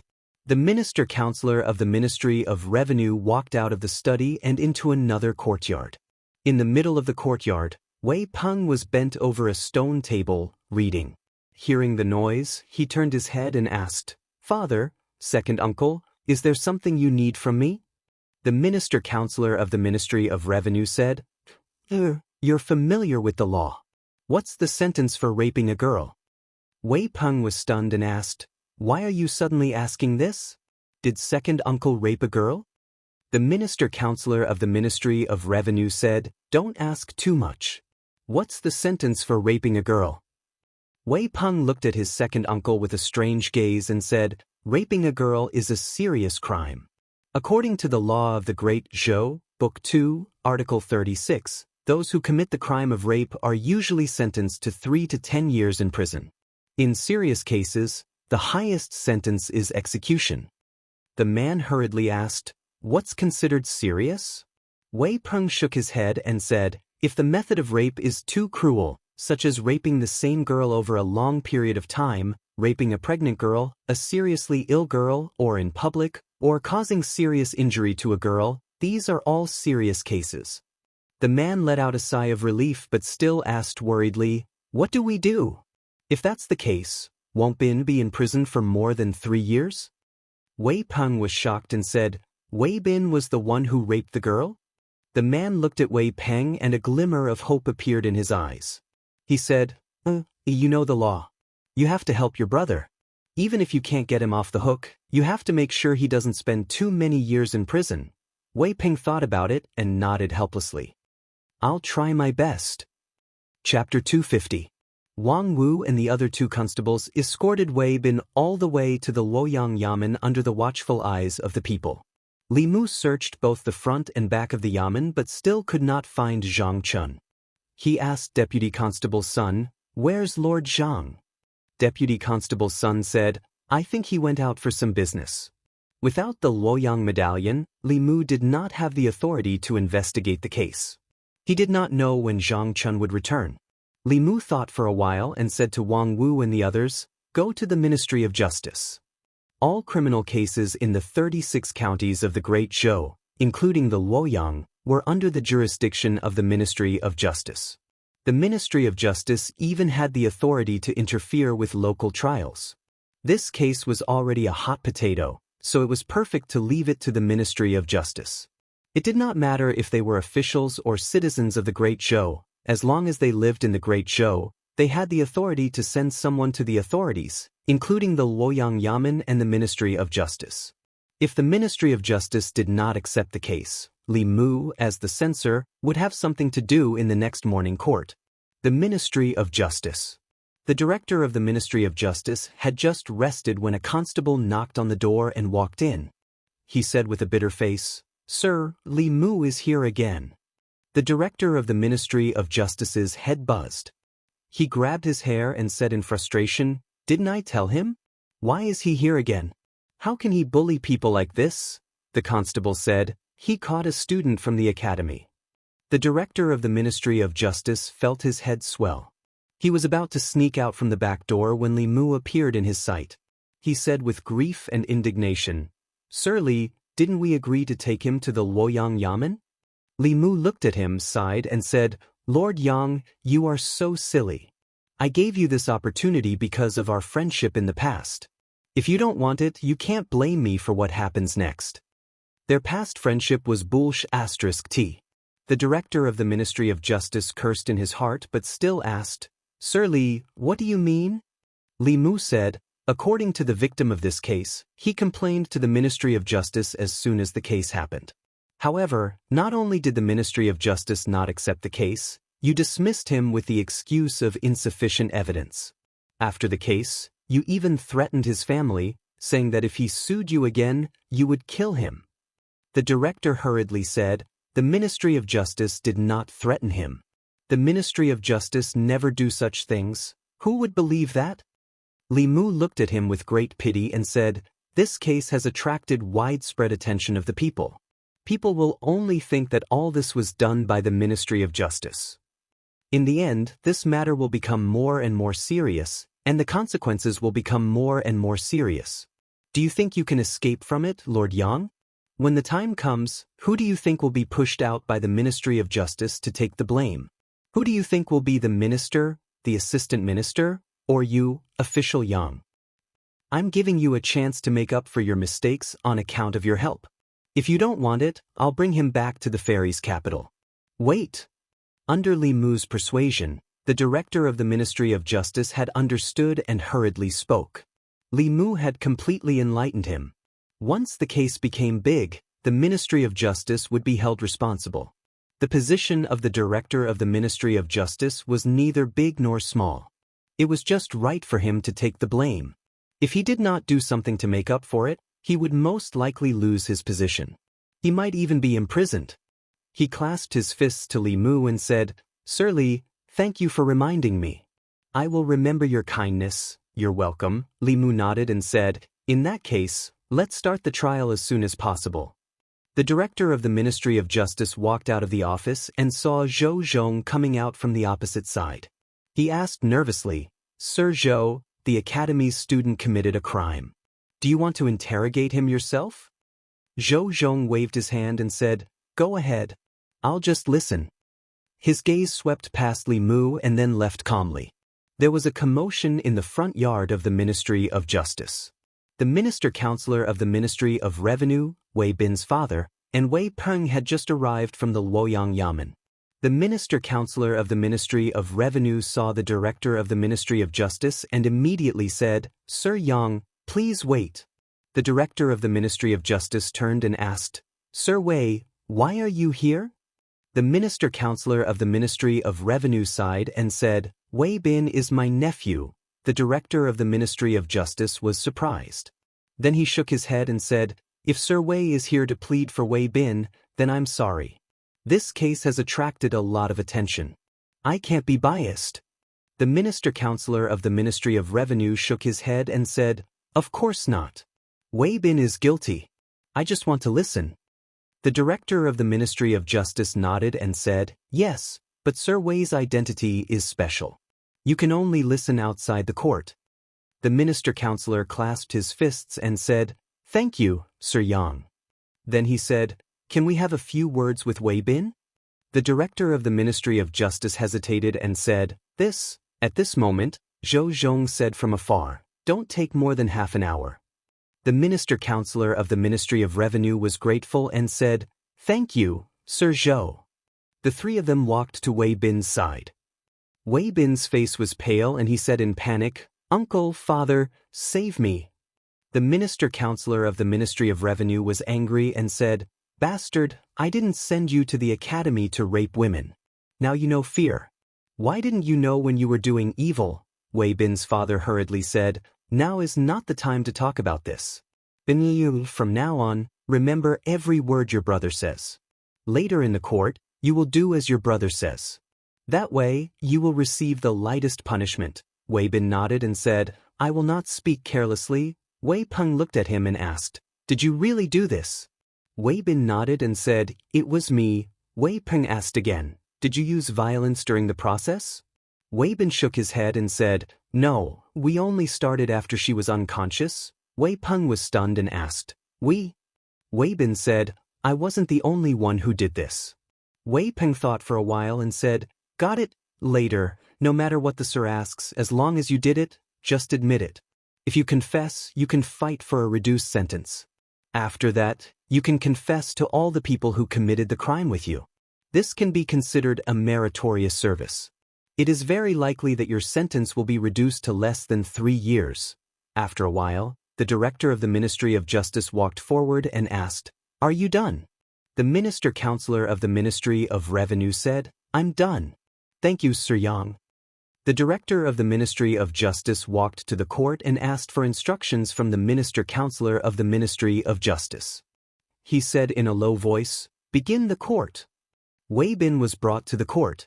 The Director of the Ministry of Justice sat at the top. Li Mu and the Minister-Counselor sat on his left and right to listen to the trial.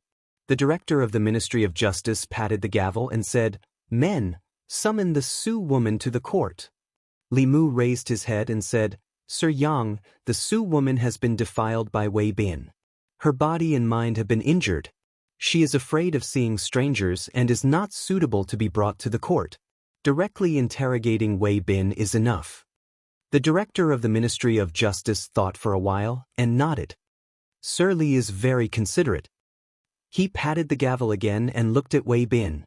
He asked, Wei Bin, do you admit your crime? Your student admits his crime. Wei Bin immediately knelt down and spilled the beans.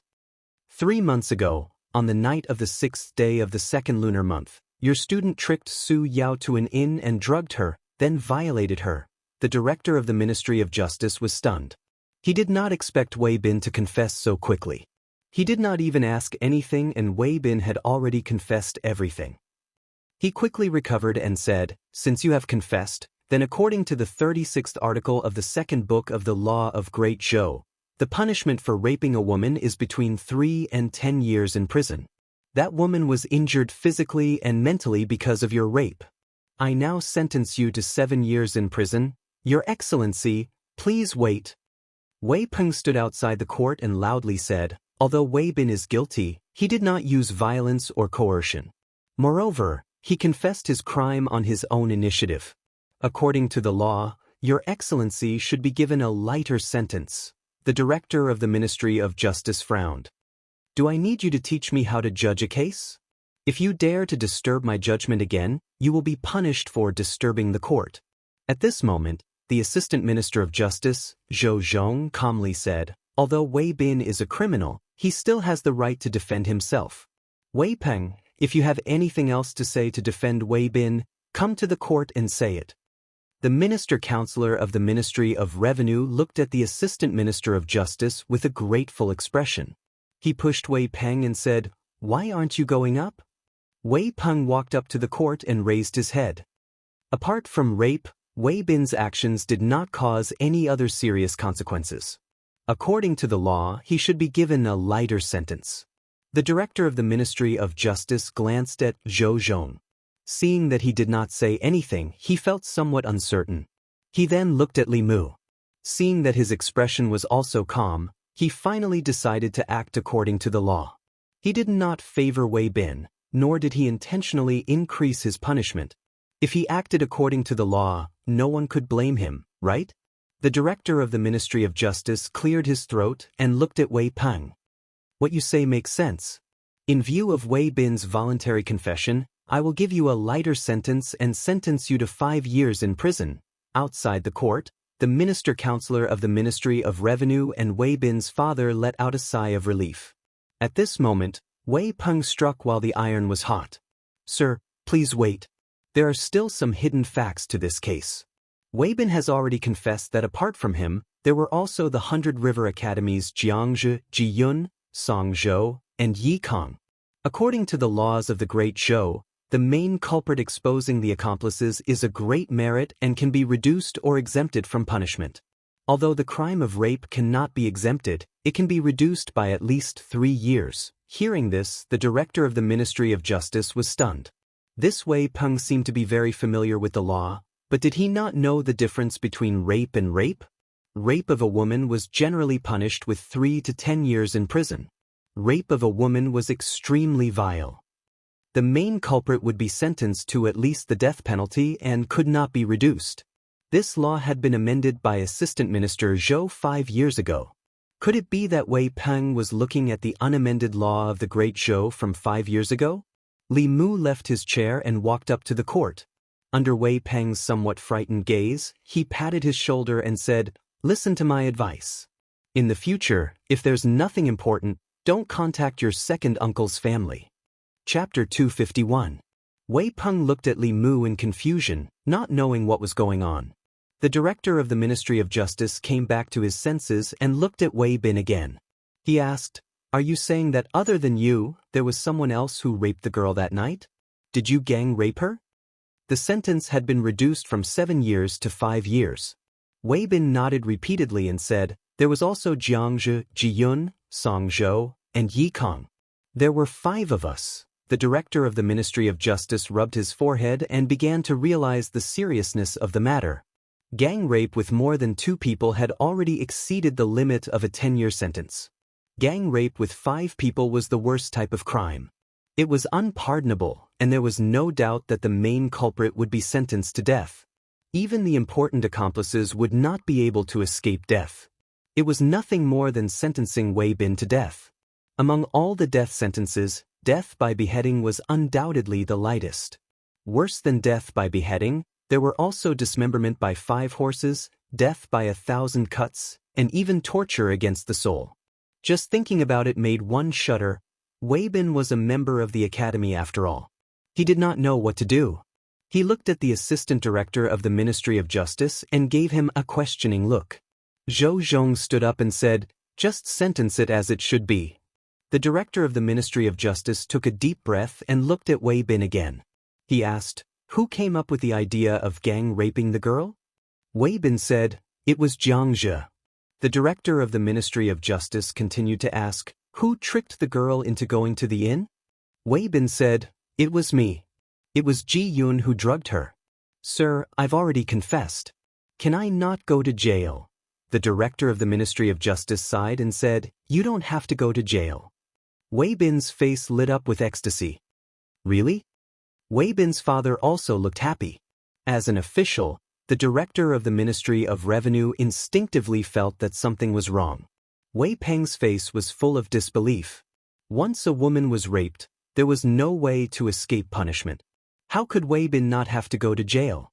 At this moment, the director of the Ministry of Justice continued, "According to the 36th article of the second volume of the Law of Great Zhou, Wei Bin, Xianxia, and Ji Yun, as the main culprits of the gang rape case, are sentenced to death. The others are to be sent back to the Yamen for trial." Wei Bin was stunned for a moment, and the smile on his face froze. He suspected that he had heard wrongly. His sentence had clearly been reduced from 7 years to 5 years. How did it suddenly become a death sentence? Wei Bin's father rushed to the court and said in shock, "Lord, how could this be? You can't judge him like this." "You can't judge him like this?" Wei Peng cried out loudly, "My lord, this is against the law." The director of the Ministry of Justice ordered one of the bailiffs, "Show him the Law of Great Zhou from our Yamen." The bailiff left the court and soon came back with a thick book and handed it to Wei Peng. As soon as he held the book, Wei Peng felt that it was completely different from the Law of Great Zhou that he had been reading these days. This book was slightly heavier and thicker than the ones he had been reading. The pages also looked like they needed to be updated. The pages of his Law of Great Zhou were already yellowed. He skillfully flipped to the second volume, and sure enough, he found an additional explanation after that law. Under the crime of rape, if there were 2 or more people taking turns, the punishment would be severe.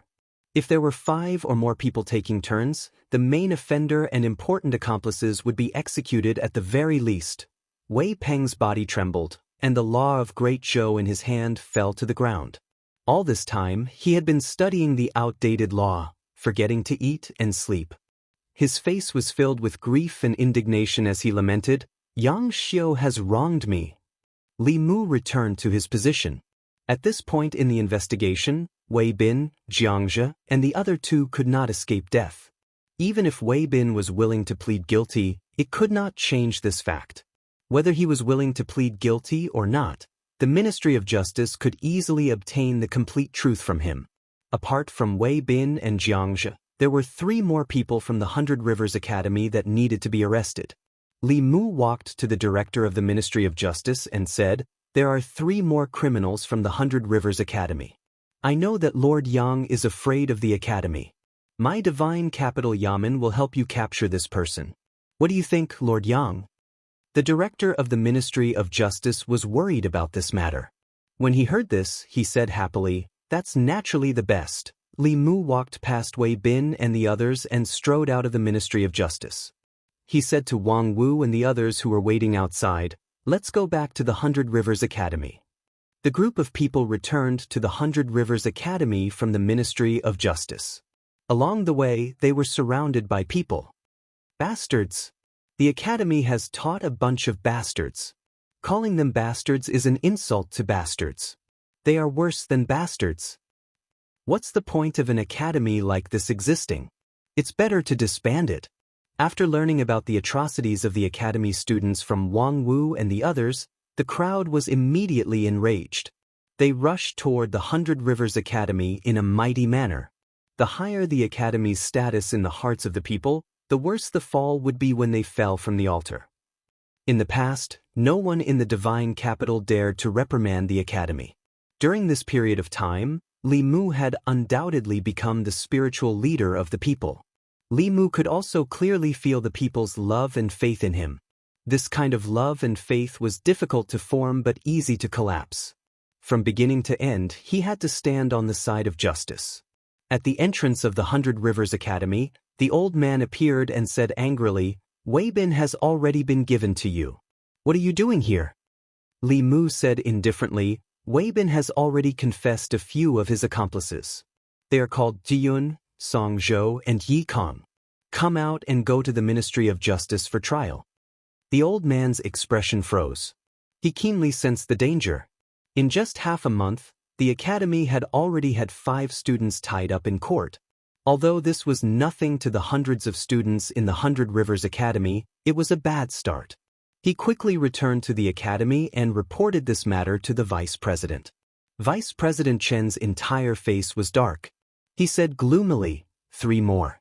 Get those 3 bastards to come see me. Not long after, Hyun, Song Zhou, and Yi Tsong were summoned. The 3 of them seemed to have known what would happen. They lowered their heads and said nothing with pale faces. Vice President Chen said angrily, "What did the 3 of you do? Tell me honestly." The 3 of them shuddered for a moment before they told him everything that had happened. Gang rape? Vice President Chen looked at them in a daze. A moment later, he laughed loudly. Good. These are the good students that my Hundred Rivers Academy has taught. Xianxia's case did not cause any serious consequences, but it was different this time. The academy was established because the quality of Great Zhou's officials was uneven at that time. Emperor Wen ordered people to establish the academy and recruit students with clean backgrounds. He had them study the books of the sages in the academy and cultivate their virtue. At the same time, he had them learn how to rule a country, divine abilities, and spells to protect a region.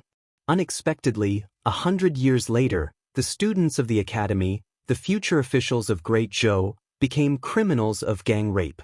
Vice President Chen waved his hand and said, "Send them out and expel them from the academy. The Ministry of Justice can deal with them however they want." When the 3 of them heard this, their expressions changed drastically. "No, Vice President. Vice President, save us. Vice President, we know our mistakes. We won't dare to do it again." Vice President Chen shook his head and said, "If admitting your mistakes can atone for your crimes, then what's the use of the law? The academy did not teach you how to be a good person. It's the vice president and the instructor's fault. Today, I'll teach you one last principle. You have to bear the consequences of your own mistakes." Ji Yun, Song Zhou, and Yi Tsong were sent out with their hands tied behind their backs. This time, the people of the Hundred Rivers Academy did not say anything.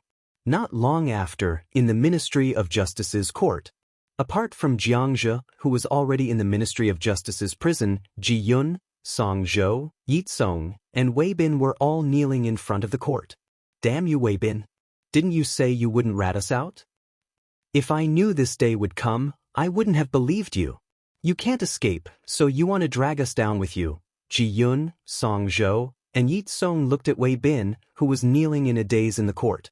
It was as if his soul had left his body. Wei Bin's eyes were lifeless. He knelt there in a daze, as if his soul had been taken away. Wei Peng's reaction was not any better. He stood outside the court with a blank expression. Initially, the Minister of Justice had already sentenced Wei Bin to 7 years of imprisonment. Wei Bin only needed to lose 7 years of freedom, and after he was released, he would still be able to enjoy a luxurious life. However, after his defense, Wei Bin's 7 years of imprisonment was turned into a death sentence. He had no idea how to face his uncle's family. Wei Bin's father was on the verge of collapsing. He shook Wei Peng's shoulder and said, "Give me back my son, give me back my son." Chapter 252. Bang. The minister-counselor of the Ministry of Revenue knocked his brother unconscious and ordered his 2 attendants, "Take him back." Wei Peng looked at the minister-counselor of the Ministry of Revenue. His lips moved and he said with difficulty, "Father." The minister-counselor of the Ministry of Revenue shook his head and said, "This is his fate. It has nothing to do with you." Zhou Zhong walked out of the court and said to the minister-counselor of the Ministry of Revenue, "I have done my best." From the moment they stepped into the Ministry of Justice, the Assistant Minister of Justice, Zhou Zhong, had been making things easy for them. He had even made an exception and allowed Wei Peng to defend himself in court. The minister-counselor of the Ministry of Revenue clasped his fists and said, "I will remember Lord Zhou's kindness and will repay it in the future." Zhou Zhong looked at Wei Peng and a strange light flashed through his eyes. He said, "Minister-Counselor Wei's son is a promising talent. If he can enter the academy, his future achievements will be even greater than yours." The minister-counselor of the Ministry of Revenue had only recently discovered that his son, who he had thought was destined to not have any great achievements, had a keen sense of the law. However, at that moment, his thoughts had changed. He said politely, "My son's talent is dull and was once rejected by the academy. But Wei Bin was chosen by the academy. Unfortunately, sigh, this may be the fate of the Wei family." Zhou Zhong only glanced at Wei Peng and said, "This copy of the Law of the Great Zhou is for you." Wei Peng's expression was absent-minded. He mechanically raised his head to look at Zhou Zhong and murmured, "Thank you, Lord." In the court, the director of the Ministry of Justice had already asked about the ins and outs of the case. In this rape case, Wei Bin was undoubtedly the main culprit, and Xianxia and Ji Yun were important accomplices. According to the law, these 3 people would be executed. The other 2's crimes were lighter, but they could only keep their lives. They had to spend the rest of their lives in prison and do heavy labor. As students of the academy, they should have had the brightest future. In the future, they would have had a great chance, like him, to enter the court and wield power. Unfortunately, they had developed evil thoughts in their hearts and acted on them. More importantly, when they met Li Mu, their lives had taken an irreversible turn. He glanced at the 4 people kneeling in front of the hall and said, "Go to the prison and bring Xianxia here." Xianxia had been sentenced to 10 years in prison for attempted rape. He was still in the prison of the Ministry of Justice. After a few days, another crime he had committed had been dug up. Execution was the lightest punishment, and it would save a lot of food for the imperial court. The prison of the Ministry of Justice. Xianxia leaned against the wall, wearing a white prison uniform. His face was dirty, his hair was messy, and his expression was dull. He did not look as handsome as he did in the academy.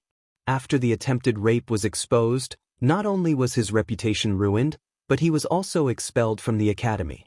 One day, he was still a high-spirited student of the academy. The next day, he became a prisoner of the Ministry of Justice. Even his cultivation had been crippled. Right now, he didn't have any magic power left in his body. His dantian was broken, so he couldn't cultivate again. Even in this dark prison, he couldn't stay for long. Other than having his freedom restricted, he still had to do heavy labor. He wanted to go out, he wanted to go back to the academy, and he wanted to enjoy all kinds of women. However, this was just an extravagant hope. His only hope was that after 10 years, when his imprisonment was over, even if he couldn't enter the imperial court as an official, he could rely on his family's wealth to resume his previous life. These days, he had been comforting himself with this thought. Suddenly, he heard footsteps. A jailer opened the door and said to Xianxia, "The Lord summons you. Come with us." Xianxia was stunned. He immediately jumped up and asked loudly, "Did the academy uphold justice for me? I don't have to go to prison anymore?" The jailer nodded and said, "No, you don't have to anymore. There was nothing to investigate about Wei Bin's case. He had confessed everything at the beginning. Later, the Ministry of Justice performed a soul search on them and completely confirmed their crimes. Wei Bin, Xianxia, and Ji Yun were sentenced to death because they were the main culprits and accomplices of serious crimes. The other 2 could forget about getting out in this lifetime. When the verdict was announced, countless people clapped their hands and cheered. Even the notorious Ministry of Justice was praised by the people, which was rare. Of course, the one who benefited the most was Li Mu. He was the one who redressed the grievances of the Su family's woman. He was also the one who brought Wang Wu and the others to the academy to arrest the people. The invisible psyche power in his body was so dense that it was almost tangible. It laid a solid foundation for his cultivation in the future. It was worth mentioning that Wei Peng, the son of the minister-counselor of the Ministry of Revenue, had changed his usual playboy ways. The story of him putting righteousness before family began to spread among the people. It was said that the Ministry of Justice's initial sentence for Wei Bin was 7 years in prison. Later, Wei Peng felt the misery of the Su family's woman. In the court of the Ministry of Justice, he defended Wei Bin with all his might. Finally, Wei Bin's sentence of 7 years in prison was changed to a death sentence. The prodigal had turned over a new leaf. Many people no longer harped on Wei Peng's past bullying of the people. They regarded him as a role model for playboys in Luoyang. Outside the east gate of Luoyang, the director of the Ministry of Justice grabbed a few sticks from the pot and threw them out. He said in a deep voice, "The time has come. Carry out the execution. The executioner raised his broadsword. With a flash, the heads of Wei Bin, Xianxia, and Ji Yun fell to the ground. Their souls scattered. Beside Li Mu, a woman with a dazed face looked at the three rolling heads. She suddenly burst into tears. She cried heartbrokenly. Shopkeeper Su hugged her. The man could not help but cry out as well. He comforted her, "My poor Yao Yao. It's okay. It's okay.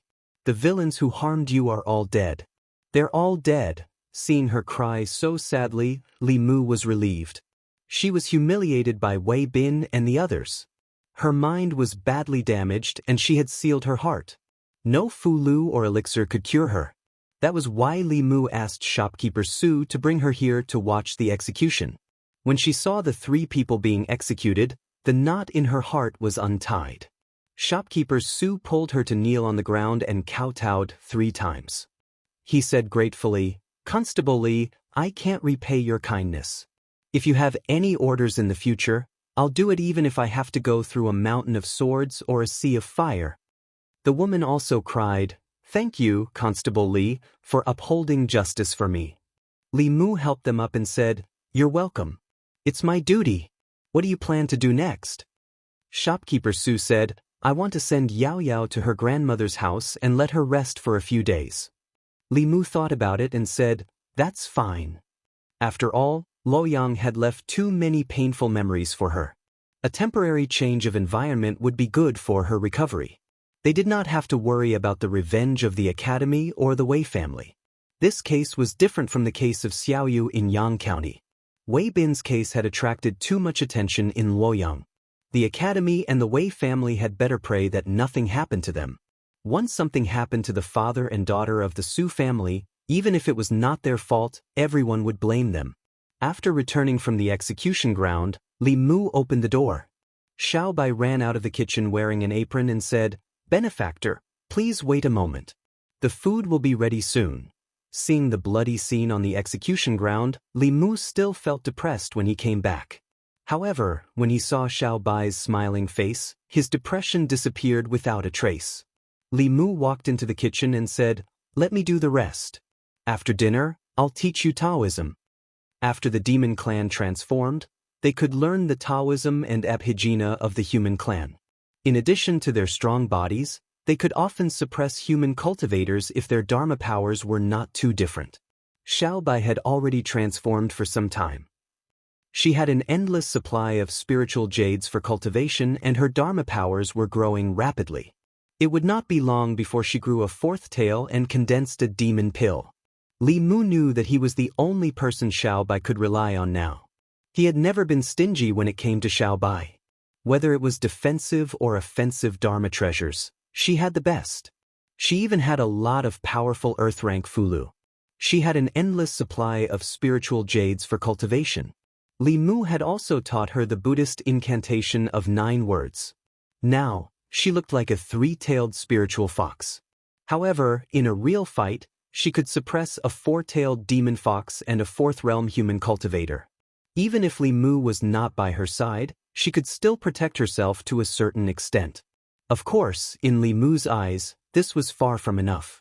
Putting aside the fact that she still had to avenge her grandmother and her entire clan, in order to stand firmly behind the Empress, he had already offended all the people and forces that he could and could not afford to offend in the deity's capital. Even if he was being targeted now, he still could not figure out who was behind it. The 6 ministries and 9 temples, the academy, the Zhou family, the Xiao clan, it was all possible. They could not find a way to break through Li Mu. It was inevitable that they would attack those around him. Especially what Li Mu was about to do next, it would completely offend the academy. He did not care about himself, but he had to consider Xiao Bai's safety. After tomorrow's morning court, he planned to ask the Empress for a heaven-rank Fulu for protection. If the Empress did not give it to him, Li Mu would have to reconsider their relationship. He had offended so many people for her and was in great danger. As Li Mu's only backer, if she did not even care about Li Mu's safety, then it would be difficult for him to work for her in the future. Chapter 253. In the Ziwei Palace. Although the Hundred Rivers Academy was highly respected and had sent countless officials to the imperial court for more than 100 years, its reputation in Luoyang had plummeted due to the recent events. Led by the censorate, more than a dozen officials presented their reports in the morning court. They pointed out that the Hundred Rivers Academy was not strict in teaching and that the students had committed crimes. The purpose of the establishment of the academy was to improve the quality of the officials and to benefit the people. It was hard to imagine that the students of the academy had repeatedly raped women. If such a person were to enter the imperial court in the future, wouldn't it be a disaster for the people of the great Zhou dynasty? Before the scandal broke out in the academy, the vice principal or instructor of the Baichuan Academy liked to make impassioned remarks in the morning court. After Wei Bin, Xianxia, and the others were exposed, they never appeared in court again. The officials from the Qingyun Academy and the Myriad Scroll Academy naturally wouldn't defend the Hundred Rivers Academy. For a time, there was a rare situation where the officials accused the academy. Of course, the actions of individual students couldn't implicate the entire academy. The Empress only ordered the Hundred Rivers Academy to restrain the students and prevent such incidents from happening again. After the morning court ended and the officials left, Li Mu was still in the palace. Mr. Mei walked over and asked, "Is there anything else?" Li Mu said tactfully, "In the past 2 months, in order to help Her Majesty clean up the evil tendencies in Luoyang and unite the people, I've offended all the officials and nobles in Luoyang and even the academy. What if they attack me behind my back?" Mr. Mei comforted him, "Don't worry. If they dare to attack you in Luoyang, they won't be able to hide it from Her Majesty. No one has the guts." Li Mu said, "It's better to be safe than sorry." Mr. Mei understood Li Mu's intention and said helplessly, "I'll ask Her Majesty." She left the palace and soon came back with a fulu in her hand. Li Mu wasn't good at writing talismans, but he was knowledgeable. The fulu's spiritual power was restrained and looked ordinary, but it gave Li Mu a familiar feeling. The golden armor talisman gave him the same feeling. Obviously, this was a heaven-rank fulu. Mr. Mei handed the fulu to Li Mu and said, "His Majesty gave this to you. Keep it with you. When you are in danger, you don't need to activate it. It will protect you. This talisman can block a cultivator of the 6th realm for a moment. Once it is activated, His Majesty will be able to sense it immediately." The Empress was still as generous as ever. This way, Xiao Bai's safety would be guaranteed. Li Mu accepted the fulu and said, "Please thank His Majesty for me." Mr. Mei rolled his eyes at him and said, "You are the only one who can ask for a reward from His Majesty." Li Mu felt that there was nothing wrong with his way of doing things. In his heart, the relationship between him and the Empress was not that of a monarch and his subject, but that of a boss and an employee. The premise for Li Mu to work for her was that she could afford to pay him satisfactory remuneration. An employee could do anything for her boss, but the premise was that she had to give him grass. A boss who let the horse run but didn't give the horse grass would not be able to recruit loyal employees. Leaving the palace, Li Mu passed by a jewelry store and bought a protective talisman that could be hung around his neck. He replaced the talisman to ward off evil spirits and put in the heaven-rank protective talisman that the Empress had just given him. Back home, Li Mu gave the protective talisman to Xiao Bai and said, "Wear this. Don't take it off at any time." Xiao Bai obediently tied the red thread around her neck and then stuffed the protective talisman into her chest. Li Mu's throat moved and he looked away without leaving a trace. He said, "Okay, go and cultivate." People were used to describing women who were fatally charming to men as fox spirits. There was a reason for this. The 17-year-old Xiao Bai was already so charming. In a few years, she would be so charming that all men would fall head over heels for her. Li Mu had never seen other fox spirits, but he was sure that not every fox could be as beautiful as this after transforming into a human form. After recovering from Xiao Bai's charm, Li Mu began to think about the academy. He had only taken a small step forward and it was far from victory. Every academy in Luoyang had more than 100 years of history. A few tainted students could not shake their foundation. If he wanted to change the academy's control of the imperial court, he had to find a good reason for the Empress. Baichuan Academy. In response to the recent crisis of the academy's trust, Vice Principal Chen gathered all the instructors of the academy and warned them seriously, restrain your students.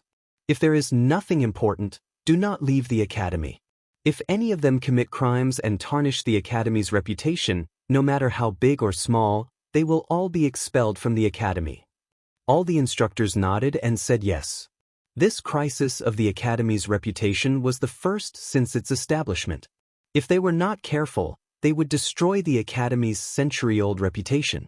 One of the instructors said, "Today in the Imperial Court, the officials from Clear Sky Academy and Myriad Scroll Academy slandered our Baichuan Academy. We cannot give them another chance." Another instructor snorted coldly. "What qualifications do they have to slander us? Apart from White Deer Academy, the students of Green Cloud Academy and Myriad Scroll Academy aren't any better than us. In my opinion, we should expose the dirty deeds of their academies and let everyone see." "Stupid!" Vice Principal Chen glanced at him and said, "Can't you see that this is Her Majesty's intention? She has long been dissatisfied with the officials from the Great Zhou leaving the academy. If we drag Clear Sky Academy and Myriad Scroll Academy down, won't it give Her Majesty a good reason?" The other instructors heard this and came to a realization. The four academies had always been on the same side when it came to selecting officials for the Imperial Court. If the four academies were the first to have internal strife, then the one who would be the happiest would be the Empress, who had long wanted to deal with the academy. No matter if it was Baichuan Academy, Clear Sky Academy, or Myriad Scroll Academy, the Empress wanted to see any of them fall. What she wanted to see more was the four academies killing each other. Fortunately, Vice Principal Chen reminded them. Otherwise, they wouldn't have thought of this. "I didn't expect a woman like Her Majesty to be so scheming. She wants to sit by and watch the academies fight amongst themselves. Her intentions are sinister. We can't let her succeed." Vice Principal Chen let out a long sigh and said, "The academies have existed for so long, and there are indeed many problems that have arisen internally. This wasn't the academy's intention. The academies can slowly correct these problems, but if Her Majesty takes the opportunity to interfere and change the structure of the Imperial Court, I'm afraid that in a few decades, the four academies will only exist in name," one of the instructors said worriedly. "Clear Sky Academy and Myriad Scroll Academy aren't much better than Baichuan Academy. It's very easy for them to find out about the dirty deeds their students have done. I'm afraid that even if we don't do anything, someone else will." As soon as he finished speaking, the old man guarding the entrance of Baichuan Academy hurriedly ran in and said, "Principal, bad news. Li Mu is here again." Li Mu asked Wang Wu and the others to set up a table in a shady corner at the entrance of Baichuan Academy. There was a brush and ink placed on the table. He moved a chair over and sat down behind the desk with a grand air of grandeur. Several instructors walked out of Baichuan Academy. The leader angrily scolded, "What are you doing here again?" Li Mu turned around and put his arm on the chair.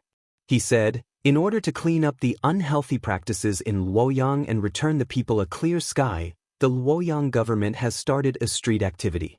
From today onwards, if the people want to report a case, they don't have to go to the government office. They just have to do it here." The instructor said, "If you want to do it somewhere else. This is the academy, not the Luoyang government's place." The academy didn't stop the Luoyang government from handling cases, but he put it at the entrance of the academy.